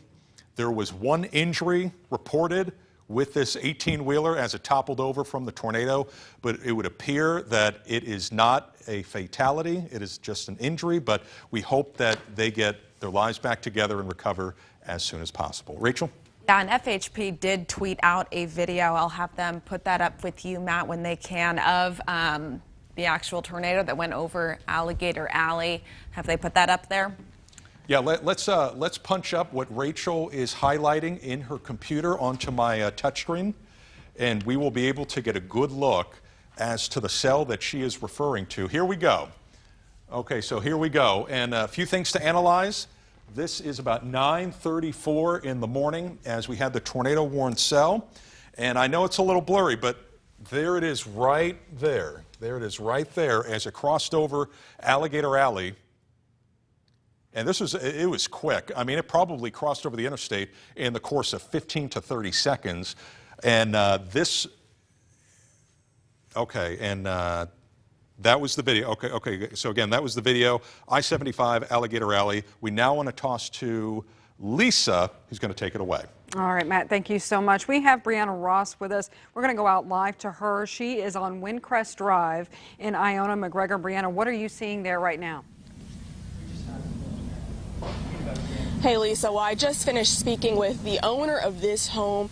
He is completely devastated. He says everything he has, everything he owns is inside of that home. And as you can see, it is now completely destroyed, debris everywhere, tree branches, just everything. You can even see a crumbled up bicycle over here, all of his belongings inside this home. Now, he fortunately is okay. He said his daughter was inside as well. He said that he actually landed on a pile of rubble, and EMS and firefighters were able to come in and rescue him. Now, he said this morning he came out to take his dog out and he noticed the palm trees were blowing around. So he went back inside and he says the first thing he heard was a palm tree fall and actually hit the front of this car here. And then shortly after that, it came for his home. Like I said, you can see it's completely destroyed here, everything inside. And although he and his daughter got out safe, their poodle, they're still looking for their poodle, their dog. They're devastated that they cannot find their poodle right now. They have hope that she may still be okay, but they believe she's actually inside of that home there. So they are just praying tonight, guys. The homeowner said that this morning he was actually on his way to Mass. He was planning to go to Mass, and he feels like it's a blessing that he is alive and that he got out of this home safely. I'm live in Fort Myers. Brianna Ross, Wink News, now. Wow, Brianna, just incredible images that we're seeing there from Iona McGregor. Again, at about an hour ago, we got an update from them. They told us that they had about 150 to 200 people displaced in that area right now. They have multiple agencies going door to door helping people in that area. Matt, what else are we seeing? Are we still seeing some warnings right now? We are. We have two, and also two areas that have been strengthening with rotation. Now, for Clewiston, you guys are going to be avoiding avoiding this one, but let me show you the latest velocity. And notice how we now have pink being picked up. That is stronger wind on live NextRad radar, as this one is going to be continuing to work its way into the southern half of Lake Okeechobee, and this includes Lake Harbor. Dylan and I have been tag teaming these two cells. Dylan, now why don't you pop up the one north of Everglades City? That one has also shown quite a bit of rotation as well. Yeah, and what's concerning is that this is going to be crossing over Interstate 75 very shortly. This is a very rural area, but if you know anybody that's on Interstate 75 over Alligator Alley, tell them to hold tight, because there is a likely tornado getting ready to cross over the interstate within the next few minutes. In fact, timing this out, very strong rotation showing up on radar. This will be crossing over Interstate 75 in about 10 to 15 minutes. Strong rotation showing up there, Matt, at the moment, just off to the northeast of Copeland. And Dylan, I was just told that we are sending a wing crew to Everglades City to analyze if there were any injuries, any reports of damage, which certainly could have been possible as this tornadic cell worked its way through. So like Dylan noted, there is the area which has now, it looks like, remember how a few minutes ago we had two areas of rotation? Looks like they have kind of congealed and combined into one. And this is going to be heading northeast, Everglades City. You are now done with this particular tornadic cell with areas of rotation. And then, as Dylan noted, two things. If you know someone that's traveling on Alligator Alley and you think that they're going to be around the Miccosukee Plaza, the service station, and the Alligator Alley Toll Plaza around noon, tell them to hold off, because we got to wait until this cell clears, and it's right about here. Let's zoom on in, and you can see it clear as day right there northeast of Copeland. It will be approaching the interstate as we approach noon. Oh, and I was just saying, I was just scanning social media for anything from Everglades City, and Jessica Wolf said, she posted a picture and she says, wow, scary storm just passed over my home in Everglades City. She did not see a tornado, though, so some good news, at least from her point. But got to get down there, got to see and assess what's going on for sure before we say anything on air. And it goes without saying, sometimes the most powerful tool that we have is everybody at home. You relaying what you are seeing, pictures, videos, how your family's doing. That helps us out here at Wink. We can relay that at home and get you the very latest information as it comes in. And I hope everybody is doing okay throughout this very rough morning with multiple tornadoes across southwest Florida. We are still watching this tornadic worn cell as it is eventually going to be approaching I-75. The rotation, Dylan, like we had noted, it has gone from two couplets to now kind of a combined one, and it's right there. It's almost like a bookend vortice. You see the bow, that's indicative of strong wind, and then right on the tip of it is where we have some of that rotation as it will be approaching I-75 and going over Big Cypress and no densely populated areas for the next 15 to 20 minutes. Let me check CC, see if we have any business. And this is certainly suspect. This could be some tree limbs that are being lofted a few 100,000 feet in the air, hundreds and thousands of feet in the air. The red that you see, that is rain, just rain, but where you see these little pockets of yellow, that increases the likelihood that this could be tree limbs from Big Cypress that are being hurled into the air upwards of several thousand feet. Dylan, they have continued the tornado warning there it is. to now I-75 in Alligator Alley. So I completely agree with that. That's a good call. And I would say, for a reference point, that's maybe, what, 10, 15 miles away. So it's going to be approaching them over the next 30 to 45 minutes. Yeah, and one thing that comes to my mind is that we may not see as strong of a debris signature with something moving over woods, trees, versus building-related debris. So that could be why we're not seeing too strong of a signal. But just enough tree and limbs, like you've been saying, Yeah. to give us a weak signature on radar. Well, and then think about it. Hypothetically, if this thing still holds together and it crosses over the interstate, and we have people that are traveling Yes. on the road at 70, 80 miles an hour, can you imagine if those tree limbs were impacting cars as you were working your way across Alligator Alley? So Right.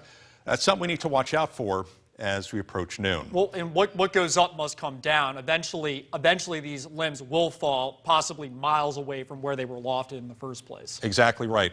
I'm going to head back to the Weather Center once you take this full, and I'm going to try to bring up the rotation history product that we have. Yeah, of course. And just to time this out, too, this tornado-warned cell, we don't have confirmation of a tornado being on the ground, but at the very least, we have some signs of a debris signature on radar, and this is going to be passing very close to, if not directly over, the East Naples United Methodist Church over in interior Collier County at 11:37 a.m., so in about 10 to 15 minutes, and this is just south of Interstate 75. So if there is a tornado with this storm, it will be crossing over Interstate 75 within the next 10 to 15 minutes. And like Matt was saying, this is a very dangerous situation for anybody that is traveling east or westbound down Interstate 75. Not just regular cars, but also high-profile vehicles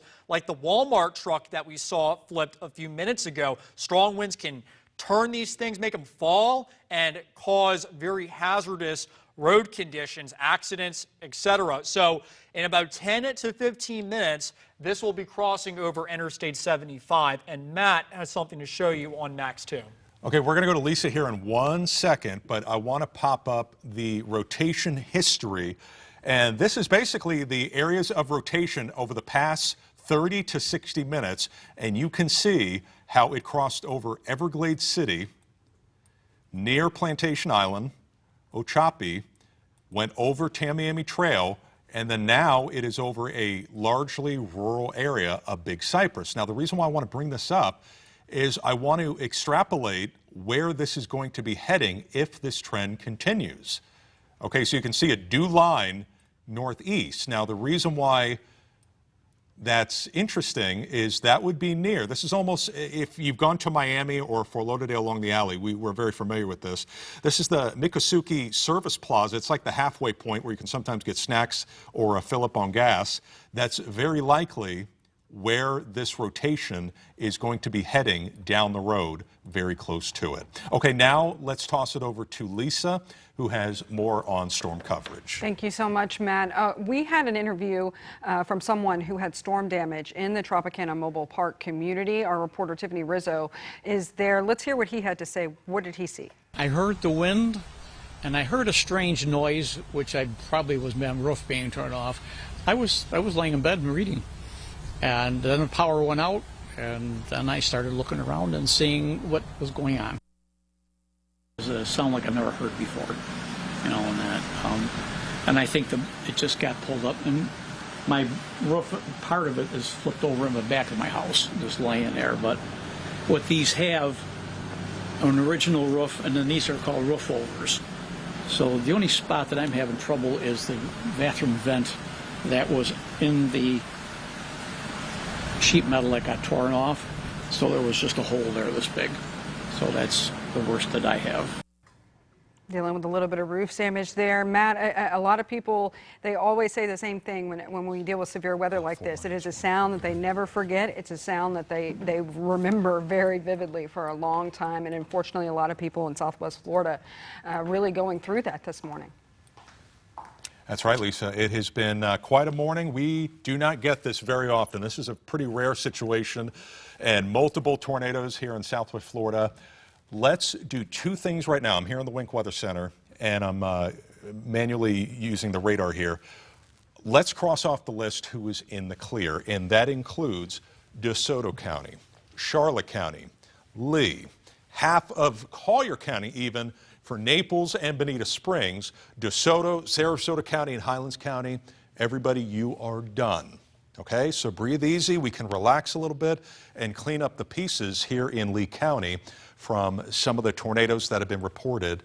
And Rachel, you have some new video that has come in of one of the tornadoes in Lee County earlier today. Can we punch that up possibly? Yeah, this shows some debris flying in the air being picked up by the tornado passing Kelly Green's Golf and Country Club in Iona. This is earlier this morning, sent in by a viewer. And you can see the medium-sized tornado as the debris was being hurled into the air.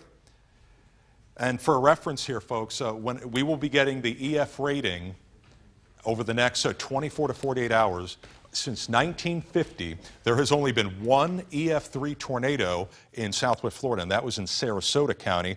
There has never been, since 1950, an EF3. Now, I'm not speculating that is the case, but based off of this video, I would say we're probably looking at a tornado within the EF1 to EF2 range. And now, if it's higher than that, that would be the first on record in Lee County since 1950. But personally, from some of the damage that I've seen, it looks to be an EF1, EF2, but we are not ruling out the possibility of a 3 after it is all said and done. It's too early to speculate, but I would say the range, based off of the various video that I've seen, that is likely the damage potential with this fairly large tornado as it worked its way through. Now let's go back to radar, and we will get you the latest on what's going on. Fort Myers, Lee County, cleanup time. You're done. Okay, you're done with severe weather. It's now the southern half of Lake Okeechobee, and it's Alligator Alley, even Marco Island, Lely Resort, you're in the clear. Let's take you back down into Collier County as we are watching the status of that tornado-warned cell. And Dylan, while I'm talking here, can you take a distance tool from the rotation to Alligator Alley? And it should be in the 10-mile range, I would believe. Yeah, can you do a distance tool from the couplet to I-75 to see how far away it is? And I'd say it's about maybe 15, 20 minutes away. This is a fast mover, and it's going to be there around the lunchtime hour right along the interstate. Yeah, it's going to be crossing over Interstate 75 within the next 10 minutes, Matt, around 11:37 according to my tracker. So it is getting ready to move in right now. Yeah, and it's fluctuating in strength. That's oftentimes notorious of a Southwest Florida rotation. You know, you may get a strong couplet for a few minutes, and then it weakens, and then it tightens back up. But let me zoom out. That way you can have a little bit more of a basis as to where we are. There's the interstate. You have Everglades City. Bottom left-hand portion of your screen. There is the bow signature on velocity, which bare minimum shows a strong wind, potentially gusting upwards of 40 and 50. And then right about here is where we could have a quick spin up and a tornado touchdown. And yes. I was going to say, by the way, right now it is 7 to 8 miles south of Interstate 75. Okay, thanks, buddy. Yeah, within the 7, 8, 9 miles away from Alligator Alley, as it's pushing northeast at a pretty rapid clip. The CC doesn't look to be as pronounced, Dylan. The correlation coefficient, meaning that lowers the possibility of a tornado launching debris into the air. The red is rain. If we were to have debris from trees, campsites, homes, anything like that, it would pop up as yellow, green, and blue. Notice how we don't have that, so that's a good trend. Let's keep that going as it approaches our travelers and our friends here right along I-75. Yeah, and I was just looking at the chat too, Matt. Nothing new from the National Weather Service in Miami, at least on this cell. But at least for right now, what we do know is there is a tornado-warned cell getting ready to cross over Interstate 75 within the next 10 minutes or so. So if you know anybody that is traveling on Interstate 75 in interior Collier County, please give them a call right now and let them know. Matt? And it looks like Rachel Cox-Rosen was showing us some new video, correct, of this is from Everglades City? Yeah, a viewer posted on Facebook, if we can punch it up, this video showing pretty strong rains. This is Robert Sciorra. He gave us permission to use his Facebook video. You can see the water there. Yeah, coming down in buckets, the heavy rain, the gusty wind. Let's hope that Robert, thank you so much for the pictures and videos, that you did not have any damage. And it looks like, according to this, the area of rotation did avoid his particular home. Thank you for the Christmas lights, too, in January, keeping it nice and festive. Thank you much, Robert, for the video.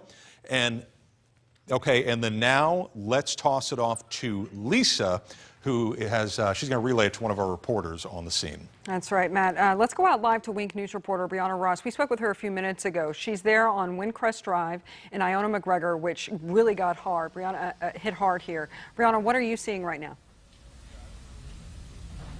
Yeah, Lisa, well, this is really the worst damage we've seen in the entire neighborhood. You can see this home is just completely destroyed, almost turned over on the other side. Now, the homeowner and his daughter, they got out okay, but he told me that, you know, after the winds, he was on top of a pile of rubble, just trying to work his way out of that pile. You can see all of his belongings, some of his belongings you can kind of see sticking out there, a bike there, some cords, a part of what looks like it might have been a fence at one point, all just a pile of debris at this point. He told me everything he has, everything he owns is in this home. You can walk with me a little bit this way so we can kind of see. You can see some neighbors over here. They are searching right now, and they are searching for that neighbor's dog. He told me, though, he and his daughter got out, his dog is still missing. And I'm going to toss to some sound of him talking about those scary moments when that wind rushed through and destroyed his home.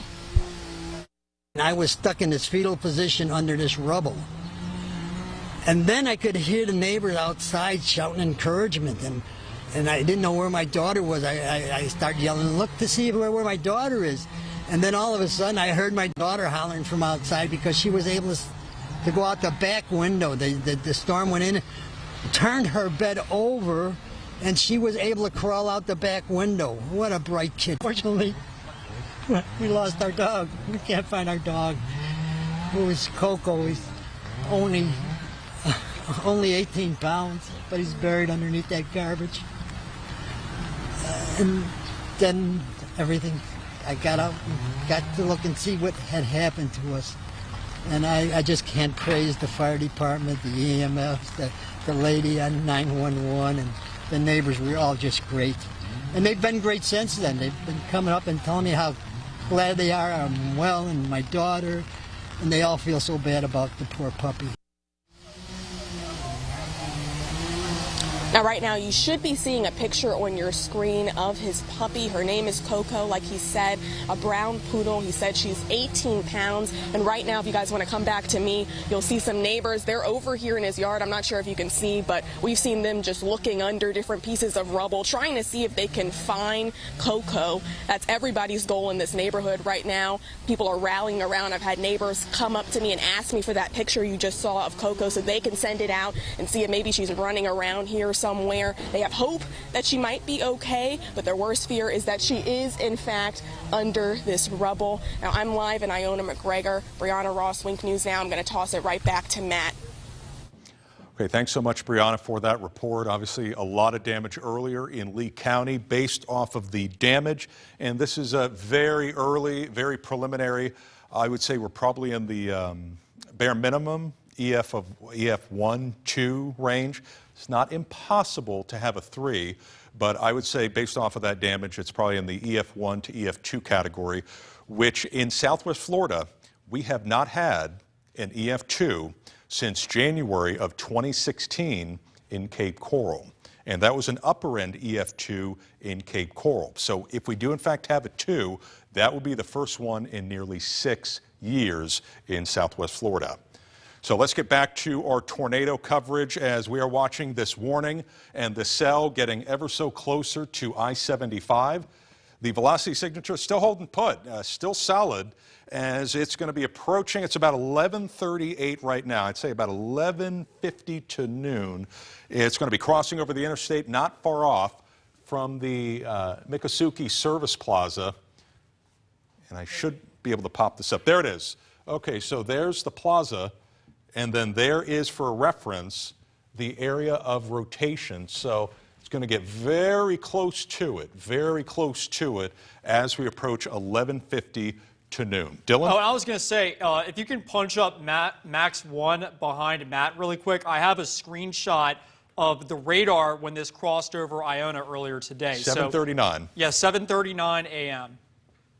And you'll notice the pocket of light green and red. That is where we had that rotation. Dylan, why don't we bring this back a few frames? I got it. To kind of show the evolution of the rotation and why Brianna was showing all the damage as it worked its way quickly through. It really cycled up as it crossed over McGregor, it looks like. Yeah. And that's the nature, folks, of our tornadoes. They can sometimes last seconds, minutes, just a few miles, but they can produce the damage that you just saw. I'll pull up the regular radar too from that time so you can see that. And again, as well. this is live. We've cleared that out. We are trying to clean up. But earlier today, between 7 and 8, we had the rotation, the tornado that did some damage and launched that debris into the air. Dylan is showing you the time lapse as it passed by and worked its way through southwest Florida. Yeah, and this cell started way out in the Gulf of Mexico. We were talking about it when it was way out southwest of Sanibel and Captiva, and then it crossed right into Iona and then eventually the Fort Myers area as well, Matt. This was earlier, though. This is not right now. Okay, now let's take you to current timing. And Rachel, you said you have some new video from Everglades City, correct? Yeah, absolutely. We can see a lot more than what we saw from that last video. Let's punch up Rachel's video. And Dylan, look to the right of the Glades Haven convenience store, and certainly a lowering. Where is this?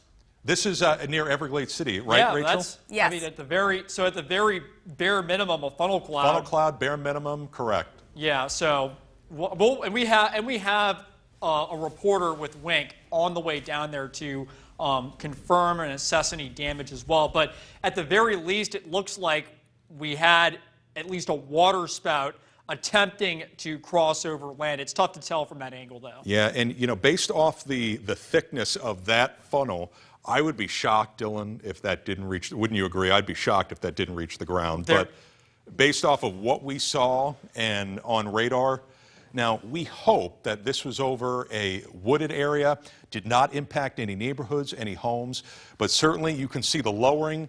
And again, Rachel, do they have? It just says Everglades City. There are no specifics on. You know, I can look up exactly where. Yeah, why don't we look Glades, up the Glades Haven convenience store? You know, I found it. Let me come show you exactly where it is. Okay. This is Glades Haven. There. Okay. So this is basically being viewed. Let's switch to live Next Rad radar, and I'll show you where we are viewing this video from. Matt, you know what I was going to say too? I'm looking at it on a map. If I had to guess, this is probably facing northwest. You're exactly right. Yes, that's exactly because what they were south of it as it passed, which is usually how it goes. Okay, so the video that we just saw was on the southern tip of Everglades City, and it was looking to the north and west, which at that time, it was within this part of Collier County, and the video that we just showed you is right about here and looking to the north. So thank you very much, Rachel. That was earlier this morning with another possible tornado in which we're going to be trying to get confirmation on that. Yeah, and Nash just got another video. We're working to get it to you right now, but it's another video from the Everglades City area of a possible tornado. We're working to confirm that information. Shows the lowering and yes, okay. Yes, but we'll get that for you as soon as possible.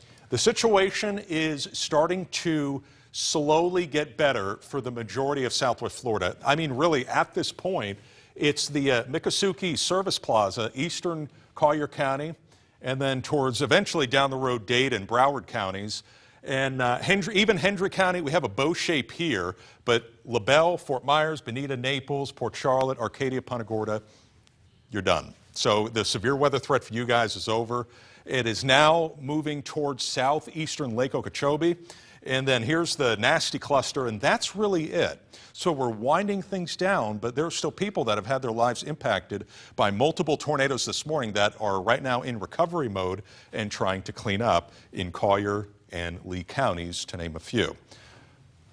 Okay, so let's get you another update on the cell that's just south of I-75. Let's do a velocity signature. We haven't done that in a while, so let's take a look. And it's getting closer, Dylan. I would say it's only a few miles out now. Yeah, I can get a measurement. There it is. Yep, there it is. Getting ready to move through, what is that, Muskogee service area? I'm pulling it Yeah, up the right now. Miccosukee Service Plaza, if my memory serves me right, I think this is around mile marker 49, 50, 51, halfway between us and Fort Lauderdale. Yeah, it's... So broad rotation at the base of the cloud, but if we are, if you can hear me right now via radio, we have an area of rotation over Big Cypress. It's a few miles south of I-75. It is going to be crossing over the interstate between 11:50 and noon. That has been pretty consistent. A tornado is possible as it does so and eventually crosses over the county line. If you are near the Miccosukee Service Plaza and you can hear me via radio or on TV, you need to hunker down and get to the lowest level of your home. Okay, relay that to me one more time in the back. Okay, Danielle, I want you to take it from here. We have more reporters across the scene. Yeah, thank you, Matt. You know, let's go out live to Wink News reporter Brianna Ross. She's on Windcrest Drive on Iona McGregor. Brianna, what are you seeing right now? We know that you've been out there all morning. Yeah, hey Danielle, I just want to show you the community support that this homeowner is getting. Right now you'll see neighbors. They're just trying to collect the items that are salvageable from that home. You can see some clothing items, rain jackets, some appliances, suitcases over here. I want to show you this American flag over here still intact. But you can see neighbors, they're just really working hard right now to collect what's left and try to get it to that family whenever they can. You can see them all over here working, just picking stuff up out of the water, doing whatever they can to help this man and his daughter whose home was destroyed earlier today. I do want to walk you over here as well. We have a reminder here. That there is still a dog missing. They're looking for Coco. That's the name of the dog. He said she's a poodle. She's brown. She's 18 pounds, and they fear that she's under that rubble here. But I just want to show you this box. Looks like it might be what's left of some of maybe Coco's food here. So just a reminder that there is a dog that they are still looking for, that they hope is not somewhere under that rubble. So that neighbors, as they're collecting these items and trying to salvage what's left, they're also keeping an eye out for Coco. Back to you guys. Oh, thanks so much, Brianna, and we hope that we can get Coco home safe. We are still not done with our severe weather threat in eastern Collier County, Alligator Alley, the Miccosukee Service Plaza, as we still have broad rotation as of 11:47 a.m. It's traveling to the northeast at around 30 to 35 miles an hour. The red, the green, that is where we have a conflict in the atmosphere where winds are heading in different directions. And this is the area that we would be watching for the possibility of a tornado. Let's take a look at the CC product. And, you know, Dylan, it's a little convoluted here, a little messy, but still, I'm seeing a lot of red, that's the rain, and nothing very definitive that shows that we have tree limbs or anything like that being launched into the air. We'll have to also see if they continue this warning down the road as it eventually crosses over the interstate. And I think it's going to be doing that likely within the next 5 to 6, 7 minutes.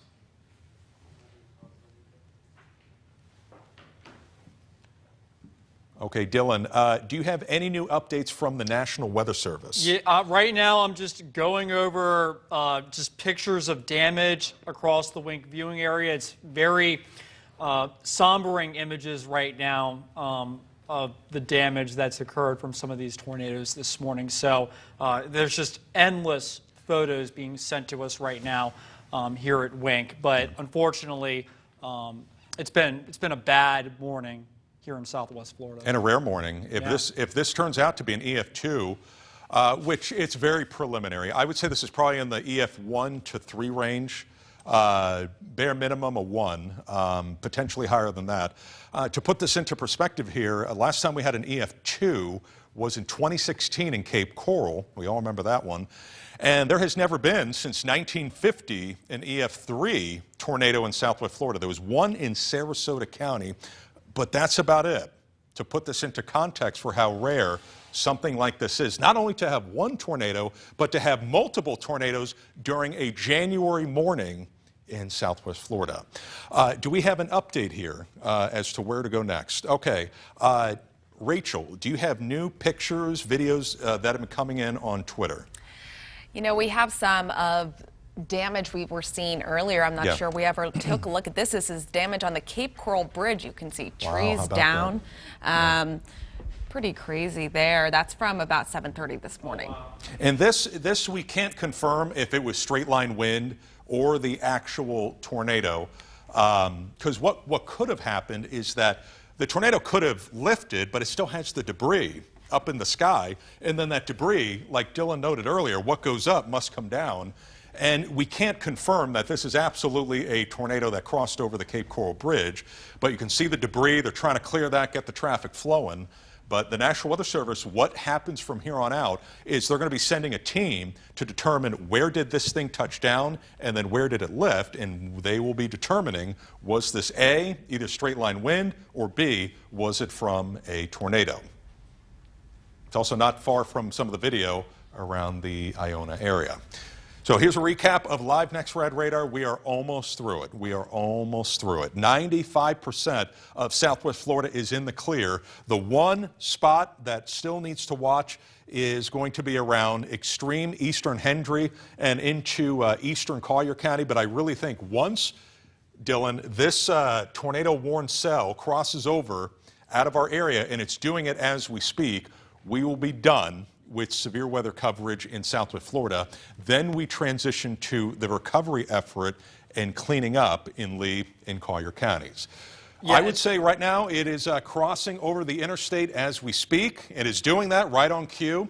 And I would say officially now we have the tornado-warned cell in the area of rotation that it has cleared Collier County. It's right on top of the Miccosukee Service Plaza.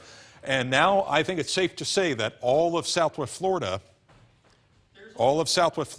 has really largely wrapped up most of the severe weather that we have seen. Let me toss it off to Lisa real quick. All right, thank you so much, Matt. We are waiting on a press conference from Iona McGregor. They're going to update us exactly on what's going on. Let's listen in. Good morning.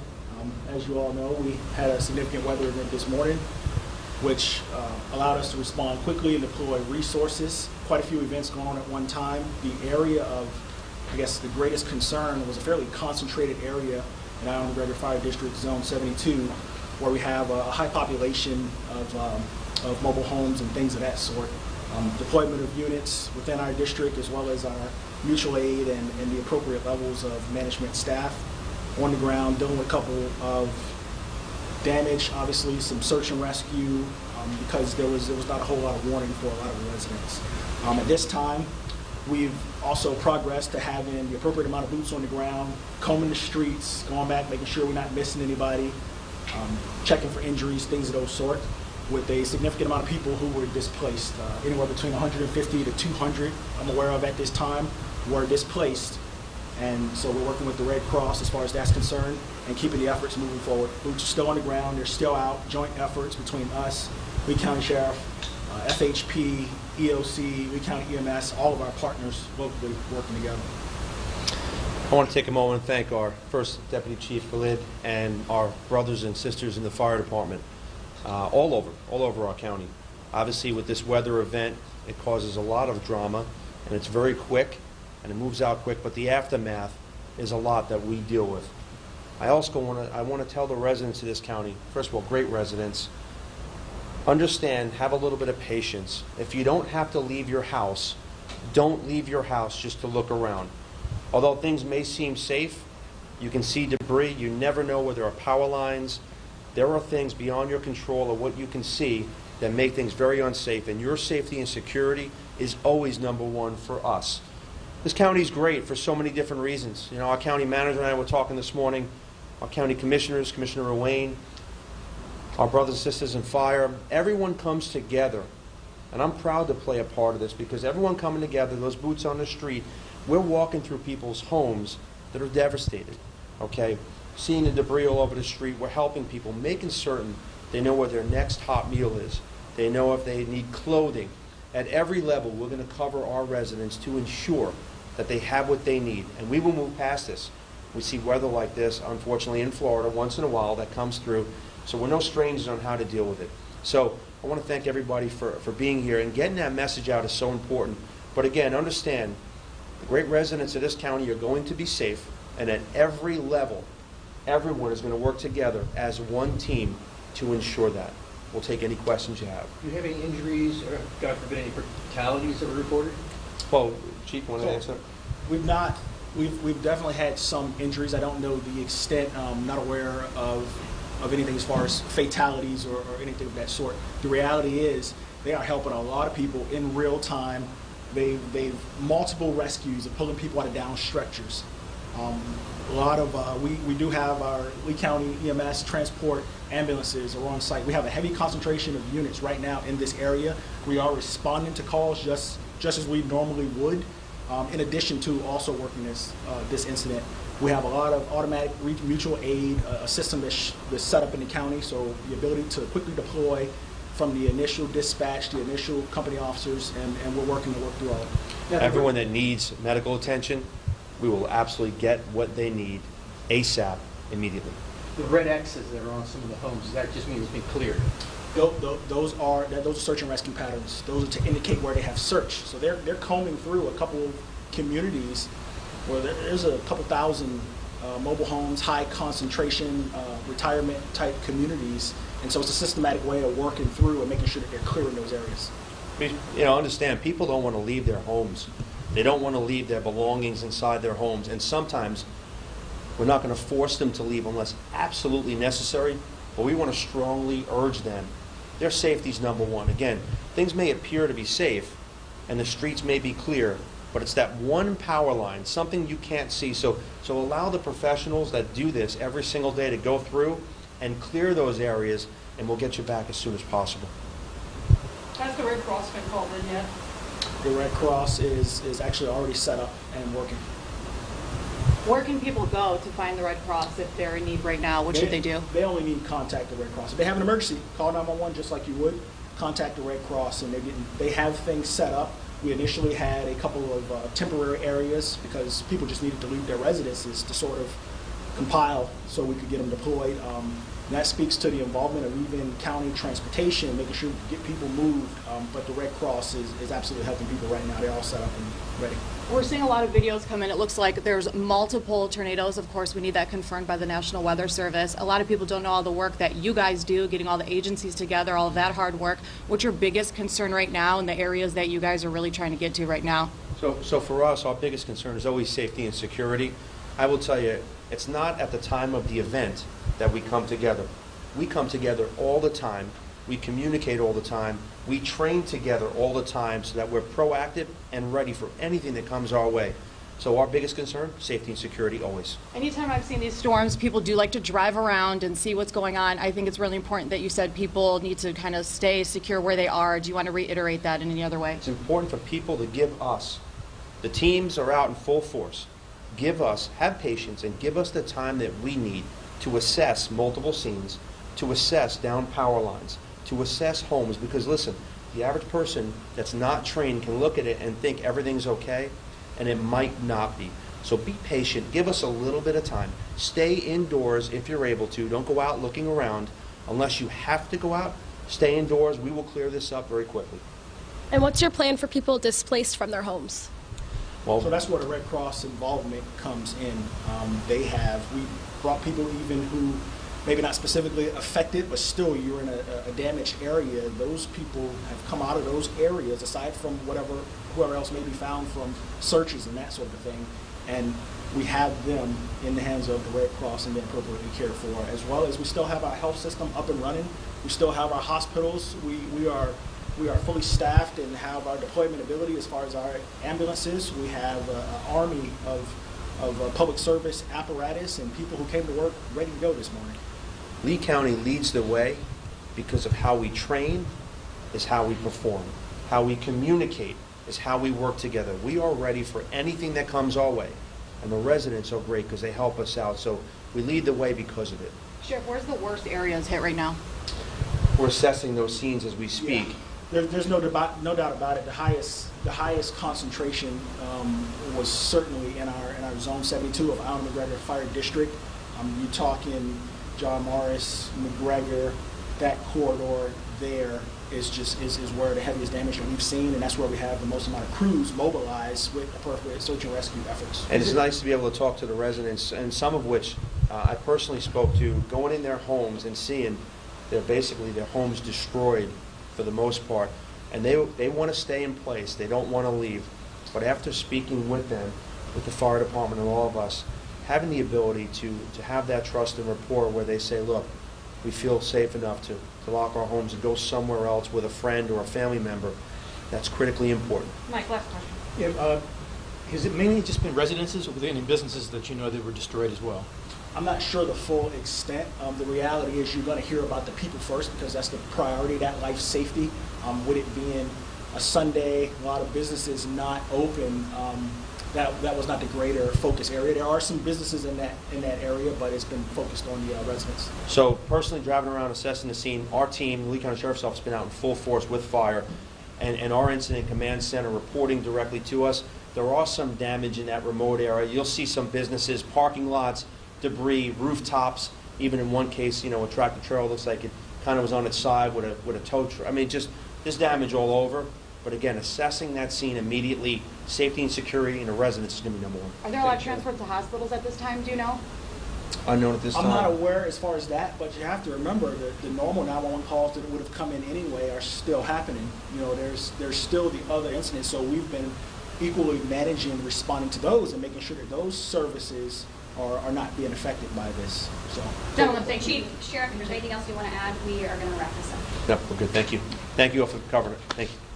All right, you guys can continue to follow our social media pages, the Sheriff's Office and Iona McGregor Fire District for any updates coming in later today. Otherwise, that's going to wrap up our press conference. Thank you. You're just listening to the press conference there held by the Iona McGregor Fire Department along with LCSO. You can see that they were both letting us know what they know. What we gathered from that press conference is, again, we know about 150 to 200 people are displaced, and that's just the early estimates in Iona McGregor right now. So definitely they said that the biggest priority is people, right? We're going to get to also, they want to make sure, they want to make sure that the people that are in those damaged areas don't go out and trying to clear the debris by yourself. Wait for the emergency first responders to get there because you might not see a down power line. You might not know what the danger is. So you need to wait for those professionals to really get there, help you guys out. We know the Red Cross is on scene there with them as well, helping anybody that they can that needs the help.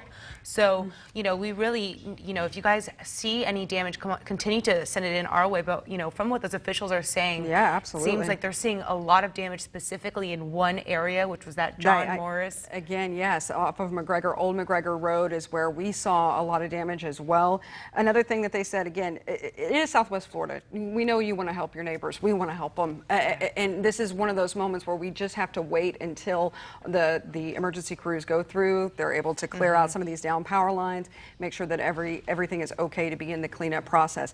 Right now, I thought that was interesting. We were hearing them say that they are still in the search and rescue. That is the most important part. The most interesting was the search and rescue. That means people are missing. Likely what we've been seeing from Brianna Ross, homes like that, the mobile homes that are tipped over on their sides or upside down completely. It's the people like that that are missing right now that the first responders are really focusing on, trying to find them, trying to find anything that's left in that house, making sure that everybody is out safe and out okay. We have to remember that these storms really started up early this morning. This is a Sunday morning. A lot of people are staying home from work, you're sleeping in, and it caught a lot of people off guard. If you're sleeping in on a Sunday morning, again, we started covering it at about 7:30 into 8 a.m. hour, and then we've just been going ever since then. So a lot of people really caught off guard this morning, didn't know what they were hearing, and then came outside to see what was left. And talking about that mutual aid as well, Governor DeSantis sent out a tweet earlier that he is sending support from the Florida Department of Emergency Services. So they are going to be coming down on the ground here in Southwest Florida soon.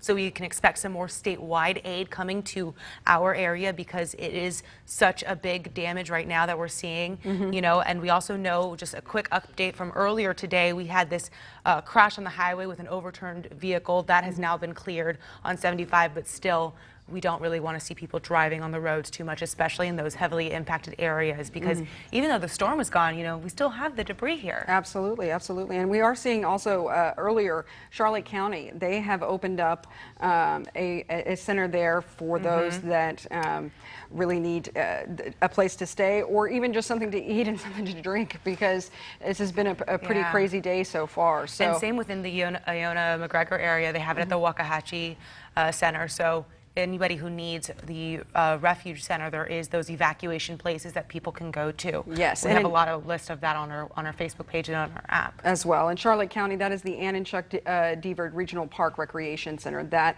is open right now for anyone who's been impacted by the morning severe weather. You can go there. Let's head out to Wink News reporter Michelle Alvarez. She is in Placida.